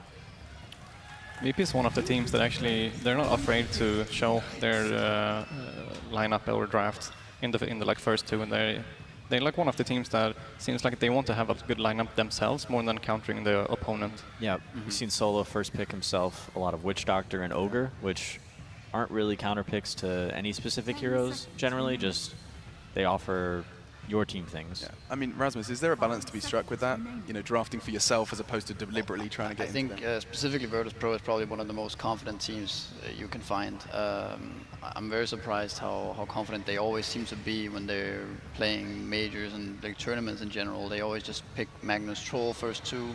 They don't really care what you're gonna do. It's more like try and beat us. You know what we're gonna do. Try and beat it now.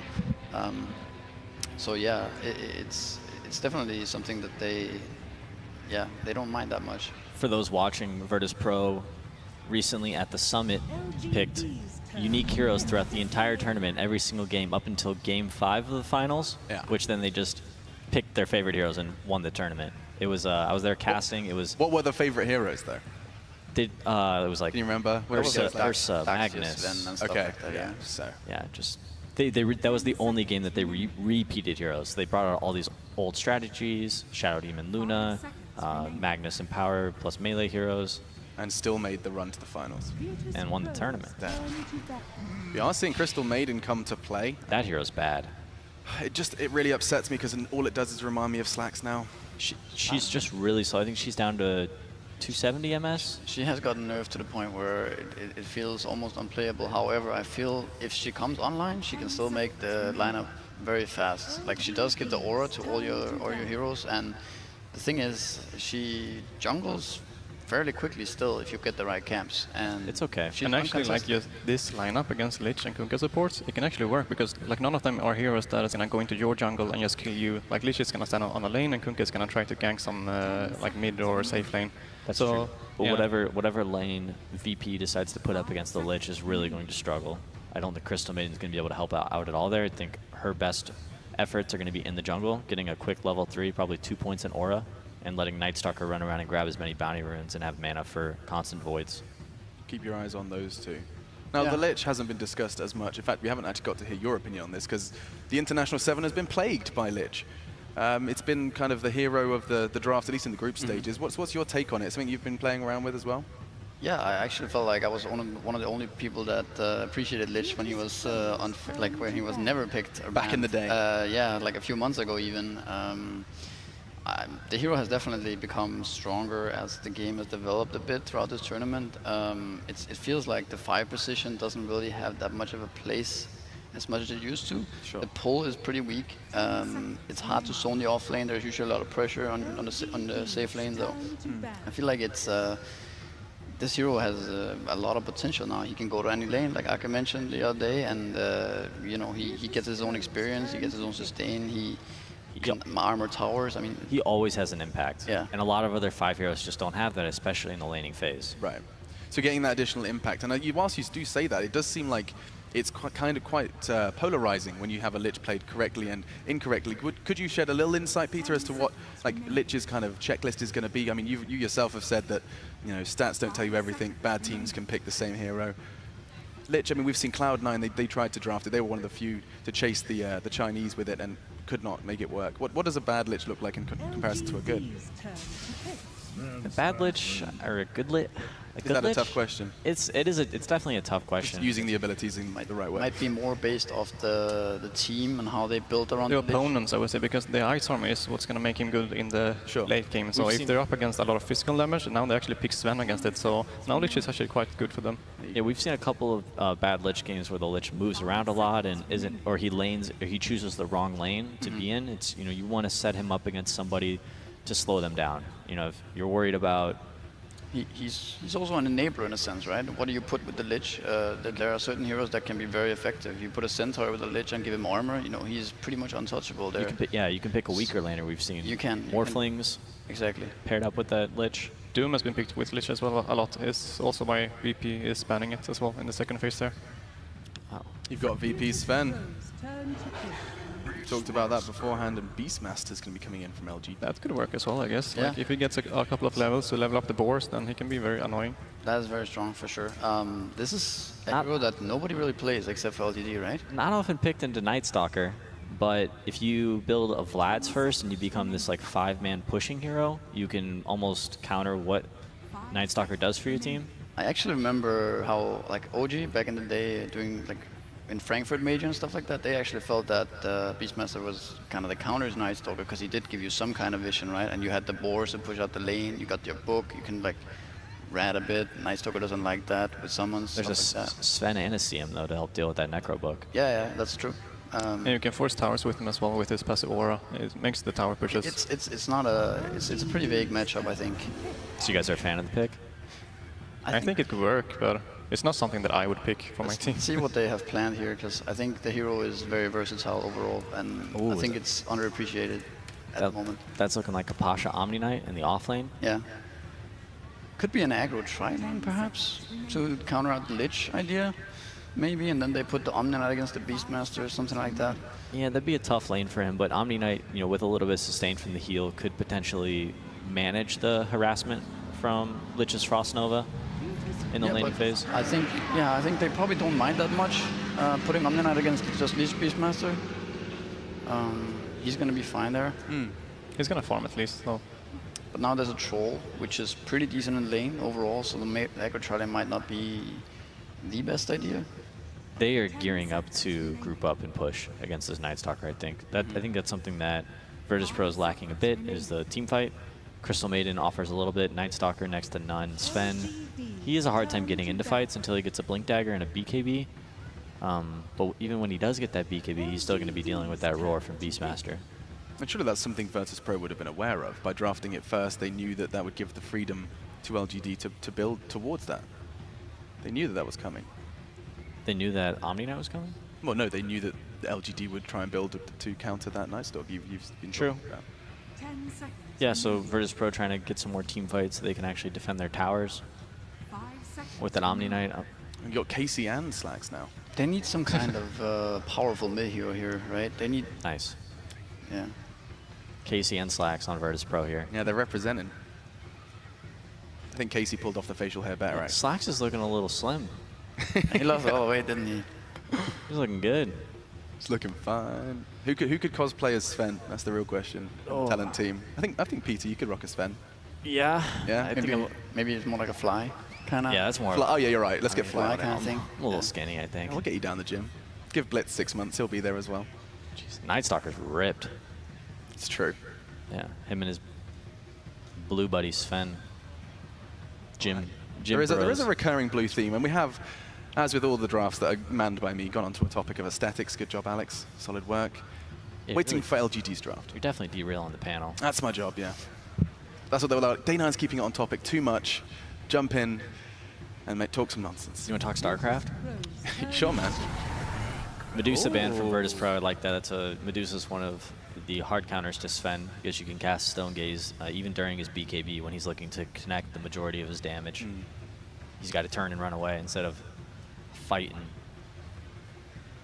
Necrophos, the last pick. It fits well with the other heroes, as we said before, that they really want to push and push the tower, so now they actually have some sustain and heal. What do you think VP is looking at? Yeah, this is the big question. The DP would be good for them, I think, but it's banned out. Queen of Pins banned as well. Puck?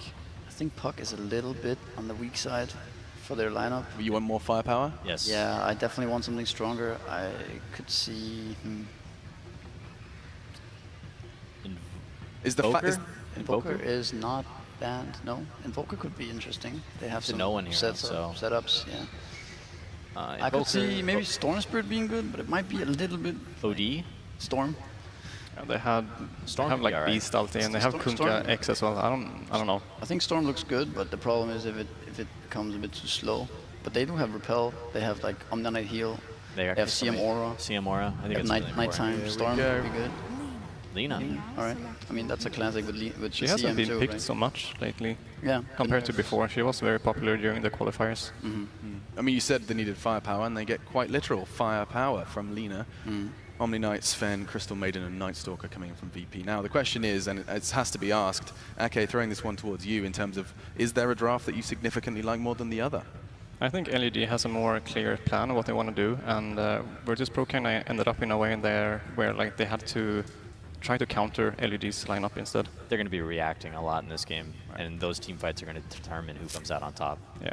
Perfect. It's been an absolute pleasure, guys. We're going to go ahead and continue to top up our tan as we go ahead and jump into another fantastic game here at TI7. Your casters are waiting in the wings. 10 seconds remaining. Greetings and salutations, Dota fans. Welcome to what promises to be a real barn burner of a showdown. Lumi, we've got LGD taking on VP. VP, the last Western hope remaining in the upper bracket. They've got a very fearsome opponent here. Do you have to pay copyright to use that line? No, that's just my homage to AC. I miss him, man. I miss his hype. You know, it's the best I can do. Well, I got to tell you, I think out of all of teams coming out from China, I personally think that LGD is the strongest one. Really? Yes. You know, 6-8 months ago when I was casting LGD on these online games, they were just kind of muscling people down just off the raw skill of Ame and maybe, or Somnus as he's tagged up in this game. But in the last 2 to 3 months, I felt like they have a complete package. Yao has been literally out-drafting their opponent pretty much every single time that I've casted their game. So they have made the final evolution. You got the raw skills, you got the draft, and now they are ready to take down TI, I think. Yeah, and looking at this LGD team, you know, like the old storyline for Yao, you go back to TI3, LGD got bounced by Liquid. That was a huge upset at the time. And then Xiao8 left. Xiao8 moved on to NewBee. He won a TI without any of his old teammates, and so the question became, like, were they holding him back? Did Xiao8 just need to get away from not just Yao, but everyone else on that team, Sylar, who was with him at the time? Now it seems like maybe we've come full circle, and Yao has finally fully stepped in to that role as a captain, as a drafter, as a leader, and has taken LGD very far. But that said, they've got a fearsome opponent here, and VP want to get this party started. And guess who they find? The Jinx is in, and Yao down for the count. Giving up first blood to no one. That is not a good sign here for your mid player. Every time you see your support give up first blood, you're the mid, you're like, dang it. Why'd you gotta be there? But that will give Somnus, or I guess for the remainder of cast, I would refer him as maybe. He's better known for that tag. Or do you think we should? No, we can call him. Maybe. All right. Thank you for giving me the permission, Albie. I appreciate that. I asked his agent. He said it was okay. Cool. Yeah, that does secure him the rune, but still, big, heavy win here for Virtus Pro.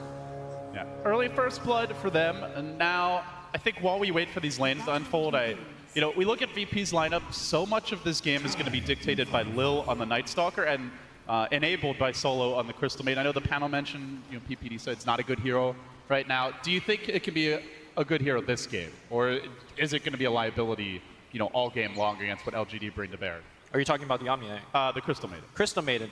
I think she will be fine. She's going to be mostly slaying the lane. One of her strongest or weakest point is that she's so slow, and this patch is really about contesting the bounty runes. But she's going to let the Night Stalker to do most of the bounty picking. So she's here, you think, mainly for the aura to give a little bit of extra experience? Her allies, all 4 of them, takes advantage of the allies extremely well, especially with Lina on the mid lane spamming away, as well as Omni Knight. Definitely needs a mana to keep himself gassed up on the top lane. Often when we see the Omni, it is with some super carry that really takes advantage of the repel. Like, in theory, they do have that with maybe the Sven, maybe the Lina. However, there is some lockdown to go through that, whether it's the Night Stalker ultimate, the Necrophos, Reaper Sight stun, or potentially, just looking at some troll bashes. So bottom lane? Not automatic that will be a good lockdown, but 11 does get caught out here in the bottom lane. Good pick to start things off for VP. They get 2-0 early. They're also pulling during this time. So this bottom lane seems clearly won, at least for now. Yao staying there for the moment. Curious to see if he makes a rotation as he's being bullied a bit in the river. The board's going to lend him a bit of an assist as Lil makes his journey towards the middle lane, running away from that board now, wrapping back in. So they're leaving the Lich bottom. And I want to ask you, do you like the Lich staying here? Do you think he could be more effective or useful elsewhere? Well, not if he's giving up kills like that, right? I think the idea here is what exactly IG did yesterday. Remember, they ran the Sand King Lich in the off lane. They want to control this lane and just solely win, but instead they're just giving kills after kills after kills. Crystal Maiden. No more mana here on VP, so they won't be able to get follow-up, but it's now 2 deaths in the lane. It's a 3rd kill on this bottom half of the map, and you really have to wonder, are they going to make an adjustment? Yao TP's in again. He's going to deny that range creep, so content to at least try and slow this down, but I think LGD is just getting a little bit too ahead of themselves. Lich as a laner gets really, really strong at level 2 and 3. Not as strong at level 1. It felt like they gave away a little bit too much when they don't have any ability to fight. You take Sacrificer 1, you're a glorified range creep, just stay back. And unfortunately, they got punished pretty hard. That does mean 11 is on his own, though, and they're moving in again, looking to punish the Lich. Yeah, and this is where Lich gets stronger in the lane, right? You put the Frost armor on 011, and he's got 7 armor with the, of course, the attack slow applied to them when you do attack him. So he should be absolutely fine. And so this lane is not winning for LGD, but eventually it will win. So how about the other lanes? In the mid lane, no one. Duke it out with Maybe here. For a while, Maybe widely considered to be by far the best mid in China. Nowadays, I think some would say SCCC can challenge him for that crown, but certainly one of the premier mids. And doing well early on against no one. A slight edge to CS. He's getting a little help from Victoria. They are moving in while simultaneously in the bottom lane, the Frost Armor saving the day. Can they get this no one kill? The Lina's low, about to fall. Crucial that LGD gets this. Not dead yet. And no one makes it out. Wow. I think maybe used his Ghost Shroud a little bit too early. I think he could have gotten an extra attack or two, not taking into account of the Ghost, the Fairy Fire that the Lina activated. So slight mistake there by Maybe, but still having the lane advantage. Great gang from the Kunkka, giving their mid a little bit of advantage there. On the last lane that we haven't really looked at is Pasha on this offlane Omni Knight, who for now is getting his experience. Already level 4. They haven't been able to force him out of the lane, although they are going to try with the turret now. He's relatively low, has the level 2 heal. Still the pursuit. They're going to be looking for some timely bashes. He gets pulled back by an X, but the creep wave comes in, and Pasha will be absolutely fine. So the early laning stage definitely belongs to VP, and now Wolf Howl's nighttime kicks in, and Lil starts to get aggressive. All those kills, Lumi, they're coming in daytime, but now VP can ramp up the aggression. One of the downside of this defensive tri-lane for Virtus Pro is that they're not getting that much level. You have 3 kills in the lane, and your Night Stalker is still level 2. And that's just kind of a byproduct of Crystal Maiden nowadays. She used to be a very efficient jungler. Lich.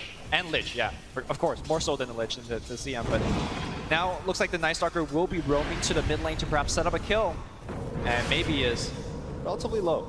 Yeah, does Ghost Shroud up. Has a few stick charges available as well. So VP aren't going to be able to commit for that kill. You in fact see 4 LGD heroes in the vicinity, just ready for a potential dive while also trying to farm the woods. And one thing about this Night Stalker pick is the presence of the Beastmaster. I think very important to talk about. It might not be the easiest Night Stalker game. There's always vision if the Beastmaster position's right. So VP can't just count and bank on being able to dive towers with impunity. There could well be a punish and anticipation from the LGD side. I do want to point out this ward that Virtus Pro layout in the very beginning of the game, overseeing the Ancients. That's something that Lich offlanes would like to do, especially with the Beastmaster in the game. And of course, when you have a Sven, if you do know that there is going to be a stack, you can easily steal it after a good fight. So I think that's definitely something that Virtus Pro will be looking towards to do. 11 feeding his Hawk into the waiting arms of Solo, who is now just dual laning as the Night Stalker continues his journey around the world, heading towards the top lane. Didn't really see an opening there. In fact, the Lich also making the rotation. I think he was hiding in fog, just waiting for that potential Night Stalker dive, and they're going to go again on the bottom lane. 11 could be in trouble here with the Frostbite coming out. He doesn't have the plus armor. The attack speed slow not there, and down he will go. Brutal start indeed. VP up 4 kills. Great start for them. They're not really that far ahead, all things considered, Lumi. LGD still farming well and otherwise keeping the game relatively close. But I guess the question is, how do LGD get back in this game? What is their strategy moving forward? LGD needs a lot of levels on their heroes before they do a lot. I mean, maybe is level 6, so he could start rotating around and set up some kills, but not before he gets ganked here. Speaking of rotation. Not where he wants to be. Laguna comes out, stick up pop, but it was after the Ghost Drop. He could be in danger. Then the Torrent comes through. The ult from the Necro, they get the kill, CM down. At least a small trade, but the Lil looking for more. Wants some revenge. It's a double for no one. It could be a triple. Lil wanting to chase, but no one doesn't want to commit with those quick respawns coming through. Much bigger victory here. VP grabbing cores, only giving up supports, continuing to extend their lead. 6-1 now. Remember when the question was proposed at the panel, what is a bad Lich game? You're watching it right now. Lich is supposed to give you the lane advantage. You're not supposed to fall 6-1 behind. You're not supposed to be losing out on so much gold. He was picked for this off lane, they didn't win off the lane. And now he's kind of rotating around, and that's not the reason why you pick Lich. Moving forward in the mid game, he's really going to be lost in terms of what he can do. Smoke gang going up top. Yeah, you pick the Lich, you'd love to have passive lanes, but Ame getting trapped out. The Troll eats the heal bomb, mauled down. Virtus Pro continue to gain steam here, revving up the plow. They are in full control now, but soon this nighttime will end. And we'll see if LGD can start to get some momentum back their way. Ramsey's left alone bottom. There is soon going to be a Primal Roar available. LGD might be able to make a move to actually baiting this one. 11 doesn't have his level 6 yet, though. He's just going to give up a free kill. Or maybe not. Victoria, big save from him. The Torrent comes through, and now the slow. Just looking to retreat, though, as Lil's on the chase. Doesn't have the mana. He gets baited in. Now from the side comes maybe with the flank. The ult's cooling down 1 second. He won't get the bonus death time on the Night Stalker, but they do salvage the fight, and now Beastmaster level 6. LGD, even bringing the Troll in for that engagement, they might be looking to push off. They're going to steal this big stack. Ame, I believe that was a 3 to 4 big stack here, and they just cleaned it up. That was supposed to be a Sven, so that engagement, not only did Ramses not get the kill that he intended to go for, it also lost pretty big economically to LGD. I think that was a pretty good comeback here. And look at the transition from LGD. They get the kill, and they're just going to group up the Beastmaster and the Troll together and force the fight. They're diving onto Solo, but reinforcements are arriving. Pasha wants to take this. He's got the heal. That's going to bring the Troll low. Now Ame needs to back away. Where's the follow-up? Still that Primal Roar available, but nobody on VP low enough to continue this aggression. So A good job by Pasha of blunting the onslaught, and now VP going to settle down a little bit. LGD forced to back away. This is the time where their lineup starts to ramp up in the push department, Lumi, but don't have a point in that troll ult just yet. No battle trance, so perhaps not quite ready to go for it. No, I think they definitely need a little bit more levels before they could actually group up for a concentrated push. I'm also worried moving forward in this mid game. I feel like 9 Pasha's Omni Knight is just going to be way too big. He got too much in that laning stage. Maybe walking into a gank squad, but looks like he's going to be okay. It's 3 heroes from LGD looking to dive. Still no ultimate on the Lich. We have often seen the chain cross come out. 2 heroes done by Ramsey's. Good connection to start. Now the heal to follow. Chasing the back. The Lina comes through. Clutches the kill. And now 11 in danger. Continues his retreat, but the onslaught is there. VP storming forward. The roar has to be committed just to get back safely. And still the stun's going to take him. Solo isn't even needed for this kill. No one scores. Another Virtus Pro are on fire early. Meanwhile, Night Stalker successfully TPs out from a gank up top. Yeah, they are winning pretty much every single lane, every single engagement. And LGD is a lineup that I think needs to get a little bit more done in the laning stage. I don't think you could just be like, okay, we're going to scale better in late game. LGD does not have that kind of lineup against Alina and Sven. It is, you know, to emphasize the point you were making before the action broke out earlier, like, you pick Lich, you'd love to have a very passive laning stage. Just sit back, win through the war of attrition, through constant sacrifices, but they fought a lot early, and those were not favorable engagements. It was before the Lich got his level advantage, before the sacrifices kicked in, and then VP have been able to snowball it since. So I suppose a small silver lining for LGD is that VP has not been able to stack much. Still no ancient stacks on either camp as of yet. LGD smoked next to the shrine, spotted out by a well-placed observer ward by Really Virtus Pro. Feeling the pressure to make something happen with this Necrophos. To go for that early Veil. Obviously armor will be essential against the Sven. Yeah, LGD just gives up the gank. They kind of know that maybe they got spotted. Even a Radiant scan coming in. It's not actually going to detect Victoria, but this might free up the push bottom anyway. With 11's army of boars stacking up, perhaps LGD will commit. Sneaking in from the side, Victoria gets down a key deep ward. So far, so good for VP, though. They have mostly thwarted these ganks now, letting the darkness fall and closing in on natural nighttime. They look to defend this tier 1. Still no towers claimed. LGD, their lineup was predicated on taking at least 1 tower by now. Or at least doing a ton of damage to it, which they have on the bottom side. But I think LGD definitely not happy with how their early game going. I think, critically speaking, look at Victoria's level. He's level 5. He's trying to smoke around with his team and set up kills, but without the Ghost Ship, I don't think they have enough damage to really kind of put people low enough for that Reaper. Scythe maybe has really even given up ganking with his team. He says, look, I need to get level 12. I'm going to just farm up, and you guys worry about yourself. Thing is, they're so reliant on the Reaper Scythe to complete kills, and you've got an Omni Knight to worry about with a level 3 repel. So the uptime is quite high, and very likely, you know, while you might get the stun, you're unlikely to be able to dish out the damage needed for the kill. Yeah, LD, I gave you that little look when they picked Necrophos into the Omni Knight. Generally, Omni Knight's seen as one of the better heroes to pick it against the Necros. Unless you crush the lanes really hard. Which they didn't. So, you know, LGD is in a lot of trouble. Mid lane looks like the rotation is coming in. Are they going to make that dive? Or maybe. Maybe trying to tank up now as he works his way back towards a hood. Still Lil eyeing his prey, but it's a rather reinforced hide he'll have to chew through if he wants to get that kill. But while this is all going on, Pasha just getting some precious me time top. He takes the tower down uncontested. At this rate, we might just see like a straight, you know, Midas or Radiance coming out from Pasha. He's just getting all the farm in the world. And there's no stopping him, at least not right now. Like, the only person that could really kill him is a dual gank of the Beastmaster Roar as well as the Reaper Scythe. Oh yeah, but easy GPM talent. Why not with the start he's had? So what do you think he's going to go for? He's got the Midas queued up. Yeah, he's going for I definitely think you go Midas. When you're already this highly leveled, like, you don't... So what about the next item, though? Like, okay, Greaves, good choice. They do know LGD's 5-man is really strong in mid-game, right? Once you get the key items, like I imagine Necro's going to try to complete a pipe. Do see maybe queuing that up now. Beastmaster, we'll see. For now, appears to be a Solar Crest.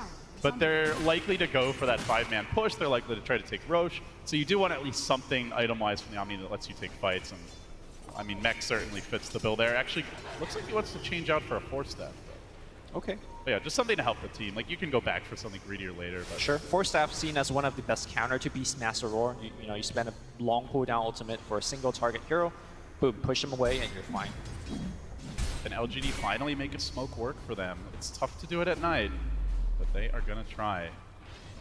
One showing himself mid for now. Did opt for the Yule Scepter on the Lina. LGD move in. Arcane Rune here, maybe. Gonna snag it, VP. Immediately looking to back away, and Victoria unable to get the initiation. So again, VP correctly anticipating these LGD movements. That's the third failed smoke for them.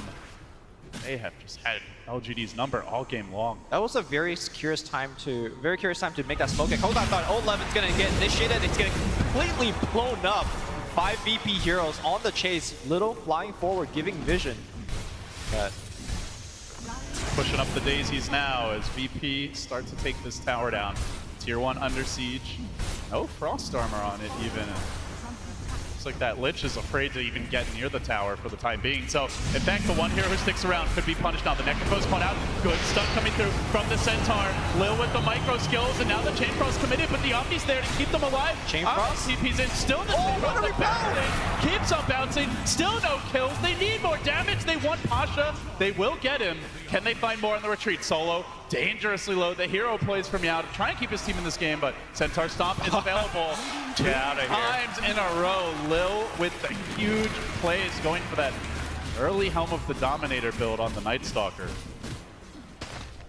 that was a very poor timing to do the LGD smoke gank, in my opinion, because they did it during nighttime. Like, Night Stalker sees you before you see them. And they did it blind. Like, sometimes we'll see teams smoke at night, but they at least have a ward, or they have some sort of vision advantage to set up for an easy kill. They had one deep into the jungle, into the Radiant jungle, but I don't think that one saw any hero at that time. But finally, LGD with a slight momentary lead after that fight will take at least a tier 1 tower. VP probably not in position to trade just yet as Ame cracks open the Mask of Madness. Raw attack speed so far for him. Grab the Yasha as well. It's the least important tower for their strategy though, as they really are a lot about the Roshan, but the Troll, the Beastmaster, heroes that can use the Aegis quite well potentially, like the Necrophos, who offers a lot on a second life. Ramses, by the way, finishing a 4-stack Ancients, being stacked up by that little Centaur. Nice Stalkers. Already grabbed the Oblivion Staff, I believe Echo Saber. Soon, but either way, LGD working on this tower now, quickly chewing it down. VP don't want to contest just yet. They are waiting for their next round of items. They want to take a fight where LGD aren't already set up at a tower, so they're going to retreat for the time being. This last minute and a half for LGD has been really good. They desperately need that gold going to some of these key heroes. 11 finishing that Solar Crest allows him to tank quite a bit. I wonder if he's going to go for a Blink BKB or Blink build this game. No one could be in danger here. The Yule Scepter though is available. Quick Yules, but the Chain Frost locked in from distance. Roar comes through. Give him the Reaper. Gotta love the commitment from Yao there, and they do score the long duration. Look at his respawn time, 66 seconds. Yeah, that's big, and that is the thing about this LGD draft is even from a deficit, they're just so strong in the mid game. But here comes Lil again, hunting Victoria. Oh, Victoria down once more. Lil continues to make plays around the map. 3-1-6 on the Night Stalker. Doing it solo now. So I do want to ask your opinion about the Night Stalker Helm of the Dominator build. Not something that we see too often, but the Centaur has been pretty effective so far. Quite instrumental. We'll talk about it in a moment, but for now, LGD getting run over in the mid lane. A rain of fights coming down as Solo continues to dish out the damage. Even through the Ghost Shroud, they'll slay Ame and maybe both cores down for the count. They didn't have the Beastmaster there. Of course, the Kunkka had only just respawned, and they didn't have the boat available. Costly mistake from LGD, underestimating VP's willingness to take the fight. Yeah, there's no way that Troll Warlord could be in that kind of forward position without having a BKB. Look at how awkward it was as he got kind of pushed into the right side. If he had BKB there, maybe he could sit his ground fight, but they just got melted. Yeah, he queues it up now. He's definitely going to need it as this game moves along. But he needs both BKB and Diffusal Blade to actually counteract against Guardian Angel. That will be a big threat against them as well. So just a ton of items that LGD need. Unfortunately, they are just too poor. Yeah, they need a ton of items as the game moves along. And, you know, even if you get that BKB, Lina is a very hard hitter with right clicks, assuming she goes for the damage talent. You have Warcry to back you up. You have the stun right clicks, so. Other thing I think to keep in mind is they have multiple targets that you really want to roar. Like, those are the two big ones. Maybe you could even make an argument for the Omni Knight so he can't save his teammates. But LGD, they're not frazzled by this bad turn of events. They're still going to try to go for the Roach. They've lost one already. Victoria down. Now Ame's in the pit, but he rushes out, wants to take the fight. Yeah, it's the Chain Frost. He won't get it off, though. VP swarming to the point of attack. It's a Zerg rush from them. Locking down Ame, picking him off. Aegis instantly will be burnt and likely dies again. Stormbolt's pulled down, goes for the Whirling Axes, but surrounded and pounded. VP make it 3 plus an Aegis down. They are fearless here on the big stage. Yeah, they gave away the Roshan, but they just took it right back very quickly, and now invading into the enemy jungle. Do we have a second to talk about that Helm of the Dominator? Because Little has been microing out of his mind. Known as one of the best Visage players in the world. I guess this is Visage's light as he's sending in the Centaur, stomping people, and extending chain stuns, as well as allowing the Omni Knight to actually have a good healable target in the front line to do that big bomb damage. It can also soak up, a Chain Frost bounce and potentially just drag it away from your team. So that Centaur also has stacked 4 Ancient Camps for his Sven, so... Yeah, so you can basically do what you want to do at nighttime as a Night Stalker, and that's probably the biggest reason. Stay active, constantly pressure, while also still ensuring your economy is robust. So I think that's the most important aspect of it, and then the bonus is whatever it brings to you in an actual fight. Sure. His 10 attack speed also actually is quite nice for Night Stalker. Does get in quite a bit of right click, especially when he is in a 1v1 situation or support in jungle or something like that.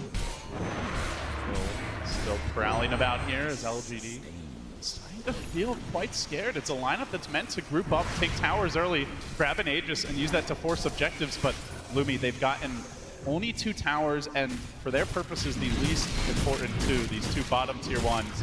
It's not stopped VP from farming at all. VP's farming the northern half of the map without fear. LGD, if anything, the lineup that wants to be map controlling and playing from ahead is currently playing from a sizable disadvantage. 17-4, down 9k gold. How do they get back in this game? Well, Reaper Scythe is a hell of a spell. When the game goes longer, the respawn timer kind of adds more and more in terms of how effective it is.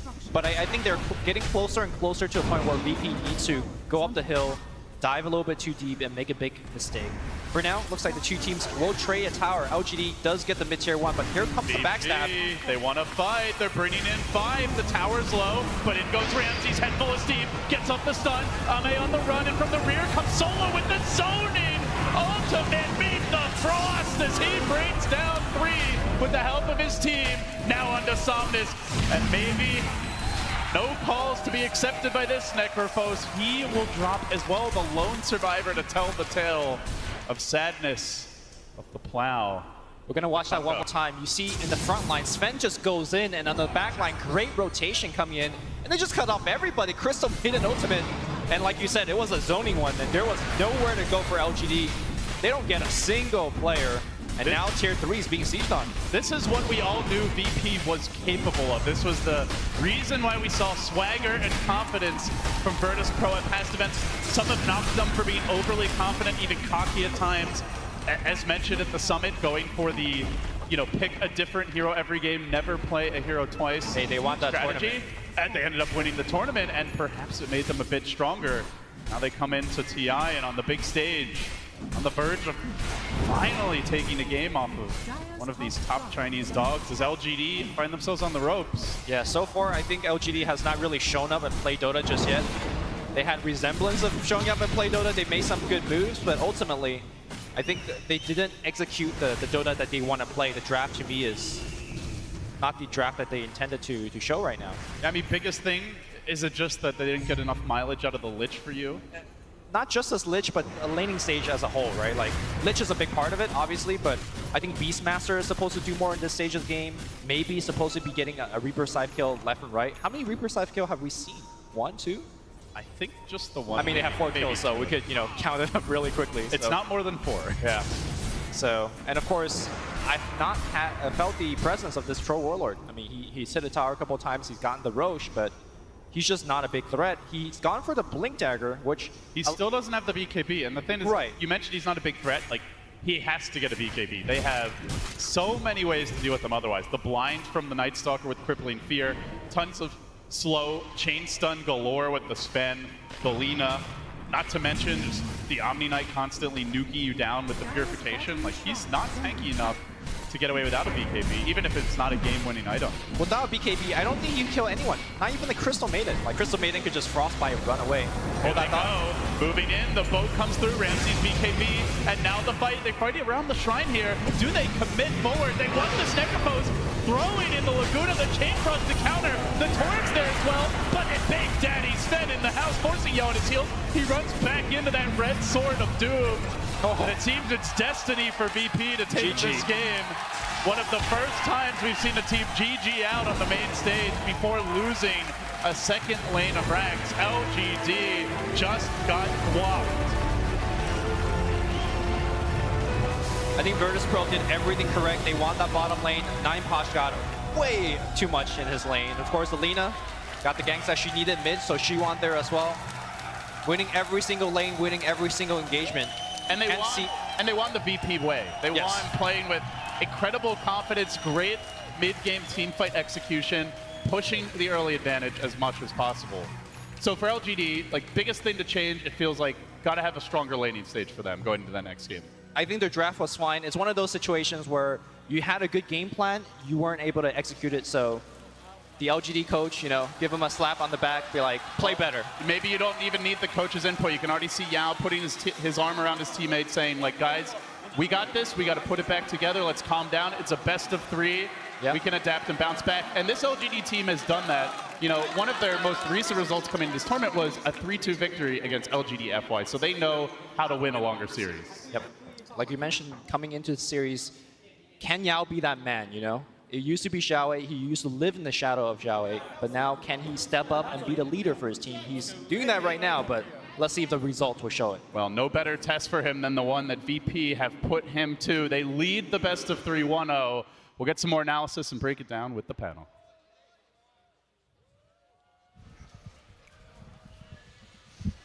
Thank you so much. Yes, indeed. We'll be back with LD in the gang in just a moment. First of all, we try and understand exactly. We ran. I ran. I'm out of breath. I do apologize. But we are certainly somewhere else. If you have just joined us and are unfamiliar, wait, this isn't the panel. Indeed, we are not in the shadows, but we do have the Rasmus. That's an old school music joke. You're a lot out of breath. I'm really unfit. That was like a... It was quite a run. That was you running. That was me at full pace. That was a slow, like that saunter. Was you could have seen me. I was like challenging Usain Bolt at that point. Yeah, maybe we'll race on the way. So I should probably stop talking so I can catch my breath, but I'm going to start with you, Misery, just because you have to shed some light on this. A game that ends that quickly, that convincingly. Can you try and put into perspective as to how that happens? How does that come to be? I mean, in the draft, you were even saying that maybe LGD had some degree of an edge.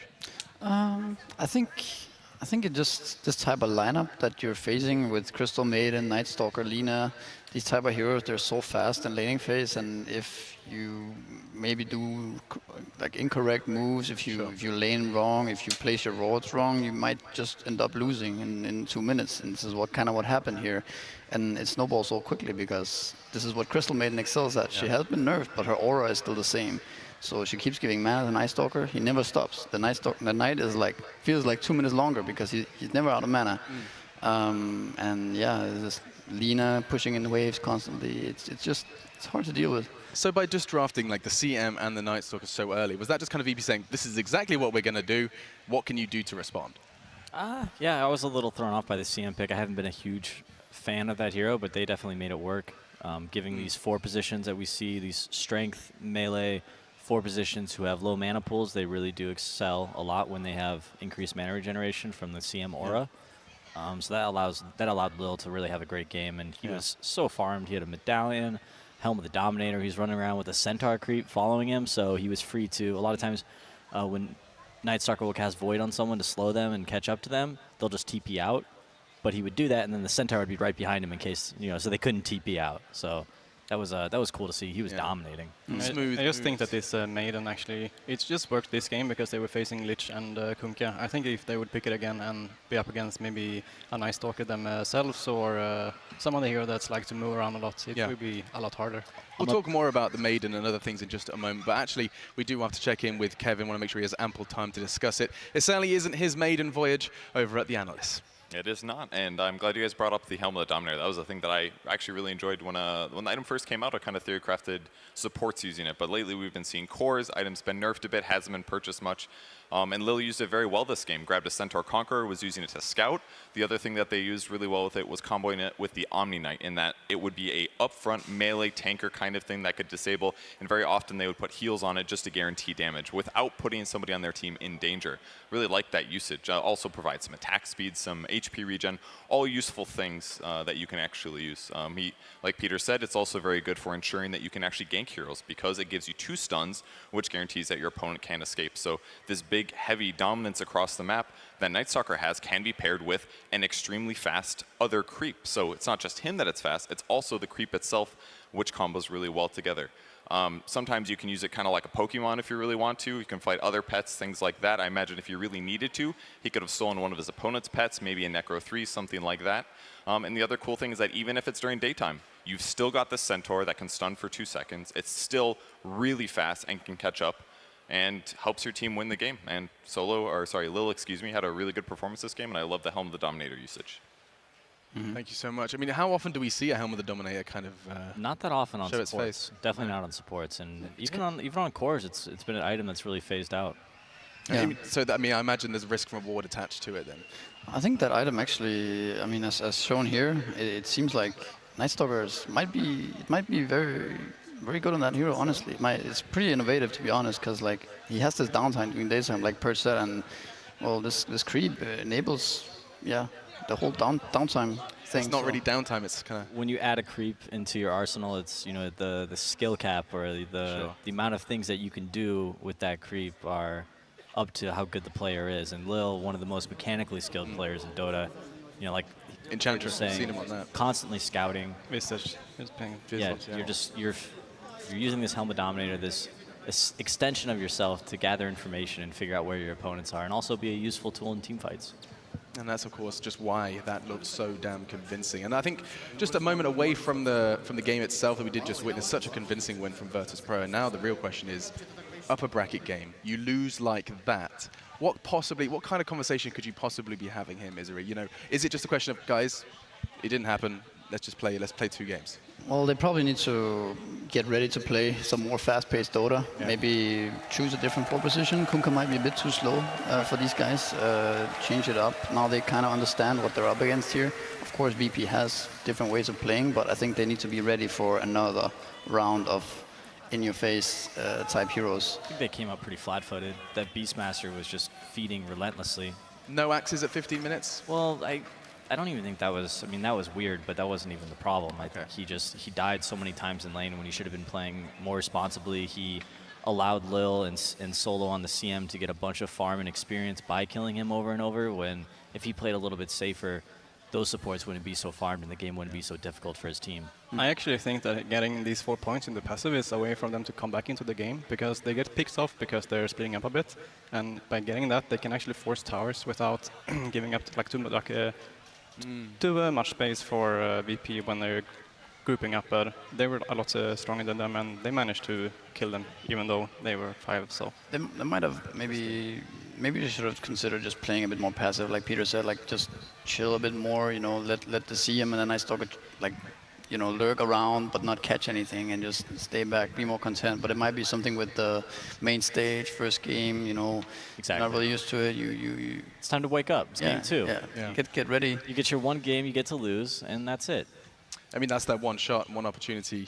You've got to go ahead and just give us an awful quote reference. Song shout out. That was not what I was going for. Then why did you say it? I was going through my cliches. You've got one shot, backs against the wall, they're against the ropes. I was going through them all. Let me do them. I'm just waiting for Mom's spaghetti at any point. Yeah, there was vomit on his sweater, his LGD gaming sweater. Yeah, well, We're going to get a copyright infringement letter from M&M's people. I apologize, Valve. Anyway, we should probably start getting ready for that draft because it is on the way. And I do want to just ask you a big question as you shake your head. You're just a tough one. Don't worry, I think you're going to get rid of me very soon. Bring back Day 9. He's on his way. Don't panic. It's just he doesn't like the sunlight, so they sent the man with a tan to do the stuff outside. So Peter, I think the first question is, VP, you've said it as well, Misery, everyone's well aware, as are LGD, they're going to be coming in your face. They're going to be attacking you in your face. Oh my God. This is the end of my career. Yo, can I? They're going to be attacking you, full frontal. Okay, you know what I'm saying. That's what's going to be happening. I am just. Okay. I'm just uncomfortable. Yeah, they're gonna come. They're gonna come at you. Yes, come at you. There he is. And this is why we got him on the panel. Just grabbed him from the crowd. I need some North Americans on this panel with me immediately. For sure, man. I can do that. Okay, so my question to you now, Peter, is just simply: they're going to be aggressive. They're going to be attacking you. Right on. That's how you guys say it. Right on. How do you respond? Yeah, you got to play faster, right? You got to pick faster heroes. Kunkka, so it starts in the draft. Yeah, they can't just pick like Lich and Kunkka. I also would not pick Beastmaster again. Yeah. It's like basically changed the draft entirely. It's just really heroes that aren't playing fast. Like the Lich, he can be on the lane, but he can't move really. And then they have the NS like running around and just ganking you. So. Yeah, I think the whole mentality of playing main stage TI has to change a bit from them. I think the Lich can be fine. I think even the Kunkka can be fine too, but they have to kind of make sure that they don't have too many of those type of heroes, because Kunkka, Lich, and Beastmaster are kind of the same sit back and wait type of heroes, and you just enable this Crystal Maiden to do whatever he wants, Night Stalker to do whatever he wants. There's just no pressure anywhere. They're just all sitting back and waiting, and you can't do that against VP. You can focus on your own game plan a bit, but when you're playing against a team as good as Virtus Pro, you also need to be a little bit worried about what they're trying to do. Sure. You can't just play on your side of the map. It doesn't work like that? I mean, why can VP get away with it? Well, they attack their opponents. They attack their opponents had this strategy in mind where they were going to sit back and put Lich in a lane and just farm for 10 minutes, and Lil was like, I'm just going to roam everywhere and grab kills left and right. And I'm just going to be like, the best defense, right? Attack is the best defense, and let's go ahead and jump straight on in. Game 2, LGD are against the ropes. It's time to kick it off with draft number 2. LGD versus Virtus Pro. Game 2. The crowd finds their seats. They sold you the whole seat, but you may very well only need the edge of it, as we're going to be seeing if Virtus Pro can finish this one off in a 2-0 fashion. They've got their snacks, they've got everything they need, and now it's time to see if they can get the heroes this time in the booths. We're going to see what VP do bring in. It's going to be the Void this time, going up against the Nyx. Two common faces, common occurrences so far. Are they allowed to eat in the booth? I was talking about the crowd. The crowd have their snacks, and the players have their heroes. It was kind of something I was going for. It wasn't great. Oh, I thought you said the players had snacks, like a little juice box. Dude, I think you should totally be allowed that. Like a cheeky Skittle when you get a creep kill or something, or any other sweet. Those cheese crackers with peanut butter in the middle. What's your go-to gaming snack, Pierre? Ooh, gaming snack? I'm converted to like nuts, unsalted nuts, cheeky handful of almonds. Unsalted. Wow, you're so health conscious, man. That's right. You could barely walk here. Yeah, I mean, there's plenty of salt when I'm playing Dota, so. Absolutely. I know what that lies about. Ooh. Ogre Magi. Solo Ogre Magi. He's back. Yeah, this is one of Solo's best heroes. It really just shows how skilled of a player he is. No cover. I was about to try and go, really? Tell me why. Yeah, that was a little passive aggressive, but no, Solo's an awesome player. Just Ogre is not a hero that takes a lot of skill to play. Although Solo plays it differently. He walks around with like 3 to 4 salves at a time, and he's just he's a mobile fountain for his teammates. Maybe a branch. Yeah, he doesn't need, like Ogre has a ton of base regen. He only needs maybe like a clarity, a branch. I don't know. That seems a little too much. Yeah. Maybe a smoke. Yeah. Go for a courier or something in the early game. But you just get level 7, you max Bloodlust, and you just buff your teammates the rest of the game. So is that sense? So is Solo going to be spending the majority of this game just being a Bloodlust vendor?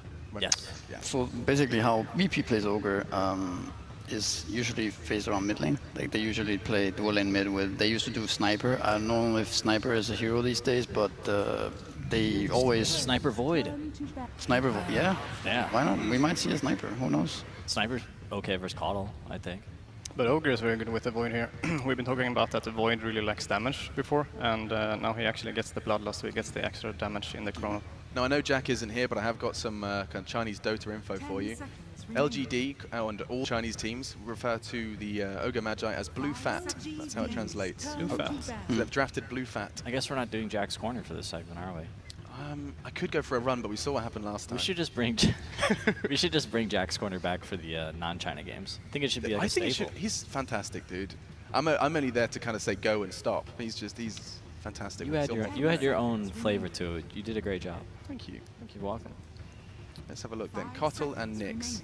We haven't seen a lot of Nyx Assassin. It's actually been kind of passed up a little bit more than I thought it would. And same question I was thinking. When it has been picked, it's been doing very well. That was Day9 is just beside himself about the 80% win rate of Nyx Assassin. He brings it up every single break. Yeah, it's been banned as well a lot of games against teams that usually picks him, or if it's teams that wants to pick this Puck or Cop mid, then they ban the Nyx, so he can't come there to just mana burn them. Yeah, the level one mana burn in mid, acting as like kind of how we'll probably see Solo play this game. It's actually very smart. It's a way to make yourself useful early on without. Yeah, that's where Nyx struggles the most, especially as a support. It's what does he do from levels 1 to 6? Yeah. So big question now. We haven't actually talked about the bans too much, but if you look at that most recent ban from LGD, is that just pure respect to Lil? 10 seconds remaining. Is that Enchantress? Am I making? Are my eyes deceiving me? So it could be. It could be a little. It's probably a little bit of both, as is most everything in Dota. Yeah. A lot of different variables and moving pieces you got to look out for. But what it kind of tells to me is that they might want the Nyx and Kotl to be their support duo. Okay. And neither of these heroes can deal with an Enchantress creep roaming into a lane. So you ban out that Ench and you don't have to worry about that, and you can still use these two heroes as your supports and pick up your 3 cores with your last 3 picks. And VP have struck the fear of God into them from the previous. Have VP played offlane Ench, or was it only EG? I think it's only EG that has played offlane Ench. Okay. That being said, I think they have played it before, just not at this tournament. Mm-hmm. And I wouldn't put it past them. They're one of the most versatile teams when it comes to hero pool. By the way, Keeper of the Light is not really picked up much either. It's pretty much only Liquid who plays it, right? And this is pretty interesting that they choose it in first two. Kind of out of nowhere here. I mean, we've seen what GH can do with it, right? Okay, I mean, we've seen the impact a Kotl can have. Is it just can be is it a unique case? It's more about the team as well, that the team plays very good around it. They let GH get the space as well, because without farm, Kotl is not that good. So I like it against Void. It's blind, especially like Void Ogre. You see, we talk about Bloodlust being increasing attack speed and allowing teams to do more physical damage. Blinding Light is going to be great for that, because no matter how fast you're attacking, you're going to be missing a bunch with that Blinding Light. And you can also use some elements of split push with Kotl, which is great to avoid team fights and find the right team fights when you're up against a Void who has this Chronosphere, which is a huge team fight. Void's also a hero that can't really kill creeps that easily. Like, he's right-clicking creeps down, whereas Kotl just kind of blasts them away. So yeah, if you can get Void to show in lane, you'll know exactly where he is. You can either gank him or stay away from him. And I'm sure you've been asked this question 1,000 times, but wow, never mind. Change of plan, change of topic. Chen shows his face. Is that the second Chen pick? I think he was picked once during the group stage and then he lost. Yeah, definitely. So a 0% win rate. VP is a team that's been playing good with Chen before, so so you're a Chen player. I'm a much more mediocre Chen player. I mean, right now it's kind of the same thing as Ench, like they banned it. They have Colin and then Nyx probably as supports. So then, in that sense, Chen is very good against these heroes. So I agree. I think Chen is going to have a great laning phase, but picking Chen into Kotl and Earthshaker, that's kind of scary, isn't it? I think it's more that you just have to make sure that you don't just push blindly into the tower to make them being able to nuke down the creeps. You have to go around the towers to find pickoffs or kills before. So Chen works really well with Zanking as well, because we're probably going to see the Chen run to the Zanking, and Zanking is going to kill his Caustic and push in the lane constantly, and they're going to be able to dive and apply a lot of pressure, and they don't really need to help out the Void that much. Maybe Ogre is going to start there, give him a head start against Shaker, and then start running between mid and the safe lane. They're going to collapse. How would you suggest LGD deal with a lane that's being constantly pushed by Zanking and then having Chen creeps diving? It's always a bit tricky, I think, but I would suggest you start there with your 2 supports, and you shut down the Zanking so he can't actually push in the lane in the beginning, and then when Chen comes, you start pushing out the wave. Your carry could also be pretty important here, like maybe you want a ranged guy that you can eventually leave alone, maybe a Necrophos again, maybe a Weaver. Something to stay off the melee creeps. Kind of, yes. Something that will be hard to kill for the Chen Zanking. and then probably end up having like a true carry from mid lane, like your actual win condition. Ooh, Leshrac. That's a core Lesh. That's a maybe Lesh, right? Or is it like a mid Lesh? I mean, we'll have to wait and see. I think that hero would definitely struggle with the Chen Sand King lane. Yeah, exactly. I think it's going to be easier for them to protect him mid than it is to protect him in the safe lane because of the Sand King. So, especially with Nyx kind of floating around mid and backing him up. One thing that I would suggest for LGD is, starting with the supports in the safe lane to help with the Sand King. KotL can just blast the wave over and over and keep that wave pushed out. Yeah. So as long as Sand King is going to get his farm for sure, but you're not at risk of dying to the Chen, and that's like the big weakness in LGD's draft right now is their supports aren't capable of dealing with that Chen creep. So they just need to eliminate any opportunities for Lil to set up those early game ganks. And then as the game progresses, and they get levels and they start getting items, I think Chen will start to fall off. I agree. I also think the issue with Chen in general is that he comes with his creep, and then you kind of just run away from that creep, and then he sits there. He takes advantage of that. He kind of just sits there, and he doesn't really achieve anything. He doesn't get any experience. So when he starts attacking a creep, like if he starts farming jungle, then you can contest him, and he's kind of like, he doesn't really have a catch. He's hard to pull off, I think, these days. But it's okay, they're attacking a hero you know and love. What's happening here? Defend him. Well, there is a reason why I haven't played it in a long time as well, and I actually love the hero, but I feel he's a bit too weak, and it's mostly because of the ultimate right now as well, that it's been nerfed a lot. So it's 160 or 180 seconds on the first level, 160. It's really and then bad. it's like too long. It's way too long. Anymore. You might not even want to skill it, to be honest. I don't even know if it's worth it. Probably. But so what rounds this out then? What's the cherry on top of this? Well, maybe we're gonna see Sniper actually. I don't think it's that bad. No one hero. I like it. Sniper up against Troll. Stay far away. It's pretty good against Leshrac too. That headshot interaction like really messes him up. Those little mini stuns.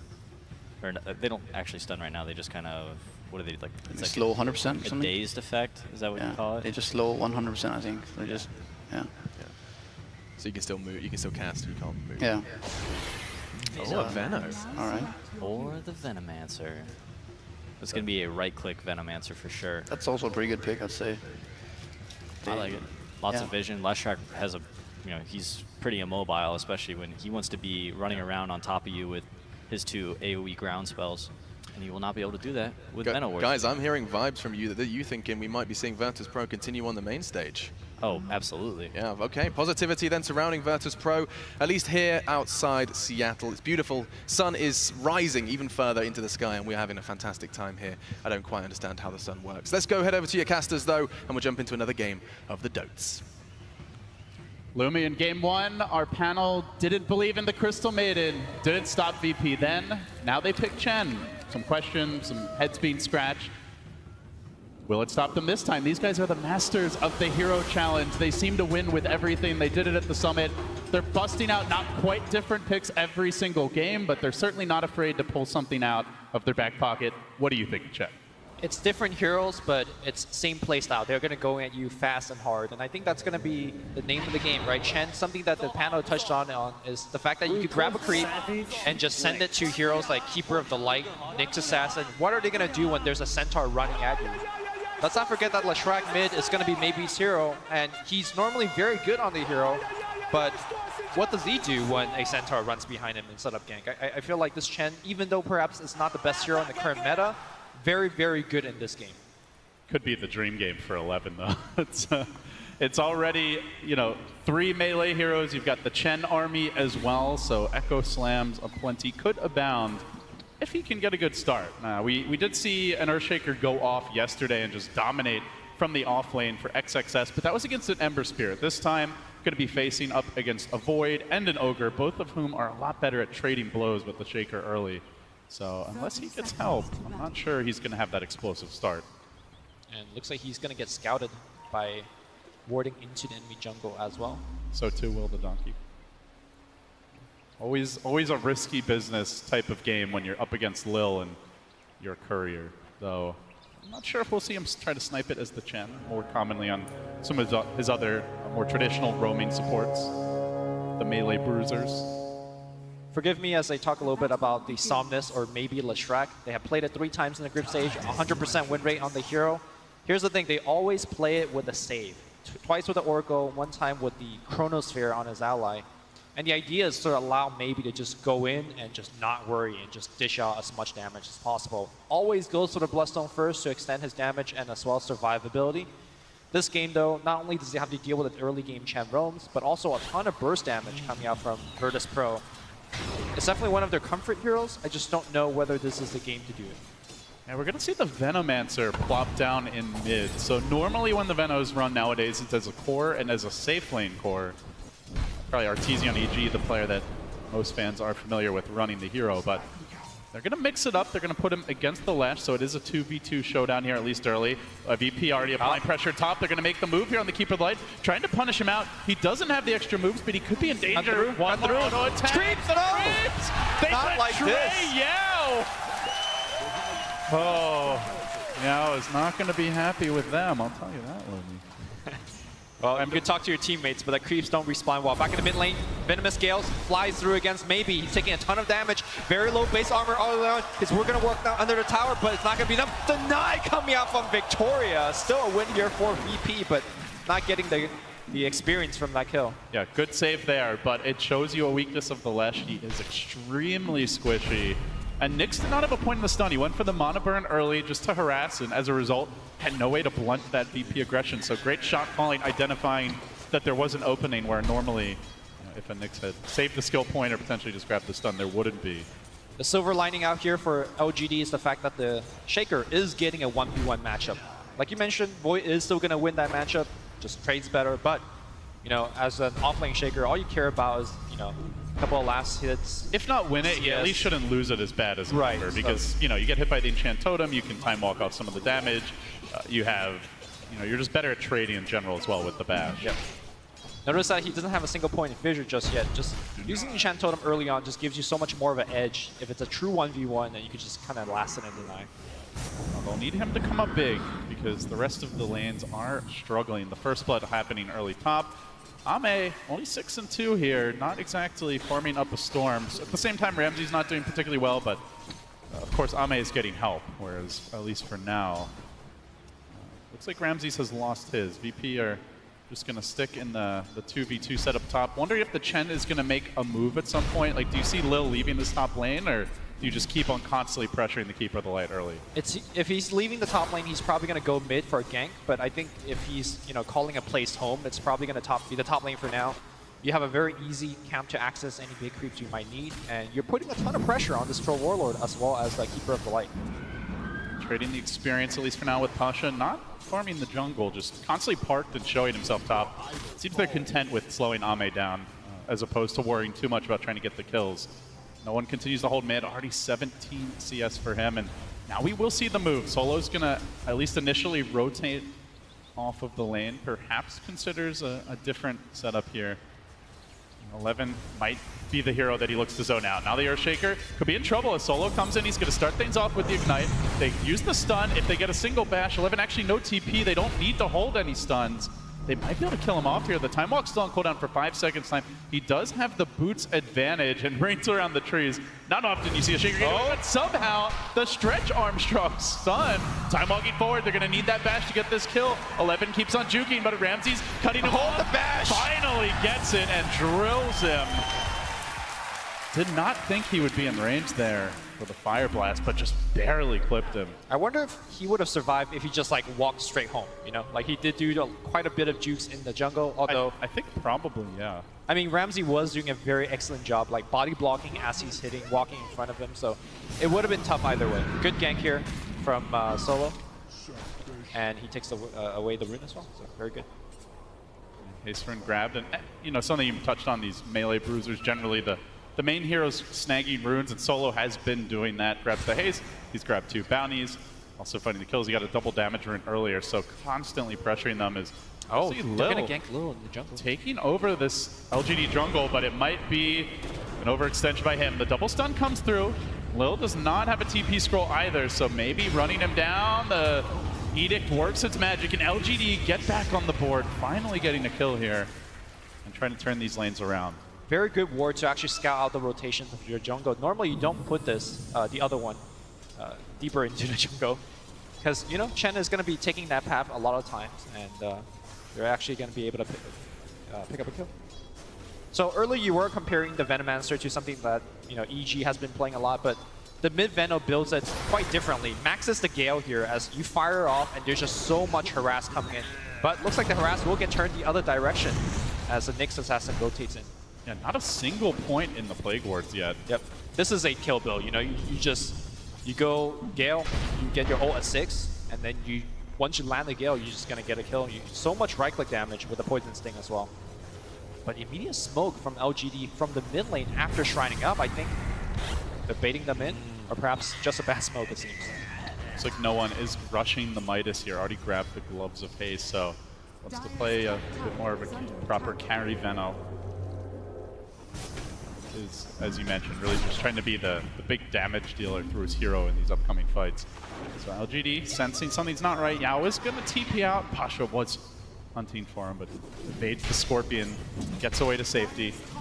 Meanwhile, a lot of key ultimates about to come online. Echo Slam very close for 11. We see Ramses now acquiring the Chronosphere. The chase is on top as VP dive behind the tower. The double Big Bird strat goes in. Ame getting burrowed initially, but the tornadoes are on cooldown, and now the turnaround comes. They want to catch him out, but Pasha somehow jukes the stun. They're going to need a batch here, and they do get it at the buzzer. Ame securing the kill. Meanwhile, as we saw on the big screen, Chronosphere permitted for the Earthshaker kill. Trying to defend himself, but still not level 6 just yet, and Shaker also goes down. So, fairly similar start for VP as game 1. Might not be getting as much out of the lane stage, but LGD definitely very far behind right now. So, interesting choice by Lil here. You know, one thing that we have seen with a lot of the recent Chen picks is 11 goes in on Ramses, keeps on hitting him with the totem. The fissure comes out. He's just not got to level 6 yet. Otherwise, I think that's actually a kill, but just a bit preemptive with the initiation. But yeah, the Chen is going Midas as well. So, you know, where the Chen picks in theory fall off a little bit, or even a lot later on, Lil is going to try to stay relevant. And, you know, some of the recent buffs this hero has gotten, I mean, you can talk about them more. A lot of them are around his late game. Yeah. Especially with the talents. Well, we're going to see an initiation going on maybe on the mid lane here. They will miss, and as a result, Somnus is going to die. He's going to try to take down no one with him, but not enough damage. Victoria wrapping around. He sees 2 low HP heroes. Solo gets out as well. Nobody dying. They just need that bit of follow-up. Love to see 11 there, but sadly his... Mid lane Gale happening again. Victoria pops the spike and just needs to TP out. This mid Veno is so threatening whenever he just lands a Gale on you. Forcing him out of the lane. Meanwhile, Pasha up top does get hit by the axes. Ame looking for the bash, still not getting it. Will he continue pursuit on Pasha? Does burrow away to safety as Ramses worms his way through the trees. The Echo Slam finally online, and they do bring Maybe down for this. No Radiant Vision of this rotation, but Ramses senses something's not right. Time walks back to safety. He should be out of there. They'll steal a small collection of creeps. But meanwhile, VP are making their own move as they smoke up. The Chen is going to join here with the Ogre. And they're going to look to make this committed dive into the enemy woods. Oh, they're going to see this Troll Warlord farming in the woods. Ame in danger, perhaps. The whirling melee axes are on cooldown. He might need that bit of evasion here to get out safely, and now getting slowed down, taking some decent nuke damage, gets the axes off again, but won't make it up to the high ground. Lil nukes him down. Can they catch anyone on the way back? Fissure trying to block people off. They just went for some Chen creeps. Don't feel like they kill any hero. LGD are just feeling very immobile right now. Yep. They seem a bit slow to react. With the Veno Gale coming out, often heroes can't get away. Meanwhile, VP, while they have some clunky heroes on paper, are making them feel rather nimble in practice. Gale hits on the mid lane again, and Maybe just uses a very defensive stun to just get the Veno off of him. He's going to be losing these raindrops soon. Yeah. Now the rotation comes in. VP looking for the flank. They just don't stop. Like they're bringing 2 cores to the mid lane, and the ward gets dropped out. That is going to cancel the salve, and now, while Ame wants to chase no one, they're looking to sit the news from the rear. It's coming. Solo's coming in with the help of the creep army. Going to connect here. Maybe he tries to juke, but they get off the slow. Now the follow-up clap can come through, potentially. Stays out, just out of range. Hadouken! Okay, raindrop does block it. Does block it. Needs to get to the shrine quickly. There's going to be another one cooling down in a few seconds, but Lumi, they had 2 cores sitting mid during that time just to try and dodge the gank. They bring 11 towards top. LGD are just all over the place with these lanes, and they are getting punished for it in terms of farm. Yeah, LGD just feels like a plumber in a bad pipe in the bathroom. Just like there's so many leaks, and they're just going everywhere to put out flames, and it's just not working. What kind of plumbing experiences have you had? I'm a bad plumber. You're seriously bad if you've got flames coming out everywhere. I don't think it's quite that bad for LGD yet, but it might get there at this rate. Maybe he does have a haste rune. He definitely wants to get a solo kill, but the spidey senses of no one, he dodges away. Now the conversation after the game one was that, from the panel was that, they need to play faster. LGD does. Do you think they have adapted? It definitely hasn't worked out that way in practice. I don't think Keep It Light is that type of hero, but mid lane, Victoria looking to finally set up something, and they will get this key Veno kill, taking him down mid. Went for that Midas, so a bit squishier than Veno might be at this stage, and does get punished for it, but that said, he has already started using the Midas. The Chen Midas about to be picked up here as well, so even if VP are giving up deaths here and there, could still find some openings. As Yao lurks behind the tower, they're trying to farm up 11's Blink Dagger. It's a critical juncture for LGD. Close to the Blink, tons of AoE parked behind this tower. Do VP dare commit? Solo's gonna wrap around it into the waiting arms of Yao, who's revving up the blast, and following that through with the Enchant Totem, he finishes it emphatically with a dunk. Good vision. They had this ward, and they just saw the Ogre Magi walking up on his own, and was able to pick up the kill. Very nicely done. How much pressure do you feel LGD are under, Lumi? There is a double Midas already completed. Yeah, for sure. A ton of pressure to answer your question. And they can't really get out of the map as easily because there are Chen creeps everywhere. Venom wards are scouting out ganks left and right. And you can make the argument that Virtus Pro are scaling better to the late game as well, especially with that double Midas. That double Midas, especially with Venomancer's level 10 plus 30% experience talent, is going to put him to level 25 so very quickly. Ame forced to TP out. Burst Strike will be here on time. Hesitated for just a second. He gets the back, but not enough damage pumped out there. Pasha scoring the kill in his own blink. Only 700 gold off. They are going to send Victoria roaming this way. Perhaps he can find no one who's trying to farm up from the safety of the high ground, but maybe looks to close the gap. It's another Victoria special coming in with the help of the Pulse Nova. They score the kill. Desperately needed momentum here from LGD. All of it coming from the Victoria engine. Yeah, Day9 has been really on the case of the, 80% win rate on Nyx Assassin? It was like, 79.8 something. And this is a game where we're seeing why he's actually doing so well. Think of a level 4, or sorry, a 4-position Sand King. Ramses, he's been scouted out here. The Blink's available. No Echo Slam on 11. Yeah. I'm just going to retreat. So comparing it to a 4-position Sand King to a 4-position Nyx, right? Even if you have a good laning stage with a Sand King, you still need to farm for that Blink Dagger. And that makes you just off the map for 5-6 minutes, doing nothing for your team. But the difference is here, Nyx Assassin, as soon as he turns 6, he just gets to walk around the map and start setting up kills. And as they say that here, Victoria invised up again. He's just waiting for 9posh to walk away from the tower vision. Can just look to carapace one of those caustic hits, potentially get this kill. So Pasha lurks back at the tower, suspicious that something is not right because Leshrac has died enough that if he's sitting there, he likely does have help. There's no way that... By the way, this ward that LGD have top has been instrumental in stemming the bleeding. It has scouted at least 4 or 5 VP movement stop. That's what gave them the Ogre kill earlier. They saw the Ogre walking around. It just dodged the Void gank initially. It's since dodged any sort of follow-up sticking around. Solo kind of rambled up that way. Lil was doing the same. That ward right now is the 6th man for LGD. Right. I mean, you normally don't ward there as a Dire. It's such a defensive ward, but in this game, LGD knows that they're running at you non-stop. And that ward is probably one of the best in business to kind of stay alive. And again, Victoria, as soon as that Invis is ready to go, he's going to probably pop it and just be on the map again. Smoke Gang coming out this time here from LGD. It's maybe again. They just keep on trying to punish the Leshrac. Constantly being pursued in the mid lane. And Chrono's there with the help of the double damage, and Ramses could probably do the solo Gale coming through.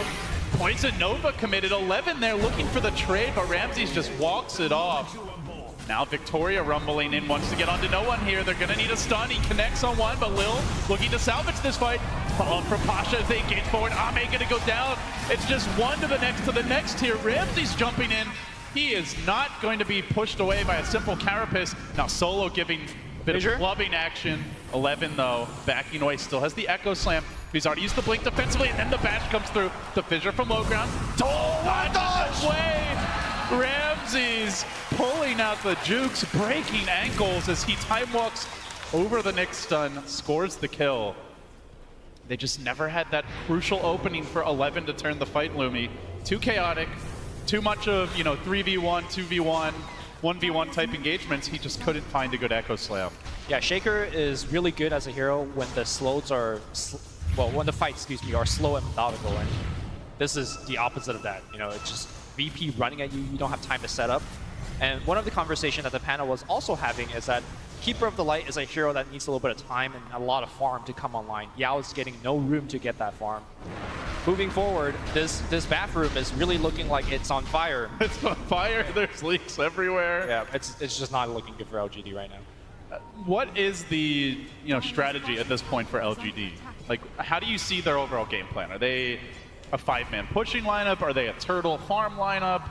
Are they trying to sneak a Roshan? Like, what are some of the key points as far as how they get back in the game strategy-wise? They're not actually down really at all in the net worth department, but it does feel like all the momentum is VP's right now. Right, they're not down like economically wise right now, but double Midas is one thing. The heroes that scale so well on Virtus Pro is another. But to answer your question, LGD, they are definitely a slowdown and farm. Dodge ganks, get off pickoffs on your own with your Shaker as well as Nyx Assassin. Get that Bloodstone online on the Leshrac. Leshrac with the Bloodstone, once you get going, you get a ton of kills. He can be a big factor in these kind of mid and late game team fights. Better to have the deaths now before the Bloodstone comes out, and maybe... That's one way to think of it. Is close. Yeah. Now that said, Leshrac is not the escape artist that many other Bloodstone carriers are, like Storm Spirit, for example. Right, but and here's the thing, it's something I brought up earlier, and what we just witnessed in the last fight, right? That no save. No Oracle in this lineup, as we do see the initiation into the jungle. Nyx Assassin does get off the nice spike against 3, but will go down. And that invites the push on the mid lane. The tower is going to get killed pretty easily. Low on mana here on Ramses, though, so doesn't seem to matter. He is unfazed as he muscles down the tier 1 mid. Yep. The Midas is slowly kicking in for VP. More so in experience than in gold, at least for now, but still waiting to see when that next offensive will come from LGD. They just constantly seem to be reacting to VP's movements, warding defensively, getting ganked under their towers, just biding their time as finally we'll see some recall action here. I like this. Yeah, I'll bring in 11, and this could be an opening. Yeah, Blink Echo Slam to start the fight, but Pasha would be a big kill. He shows himself with Sandstorm. Could be the opening. 11 lunging in. Oh, the hesitation. 11 didn't want to use his Echo Slam, but I think he wanted to go for the fissure, like the enchant totem fissure kill. Right. And save the Echo for a follow-up. This is no time to save, man. Greed or hesitation, whatever it was. Yeah, just awesome go. There. Well, easy for us to say, but maybe he felt like he needed to take the risk. I do want to point out the nice bit of synergy here. The panel does mention the Bloodlust helping the Faces Void quite a bit early on. Just with simply the Mask of Madness as well as Bloodlust, he fights really, really well. And Chen has also gotten a Frost Ogre creep. Could put the Frost Armor to take away the disadvantage of that Mask of Madness as well. He becomes a kind of a pretty sick carry at this point, just with the help of his allies. Pretty nice. This siege is risky business for LGD. There is so much counter initiation available for VP. Pasha lurking in the trees with the blink, Epicenter at the ready, not to mention the Void that you talked about, and the potential bonus damage he could bring to bear. So we will see LGD get nervous, they back away. Pasha being off the map is doing wonders for VP this game in terms of scaring the bejesus out of LGD. So Chen is close to finishing that Aghanim Scepter really, really soon. I didn't think we were going to see an Axe Chen at TI, but we're going to see a lot more than that at this rate. We're going to see, big groups being dominated. What's your favorite one here that you think will help out VP? I mean, the plus HP is always huge. Yeah, plus HP is great. From the Rock Golem. I wonder if we're going to see some of the newer ones. What's your personal favorite? Oh, I like my Black Dragon. You got a rain and fire over kid. Setting up on the bottom lane, they want to make the go on Pasha at the same time that Lil is trying to TP out. He gets caught. The Sand King might die as well. Very low, 11. Not quite able to finish him off, and did commit the Echo for that. Yep. I'm not sure whether they changed Sun Echo into Illuminate into Fissure. If you had all of that, it should be a kill, but I did not see how that fight broke out. I believe he interrupted a little bit with the Burrow straight away, but in any case, not able to finish him off. Good news for LGD, though. They get that first Bloodstone charge for Maybe, and now Maybe can take this tier 1 down as well. But the TP reaction coming in from Pasha. Wants to try and hold the line here. Is he going to let that channel epicenter? Thinking about it. I don't think he can solo kill Maybe, though, at 1800 health. He'll certainly need backup as VP start to posture near the Roshan pit. TP coming in to the south side from that void, and no one gets scouted out here. Actually, Victoria as well. He is forced to carapace the push away from 11. Chronosphere. Walk forward. He catches out 2. They need the follow-up damage. Bring in the Poison Nova. It will start quickly bringing down the Nyx Assassin. Tries for the stun. Down he goes. Decisive play from Ramses there. VP grab 2. Ramses has a double damage rune. That really made short work of 2 heroes with a chrono. Very nicely done. Just before that kill, I was going to say, look, this is exactly the pacing LGD wants to have. You know, just a very slow game. You set up a gank with a Shaker, you set up another with a Nyx, and then you just let your Bloodstone Leshrac to be there to soak up all of those kills. But VP answers back very quickly. And we are getting to a point where all of these kind of farming items that VP has purchased is about to, you know, sink in. The Ramses Lincolns is about to be finished, so he will really start to hit hard and start to build damage without worry. The Midas has been running for a long time now. Hurricane Pike being finished on no one. And of course the Aghanim Scepter I talked about on Chen is very, very close to being finished. I think VP will give it 5 more minutes or so, and then the pressure is back on. Yeah, they're definitely going to hit a huge power spike with that round of items that you talked about. And LGD tried to prevent them from getting to that point. They move in with 11, Echo Slam in 1 second. They break the smoke. They find Ramses to start the fight. Huge takedown if they can get it. Get pushed away, but what a force comes Pasha! Almost finishes off 3. Ends up dying, but will bail out his Faceless Voice. Victoria's low. Brought down. So much poison damage. Also, Maybe now getting caught out. They finally commit the Echo. Force Staff again! Force Staff Gaming pulls them out again. LGD have to run. No one playing out of his mind. That initial Force Staff was his, pushing the Void away from a certain depth. That was a perfect chain stun coming out from LGD. I think Victoria perhaps hesitated just a slight second, and again, got just punished for it. The secondary Force Staff, just as good. God, that epicenter was huge as well. Breaks up the chain of initiation, triple hero stun, then they get the Venomancer, damage ticking in the whole while, and nobody can fight at that point. Like, once VP just dropped that stuff, Lumi, that was a fight without Poison Nova, a fight without Chronosphere, and I would say VP still won that fight. Yeah, for sure. We're going to watch it one more time. The smoke breaks from, and they react so quickly. Venomancer pushes them away. Look at the hesitation on Nyx, and then the Sand King comes in. Good thing, I guess, silver lining here is that the Leshrac did die relatively early into the fight, giving the rest of the team a big heal with his Bloodstone. Meanwhile, in the woods here, Solo, driving Ya away as a Roshan. Gonna get claimed here by Virtus Pro. VP, the numbers might say they're only slightly ahead, but the momentum has been consistently theirs. At 23 minutes, towers are falling. They went for the greedy double Midas. They've made it work for them as they first ensured that they were winning these lanes before they grabbed it, and now their team fight just continues to ramp up heading later into the game. Lil has his Aghanim Scepter online, so those bigger creeps are available to buff up the army, to buff up the 5-man. You've got the Bloodlust. Sand King links in mid lane, Burrow Strike. They get the Venom on the back line. 11 in a lot of trouble. No Force Staff to get him out of there. He's going to spend his gold. He thinks he'll die. He's going to farm a little bit more. Buys a recipe before he dies. All right, not too bad here for Shaker. You say not too bad. I say another death. Oh. LGD constantly on the back foot, and Ramses looking for more. Here come the bashes. There goes the kill. Again, VP, every gank is a success. Now they TP in Ramses bottom. With the Aegis, he's unafraid, and they can't even take this tower. 3 heroes from VP marshalling the defense. Victoria will grab a bounty run. He's stalking Pasha, but doesn't really seem like he wants to go for a kill. And who do you go on as an Nyx? Lil's got an Aghanim Scepter. The Ogre's naturally extremely tanky. There's just not any easy pickoffs at this stage, Lumi. I don't think there are pickoffs anymore, because the way that VP is going to play now is the Chen game. We're going to group up and send 5 at you. Nyx Assassin, very good when you're kind of finding 1 or 2 in the jungle. You set up a gank for your team, but that is not the playstyle that Virtus Pro will have for the remainder of the game. So with this Aegis, if you're in VP's shoes, any sense of urgency, any particular objectives that your eyes are on? You wait for your Chronosphere to be back online. You either go for a smoke or a frontal push. Either way is fine. I think Virtus Pro is ahead enough where they can do a frontal push, and LGD cannot repel. Of course, if you just get a smoke gank and it works, that would also be great. Big opportunity for LGD. They actually wait. They let VP get back to their tower. They see Ramses. They know what's behind him, or at least have an idea of it. They're looking for this flank, but they've been hesitant this game. We saw it earlier with 11 not dropping the Echo immediately. We're even seeing it now where they try to find that perfect opening, and well, they do. Chen going down early in the fight, but at the same time, a 3-hero burrow. Pasha can come back with the Epi into the Chrono. Still 30 seconds though, so Ramses won't have it yet. Gets the bashes, scores the kill, Shaker down. LGD now on the run, and this is where things can get ugly as Pasha continues to try to find that opening. Still waiting, gets the burrow, that's 2, about to be a 3rd, the bashes come through. VP routing LGD. Indecision is the name of the game for them. They have to be decisive. They have to see the Void. They have to go in and kill the Void. There's just no other way. This Void is dealing so much damage.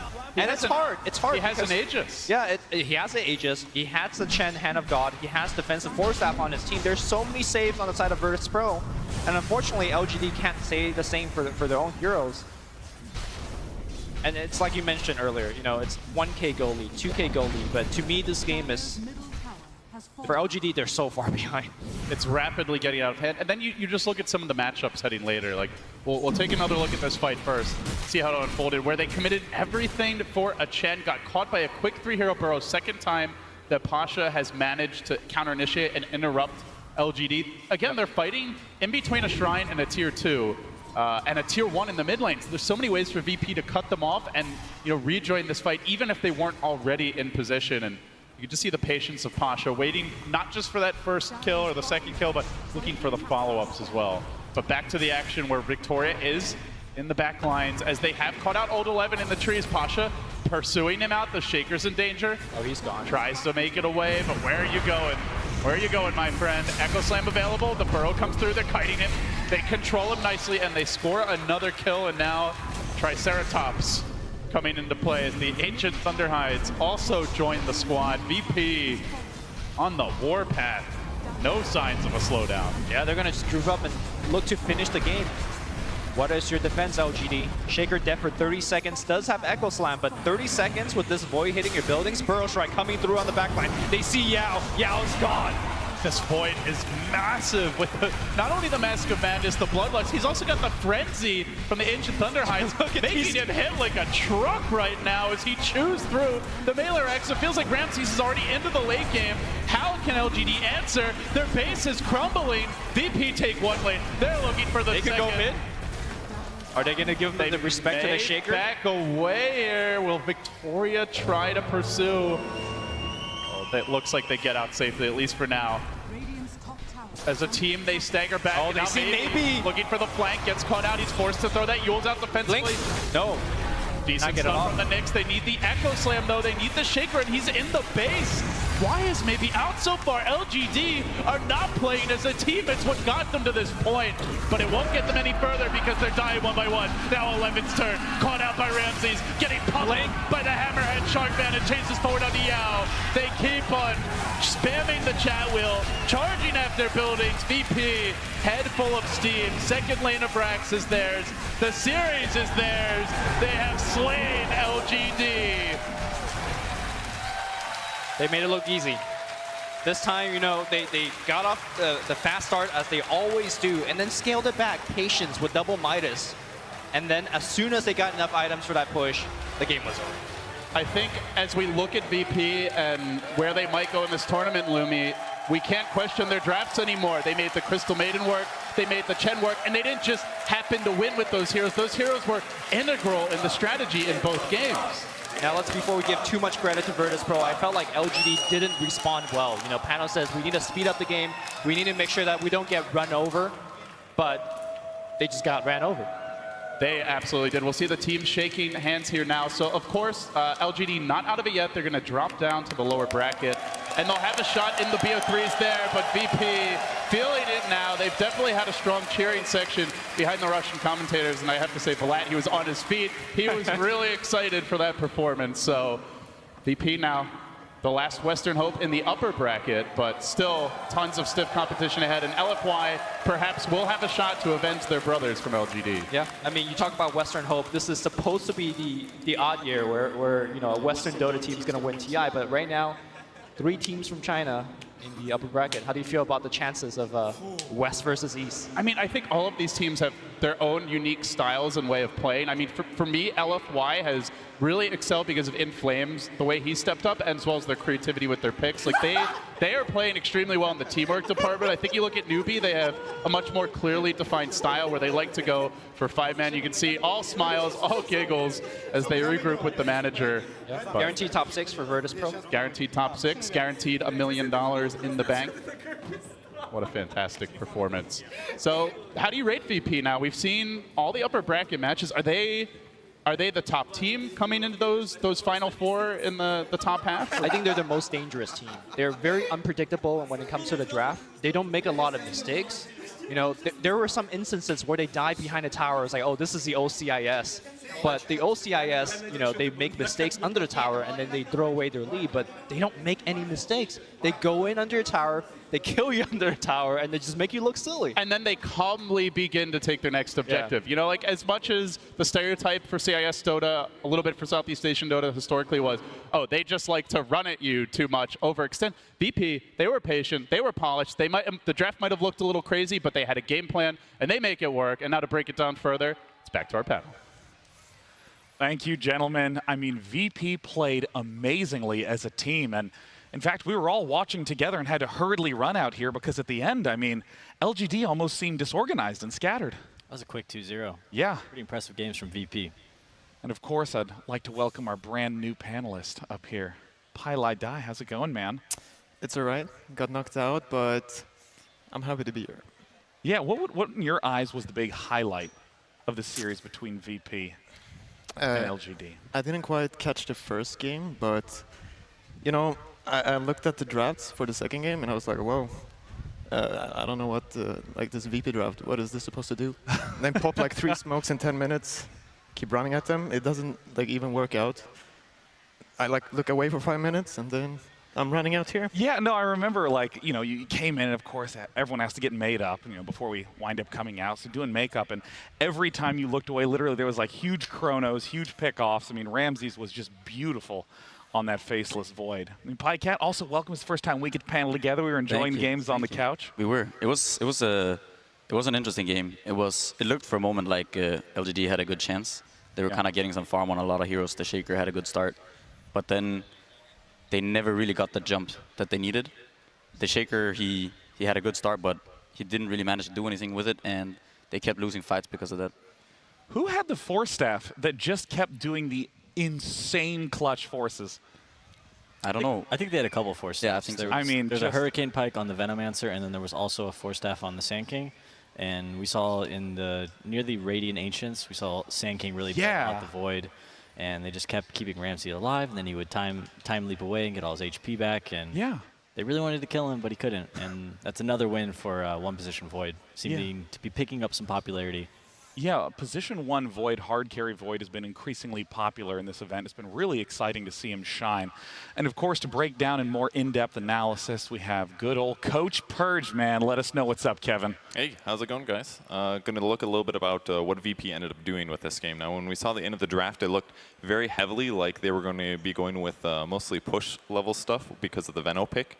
They had Veno, they had Chen, they had Faces Void for some teamfight and Ogre Magi out of Amp, but it made things look a little bit weird. But if we take a look at how their lanes matched up, it was very much about these 2v2 lanes that produced less than ideal results out of LGD's heroes. The only hero that they really let get a lot was really just Earthshaker down here versus the Faces Void, and as we saw, he didn't really have the best game both of the 2 games, so maybe they undervalue his performance a bit. But if we take a look at what Chen ended up accomplishing, started off, got a Dark Troll Warlord, he turned that almost instantly into a kill in the offlane. Slightly lucky on the Coddle kill, but VP's goal here was let's limit what the Coddle can do to zone the Sand King. And Coddle is very good at pressuring offlane heroes, but he's very poor at being pressured himself. He's fast, but his survivability is low. So that kind of pressure was really helpful in the offlane. And later, just sending Tornado creeps in the safe lane. The Troll Warlord is forced to be other places. And even even though Lil did end up dying here, it still forces the mid hero to come over, the other support to do something, and even in the meantime, the Troll Warlord just didn't have very good farm. Their other dual lane was the Ogre Magi plus the Venomancer one. I thought the really interesting thing about this wasn't necessarily the level 1 portion. This was 1 minute into the game where they were forced to deny him. They pressured him very well, but the interesting thing was the skills, I believe, that no one ended up going for a max Gale build. Now, normally Venomancer is going to grab a lot of wards, and he does that to make sure that he gets lots of last hits, denies, things like that, is able to zone his opponent, push the lane. But by going for Gale, with 3 points here, he does 425 magic damage, which is way above a normal nuke. Level 4 does, I believe, 600 magic damage, which is amazing. So pretty much any time that he Gales somebody, they're going to have to leave the lane, and that's the best way to guarantee last hits sometimes over something like poison attack. So it really felt like VP grabbed these dual lanes that really shut down what LGD wanted to do, and it pushed them into this pretty good place with the Midases that allowed them to abuse their team fight advantage. It was really cool, especially to see the use of Chen. I mean, you've talked so much about how Chen can do awesome level 1 ganks. It was a real treat to see it in this game. And also Midas on Chen, keeping him relevant as the game continued to go on. I mean, I want to ask you, PPD, because I know you don't like Troll Warlord. I know you're not a fan. Do you feel like this game sort of highlights some of his weaknesses? I don't think he's the greatest laner, especially up against that Sand King. He could present some problems. Troll really wants to get in there and CS as a melee most times, but the biggest thing for me was like the Chen and actually finding usefulness in the offlane, getting that kill on the Caudle and enabling him to have presence in the offlane. I felt like LGD should have been more prepared for that rotation, maybe smoking at level 0 and placing a ward somewhere just to keep track of the Chen and see what's going on, because that was the only way for Lil to get into that game, and they allowed him to do that. I mean, incredible coordination from Team VP. They will be, of course, as we said before, advancing on to the winners' semifinals. They're in top 6. And to talk a little bit to VP, we got Casey. Hey, guys. Yeah, we've got Lil. Congratulations. Thanks. You guys came out decisively in both games, and you seem to play best as a team when you're able to be confident and bold. Why do you think that played especially well against LGD today? I think because we made some decisions after group stage, and we talked a lot with each other. And now we know what are our weak sides, and we fixed them, and now we're very confident in ourselves, and we can play VP Dota. You came out of a really strong group, Group B, dominating on the main stage, coming out of group, but LFY did best you 2-0, so in the group stage that is. So do you think you need to change your style of play when you get ready to face them, or is it the kind of thing where you're on a roll now, let's just keep doing what we're doing? Yeah, I think we should just keep doing what we are doing because it works. Why is it so fun for you to play in that fashion? Because it's obvious you get a kick out of it, out of picking heroes that really enable you to be aggressive and bold. I don't know. it just works. Like we are playing very aggressive Dota, and Chinese teams can't play with that because they are playing slowly, and that's why it's very hard for them to to play versus us. How confident are you that we'll be seeing you in the grand finals? It will be just the same. We'll just smash all our opponents every game, and yeah. Sounds like you think we'll be talking to you guys soon again, huh? Yeah, sure. All right. Very confident. I like it. Congratulations. Thanks. Thanks so much. We'll send it back to you guys. Extraordinary confidence out of VP. Love that. They can't deal with our aggressive play. Player with some gut. Everyone gets up there and goes, "Oh, he seemed really sure." Yeah, we just did our best, and our opponents played great too. But I'm just happy we won. I love that. No, we're gonna smash them. We're just gonna break through them again and again like it's nothing. Snap them like twigs. I don't know though. Like the Chinese play slow. I don't know if that's true. Yeah. I don't. Yeah. Like the Chinese actually play really fast. But like if you're picking Ogre, Sand King, Shen, like that's why I'm looking at their lineup and I'm like, oh, like how are they gonna do this? Like you have to play so fast, and that's why they they pop so many smokes. So like I wish them good luck versus LFY. But I feel like that draft, I don't know. Yeah, but they're playing so well. So are you referring to things like the fact that Ogre in late game just kind of sits there and is like, good luck, you're bloodlusted. Good luck, you're bloodlusted. I'm going to chill back here, guys. Good luck to everyone. Doesn't scale as well. It's kind of that way. Yeah, I mean, I think you probably played some Ogre, right? Yeah, Ogre's whatever. I think Casey was trying to get at Lil and was asking him, you play this like aggressive 4 and you roam all the time and you find these kills, and they go, oh, what makes you, why do you like playing like that? I think he just likes to win. Right? Like he likes to play fast, he likes to roam, that's what he's good at, and VP's done a great job at that, and they've won a lot of games because of his presence on the map. Yeah, I want to come back to something that Ake said in an earlier segment, that this tournament is really about position 4. Position 4 typically tends to be the player that is roaming around, not fixed to a lane, not staying there trying to get last hits, is instead trying to capitalize on opponents being out of position and pick them off. And Pycat, what's your thoughts on the story of this tournament is the position 4? Yeah, we also talked a bit about that during group stage. I think Blitz said the same thing, and we all were kind of in agreement that position 4, like Dota has become, like it has evolved so much to the point where early game is so important nowadays, because teams are just, they're really good at not letting go of advantages. So when you get this position 4 player who can kind of get you ahead in the game, it's so crucial. You know, you can kind of just, you can keep that advantage nowadays. Yeah, it gives you options. Yeah, and so in the past, it was a lot on core players, but now we see this, like this position 4 player, and maybe to some extent the 3, but the supports, mainly the 4, they kind of create your early game, or that's what you want them to do. And I mean, Lil is one of those type of players who does stuff like that. And at this point, if we take a look at the brackets, we now see that up in winners, it's IG versus NewBee, 2 teams that were an absolute treat to watch yesterday. And here we also see today LFY and VP advancing through. I mean, Chinese Dota is on fire right now. All their players are doing so well. Only VP, the single non-Chinese team, in the winners semis. And of course, coming up next is a matchup we've been so pumped for. It's going to be Team Secret versus Team Liquid. And of course, the captains used to be on the same team. Coming out first, it's going to be Team Liquid.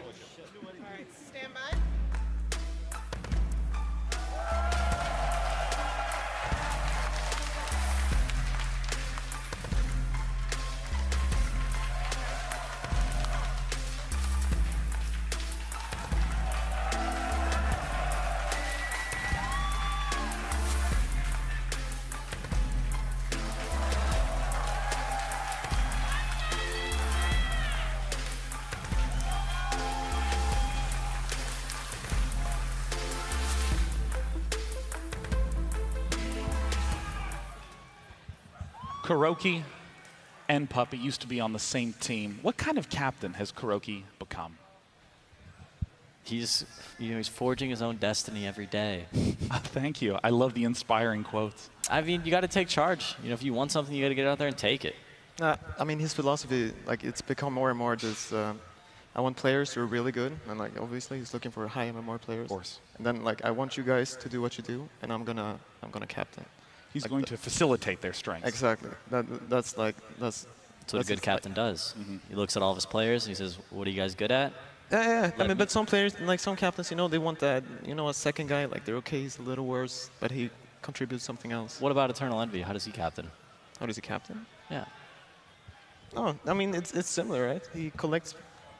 Coming up next, my bad. We got Team Secret.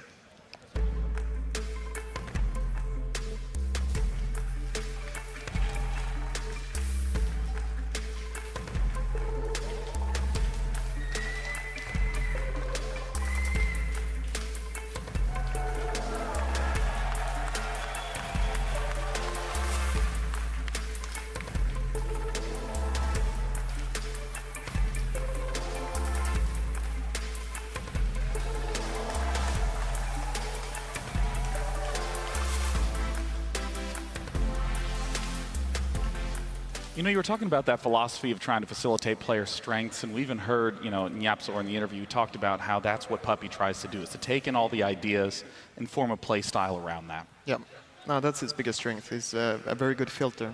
Like people come to him with a lot of ideas. Like usually a lot of ideas are pretty stupid, but then I have a knack for coming up with these ideas when I play, man. And then you need that guy who can take those ideas and then make something work out. Yeah.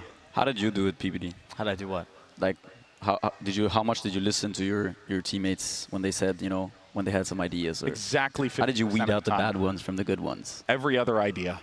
I don't know. Everyone's generally got good ideas. I think if people are confident enough in an idea, or if they're confident enough to share it, then it's worth listening to. So you just try to listen to everyone, and you try to create a cohesive game plan that works for your team.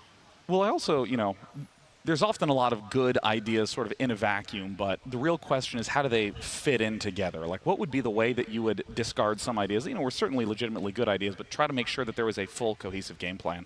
Sure. So it's all about like filling roles. Like this tournament, we've seen a lot of 3-4 positions act as initiators. And in my experiences playing with EG, I talked to Universe, and Universe would say, "Hey, I really think Furion is good," and I'd go, "Oh, but Furion's not an initiator." So then I'm like, okay, well, what initiators can Sumail play, or what initiators can I play? So that way we still have these two people to start fights. So you just kind of have to slot around it and find a nice balance based on what people think is strong in the current meta. Are there different things stylistically between Team Secret and Team Liquid that you've picked up on in terms of just their draft and how they build their teams? That's what I want to ask Pi about. You've played with Puppey as a captain. Have you also played with Kuro? Or? I have not played with Kuro. Okay, I wasn't sure if you were on that. I couldn't remember if you were on that iteration of. There was a time where Puppey was the captain and playing 5, and Kuroki was playing the 1 position. Oh yeah. No, that was with No-Tail and Fly, right? Oh yeah, never mind. No. Yeah, that was an all-star lineup right there. Yep. So I guess just talk a little more. Like, what does Puppey bring to the table? He wants to be a very strong voice, right? So he wants to let people his team needs to let him captain. Like that's what it comes down to. And he picks a player like mid 1 now, I believe, is what they try to play around. But I think they're a bit more static Secret when they play. Like Liquid are very, very fluid. And they run around a lot, basically. Have you been surprised by their performance here, or disappointed, or? No, it's about what I expected. Middle of the pack sort of a team. Kind of, but like they can kick it up a higher gear, and we'll see now if they win this series. I think they might be able to go far. Like they just need to get warmed up, get comfortable with certain heroes. They looked incredibly dominant in the EU qualifiers for TI, but at tournaments following that, they were a little lackluster. And here they've been in the group stages. They haven't showed too well, but their best of 1 yesterday was very dominant. Yeah, I mean, that said, I'm very curious to see what's going on in the minds of Team Liquid, given the fact that they had an absolute amazing performance in the group stages. They've had a lot of really strong play out of the mid laner Miracle, but they kind of struggled when they were in the winner's bracket. They didn't ever really seem to be able to find their footing. So before we get into the game, we want to take a closer look at the mid laner from Team Liquid, Miracle.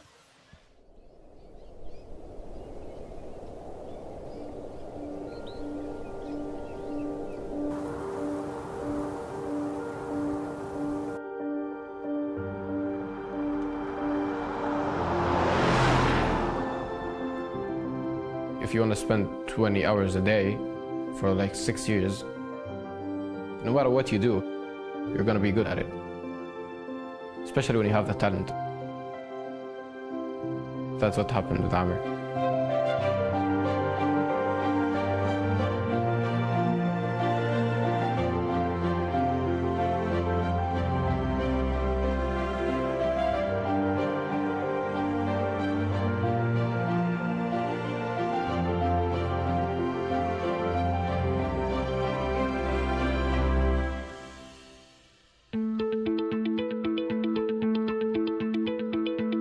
Amir started playing when he was very young, maybe 6, 7 years old.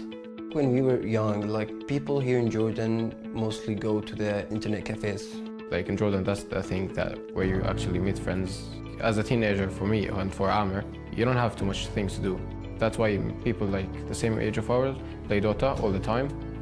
Amir was super curious where we go. He started convincing my mama, I want to go with my brothers, I want to see what they do there. We start taking him with us, and he started learning, watching. In the beginning, my mom was very supportive. Kept telling that, yeah, I'm gonna join a team. It didn't happen, but she kept saying that it's fine, you'll find your way. People usually follow competitive Dota before they become pro, but he didn't know anyone. Even when I asked him, like, did you watch TI 1, 2, 3? He's like, nope, never heard of it. In that sense, he's very unique. He just played the game, and apparently he's so talented that he just got picked up. After high school, maybe after like 2 to 3 weeks, some of the pro players talked to me about the gaming thing. So it was pretty fortunate for me, let's put it that way. I actually didn't know what direction do I want to go for. I was like pretty confused, and I was in the middle, like, what do I want to do? I think Amir is a person that lives in the moment. doesn't feel like he is worried about a lot of things in his future, or maybe even the next day. He just takes things very lightly. He just lives his life the way he likes to do it. He just doesn't care what happens next.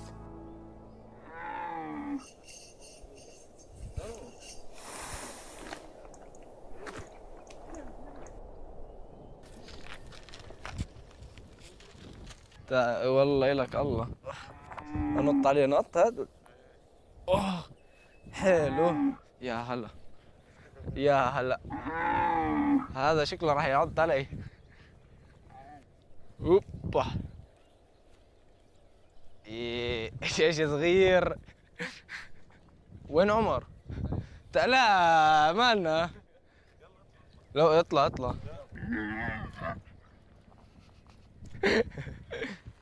ايش برو لا مش هيوصلك طب طب طب طب طب طب طب طب طب Because of his carefree behavior, he naturally understands that he should just focus on what's in front of him.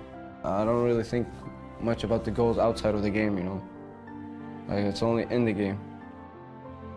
His level of focus is something uncomparable to any player I've ever seen. I've seen a lot of players grow and become excellent at the game, but when he looks at the screen while he plays, it's as if he's in the game, as if he's in the battlefield. It becomes a beautiful picture in the game. Most of the players play Dota because they wanna do something later. I wanna play Dota because I wanna win TI. He wants to win TI, but he just wins TI without thinking about winning TI. He plays Dota because he wants to have fun. Living in the moment, let's say.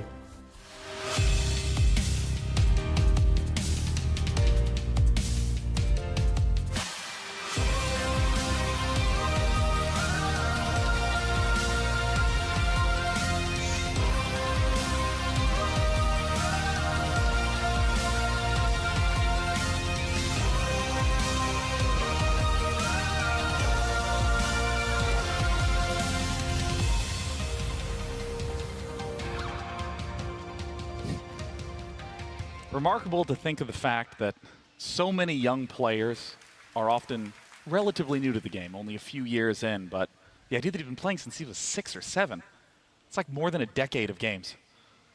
Yeah, I mean that's what I mean. People ask me all the time, like, how do you get good at games, or how do I become a pro? I say, okay, well, when did you start playing? And they go, oh, 5 years ago. Well, try 12. Yeah. Come back to me in 7 years when you have some experience.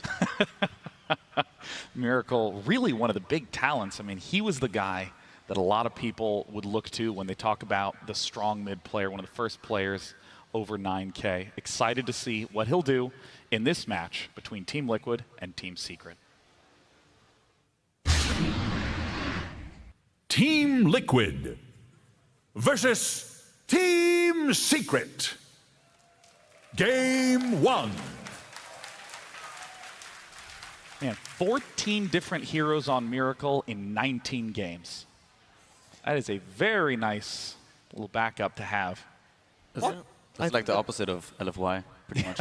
Oh, all right. How many have they played? What's the difference there? They play like 3 heroes, DP, DK or something? Yeah, it's like Death Prophet. Super's up to like 5 or 6 now. Dragon Knight. Not bad. Yeah. I think this speaks to Liquid too, though. Like they have GH, he plays like a very, not unlimited, but like you can see he has some amazing heroes he plays. Like, yeah, you see here, they picked up Coddle, right? So it's like Coddle, Earthshaker. Is one more, right? Zeus? I don't know if that counts. It's Wisp and Coddle. Coddle, Wisp, and Shaker. Yeah, that's the GH.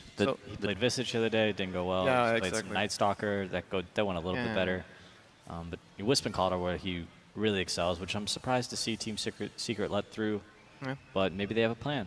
Well, they banned the Wisp and the Shaker, right? People have been banning. It's those 3 heroes. Oh, so you give him one of the 3. I mean, it's kind of like the Alliance tier 3. Sure. When you had to ban a certain number of heroes, but they would always get something.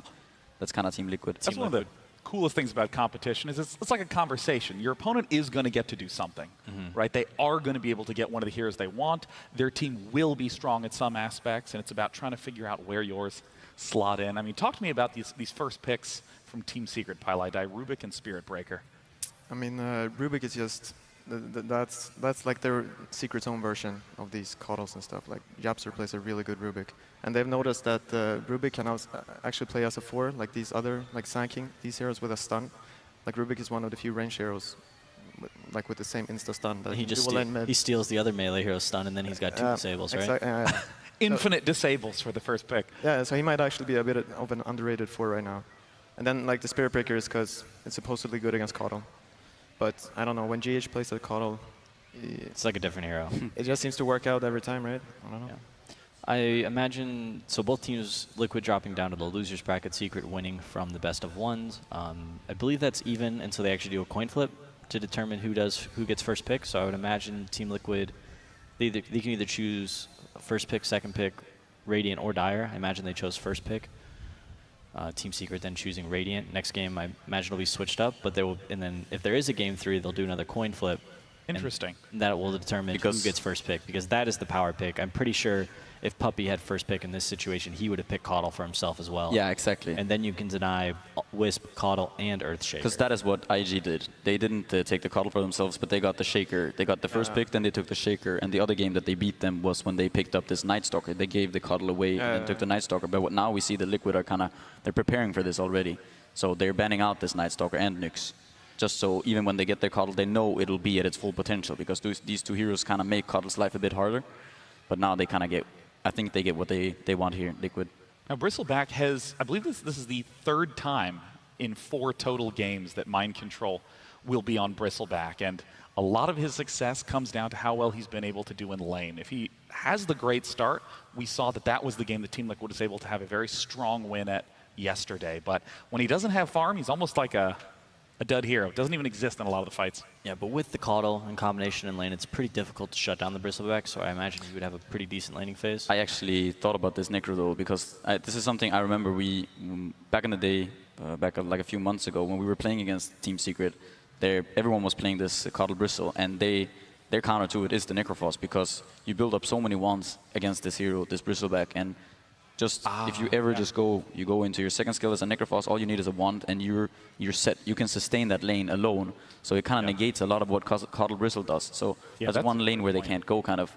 Yeah, I mean, the fact that Coddle can give so much mana to Bristleback, I mean, Necrophos, the fact that what is the multiplier on his self-heal when he uses his second ability? It's like 2x, 3x? I don't know what it is, but when he uses it, he'll use the magic stick as well, and he'll be full. And heal, yeah.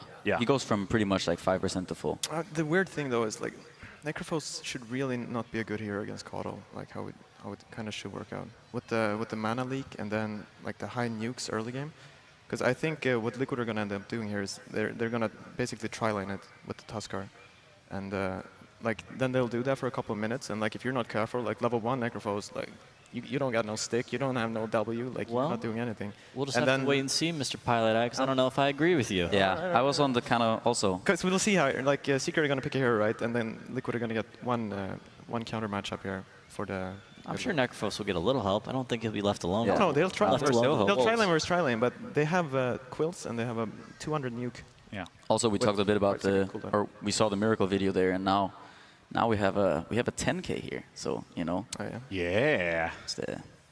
What I think Secret can do, and to address what you were discussing as well, maybe their try-retry is a little bit weaker, but what they can have Rubik kind of help Necrophos and just have them survive that lane, and then Puppy on the Spirit Breaker can roam between the other lanes and force rotations out of Team Liquid's tri-lane. Yeah. So picking up this Queen of Pain, a very aggressive hero on lane who can blink onto his opponent, hit him with the Shadow Strike, and with the Spirit Breaker charge in, it'll be difficult for Team Liquid's solo heroes to exist on lane. Yeah. Mid 1. 99% chance going to be on Queen of Pain. Queen of Pain, again, I've never heard a mid player not like playing Queen of Pain. It's just nice, deals a lot of damage, great escapes. This is Phantom Lancer right now. Let's go. Yes, come on, PL. I think Secret are kind of lacking in tower damage right now. They need a hero to kind of be able to break towers. At some point, they're going to have to, and it's Kezu's hero. And I'm not exactly sure which tower hitters he plays. I know he used to play a lot of Abaddon. I know back in the day. Yeah, Abaddon. I've also seen him play some Lone Druid. Right. Do you think Lone Druid is good here, though? No. No, they could don't feel like it, right? Maybe Furion. They're still going to be, yeah. I mean, they're going to wait, too. They want a good lane matchup as well, so. But yeah, they're gonna need some building damage. They could even do. I mean, I still feel like they could even do offlane Necro or something a little bit out of left field like that. I feel like they want to put that Necrophos against the Coddle Bristle. Certainly, certainly. But then if you know that Coddle and Bristle are going to another lane, the other lanes don't. They become 1v1 lanes or 1v2 at the worst. They're not really these traditional offlane versus the tri-lane. Yeah, I got you. Ursa. Now, where do you think Ursa's going to be fitting into Team Liquid's lineup? Matoma Man's going to be playing him most likely in the safe lane. They do switch things up a bit, though. We've seen that a few times. The Matoma Man has gone mid with Ursa, but I don't really expect him to go mid with Ursa against Quap, and especially not with this Spirit Breaker and potential of Rubik. This is one of the tougher picks in the draft phase for any team. The fourth pick, when you have the first pick, you have to, first off, you pick your fourth hero, the other team bans, and then you ban, and then you pick your fifth. So you pick the Ursa in this fourth position because either you don't have to worry about showing your fifth hero because you have to show it before they react. Yeah. But you pick the Ursa because you're afraid of the other team banning it. And I don't really think Secret would have banned it because I don't think Ursa really matches up well against any of these heroes. Oh, I see. Because there's two bans following it. The fourth pick is sort of a protection pick in a lot of cases. Yeah.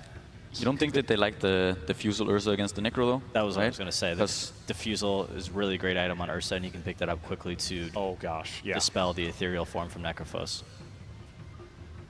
Yeah, I'm curious to see here what Team Secret goes for in the last. I think Abaddon is maybe one of those heroes that they might go back for. And that was actually something that I was thinking about also, because back when they did have a lot of success, I think Kezu was playing that hero a lot. He played Omni Knight a bit and Enigma, and he played a lot of these farming heroes that eventually do scale a bit. And I feel like that suits him. Any hero in particular you're looking at, Pi, for either side? I'm just trying to think about his Ursa, man. I guess you're gonna snowball on this Necro with him? What do you think Miracle would want up against this Queen of Pain matchup mid? I thought I really wanted that Phantom Lancer. Secret Bandit now. I'm like just very thrown off by this Ursa, man. I'm just looking at him. What about no, okay, Ursa. I mean, it's something they're like. I was thinking, yeah, maybe they go an aggro with the Ursa, but that's not good. That's not good at all. I mean, who even are mids that are solid against Queen of Pain in terms of matchup? Puck is fine. I mean, they can do some Dragon Knight and stuff like that. But Dragon Knight's good too. DK against Necro is a little bit iffy though, but yeah, DK could potentially work for Puck. Puck makes sense. A nice silence for good against Necro, good against Queen of Pain. It's hard to play Spirit Breaker against as well, kind of. Yeah, it's pretty tough to bash a Puck. Yeah, charge a Puck. Phase shift out. Rubik though, instantaneous disable for Puck. Very good throughout the game. They could easily lift Puck and Necro ult him and burst him. So what's the big thing missing for Team Secret in their final pick? About to find out. There it is. Apparently Wow. Oh, they. Okay. It's nice. No, they're doing. That is the Necro or Queen of Pain offlane for KZU. So right. Score one for me. It actually looks like it's MP on Quap, so it might actually be a safe lane. Yep. Yes. Right. And Queen of Pain in a side lane can easily get away from any Tusk shards or snowballs. So that makes sense to me. This is kind of curious though. So is mid one then? He's playing the Drow, I assume. Most likely. Because I don't see KZU playing a Drow Ranger, right? I agree. That's a Necrophos for KZU. Yeah. Well, we still haven't found out who mid one is going to be stepping into, but we'll be finding out in moments. Casters, take it away for game one with Team Secret versus Team Liquid. It's a curveball here, Lumi, to round out the draft. I think we saw this at TI6, actually, that the Drow picks became such a problem, popularized perhaps most by Wings Gaming, that they just started getting banned pretty early, often a third, fourth phase ban, and sometimes even first or second. Drow is not really at that point right now, and she does slip through here. Yeah, she's kind of hit or miss. We've been seeing a lot more misses this TI round, and that's why, like you said, it's deep in this draft. This draft does feel very awkward. I feel like our panels and ourselves as well are not sure about how these lanes come. Things are a little bit awkward, Panel talked about how the Ursa can be big, getting the Diffusal Blade, and going right on top of the Necrophos. But this is an offlane Necro, so perhaps experience. So many comfort picks in this draft, right? Like, it's a Rubik first phase Yapzor pick. The Rubik just keeps on moving up in the draft. There was a point where they were picking it at the very end, either fourth or fifth. Then it started to be like, maybe your third pick into the draft, and now it's first phase. Pretty soon it's going to be first overall or first ban if Yapzor keeps on delivering. And You know, as I look at this match, I think it is worth mentioning that 3 of the fan favorite teams, at least 2 of them, you know, I think favorites in most people's books to go deep in the tournament, are all in this tight little cluster. You've got Empire as the dark horses, and then EG going to be facing them. And meanwhile, Secret and Liquid, only one of these teams has a shot at getting into the top 6. Yeah, it's really rough when you lose your upper bracket matches, and TI is merciless in that. It really is. I mean, you get a lot of chances, right? You get a big round robin first, then if you start in the upper bracket, you have a series to give, but these teams, they've already done that in some form or fashion, so we enter the unforgiving fields of Dota where, you know, Miracle just focuses on the game, envisions himself being one with the hero. We'll see if that makes the difference here, as Liquid do early on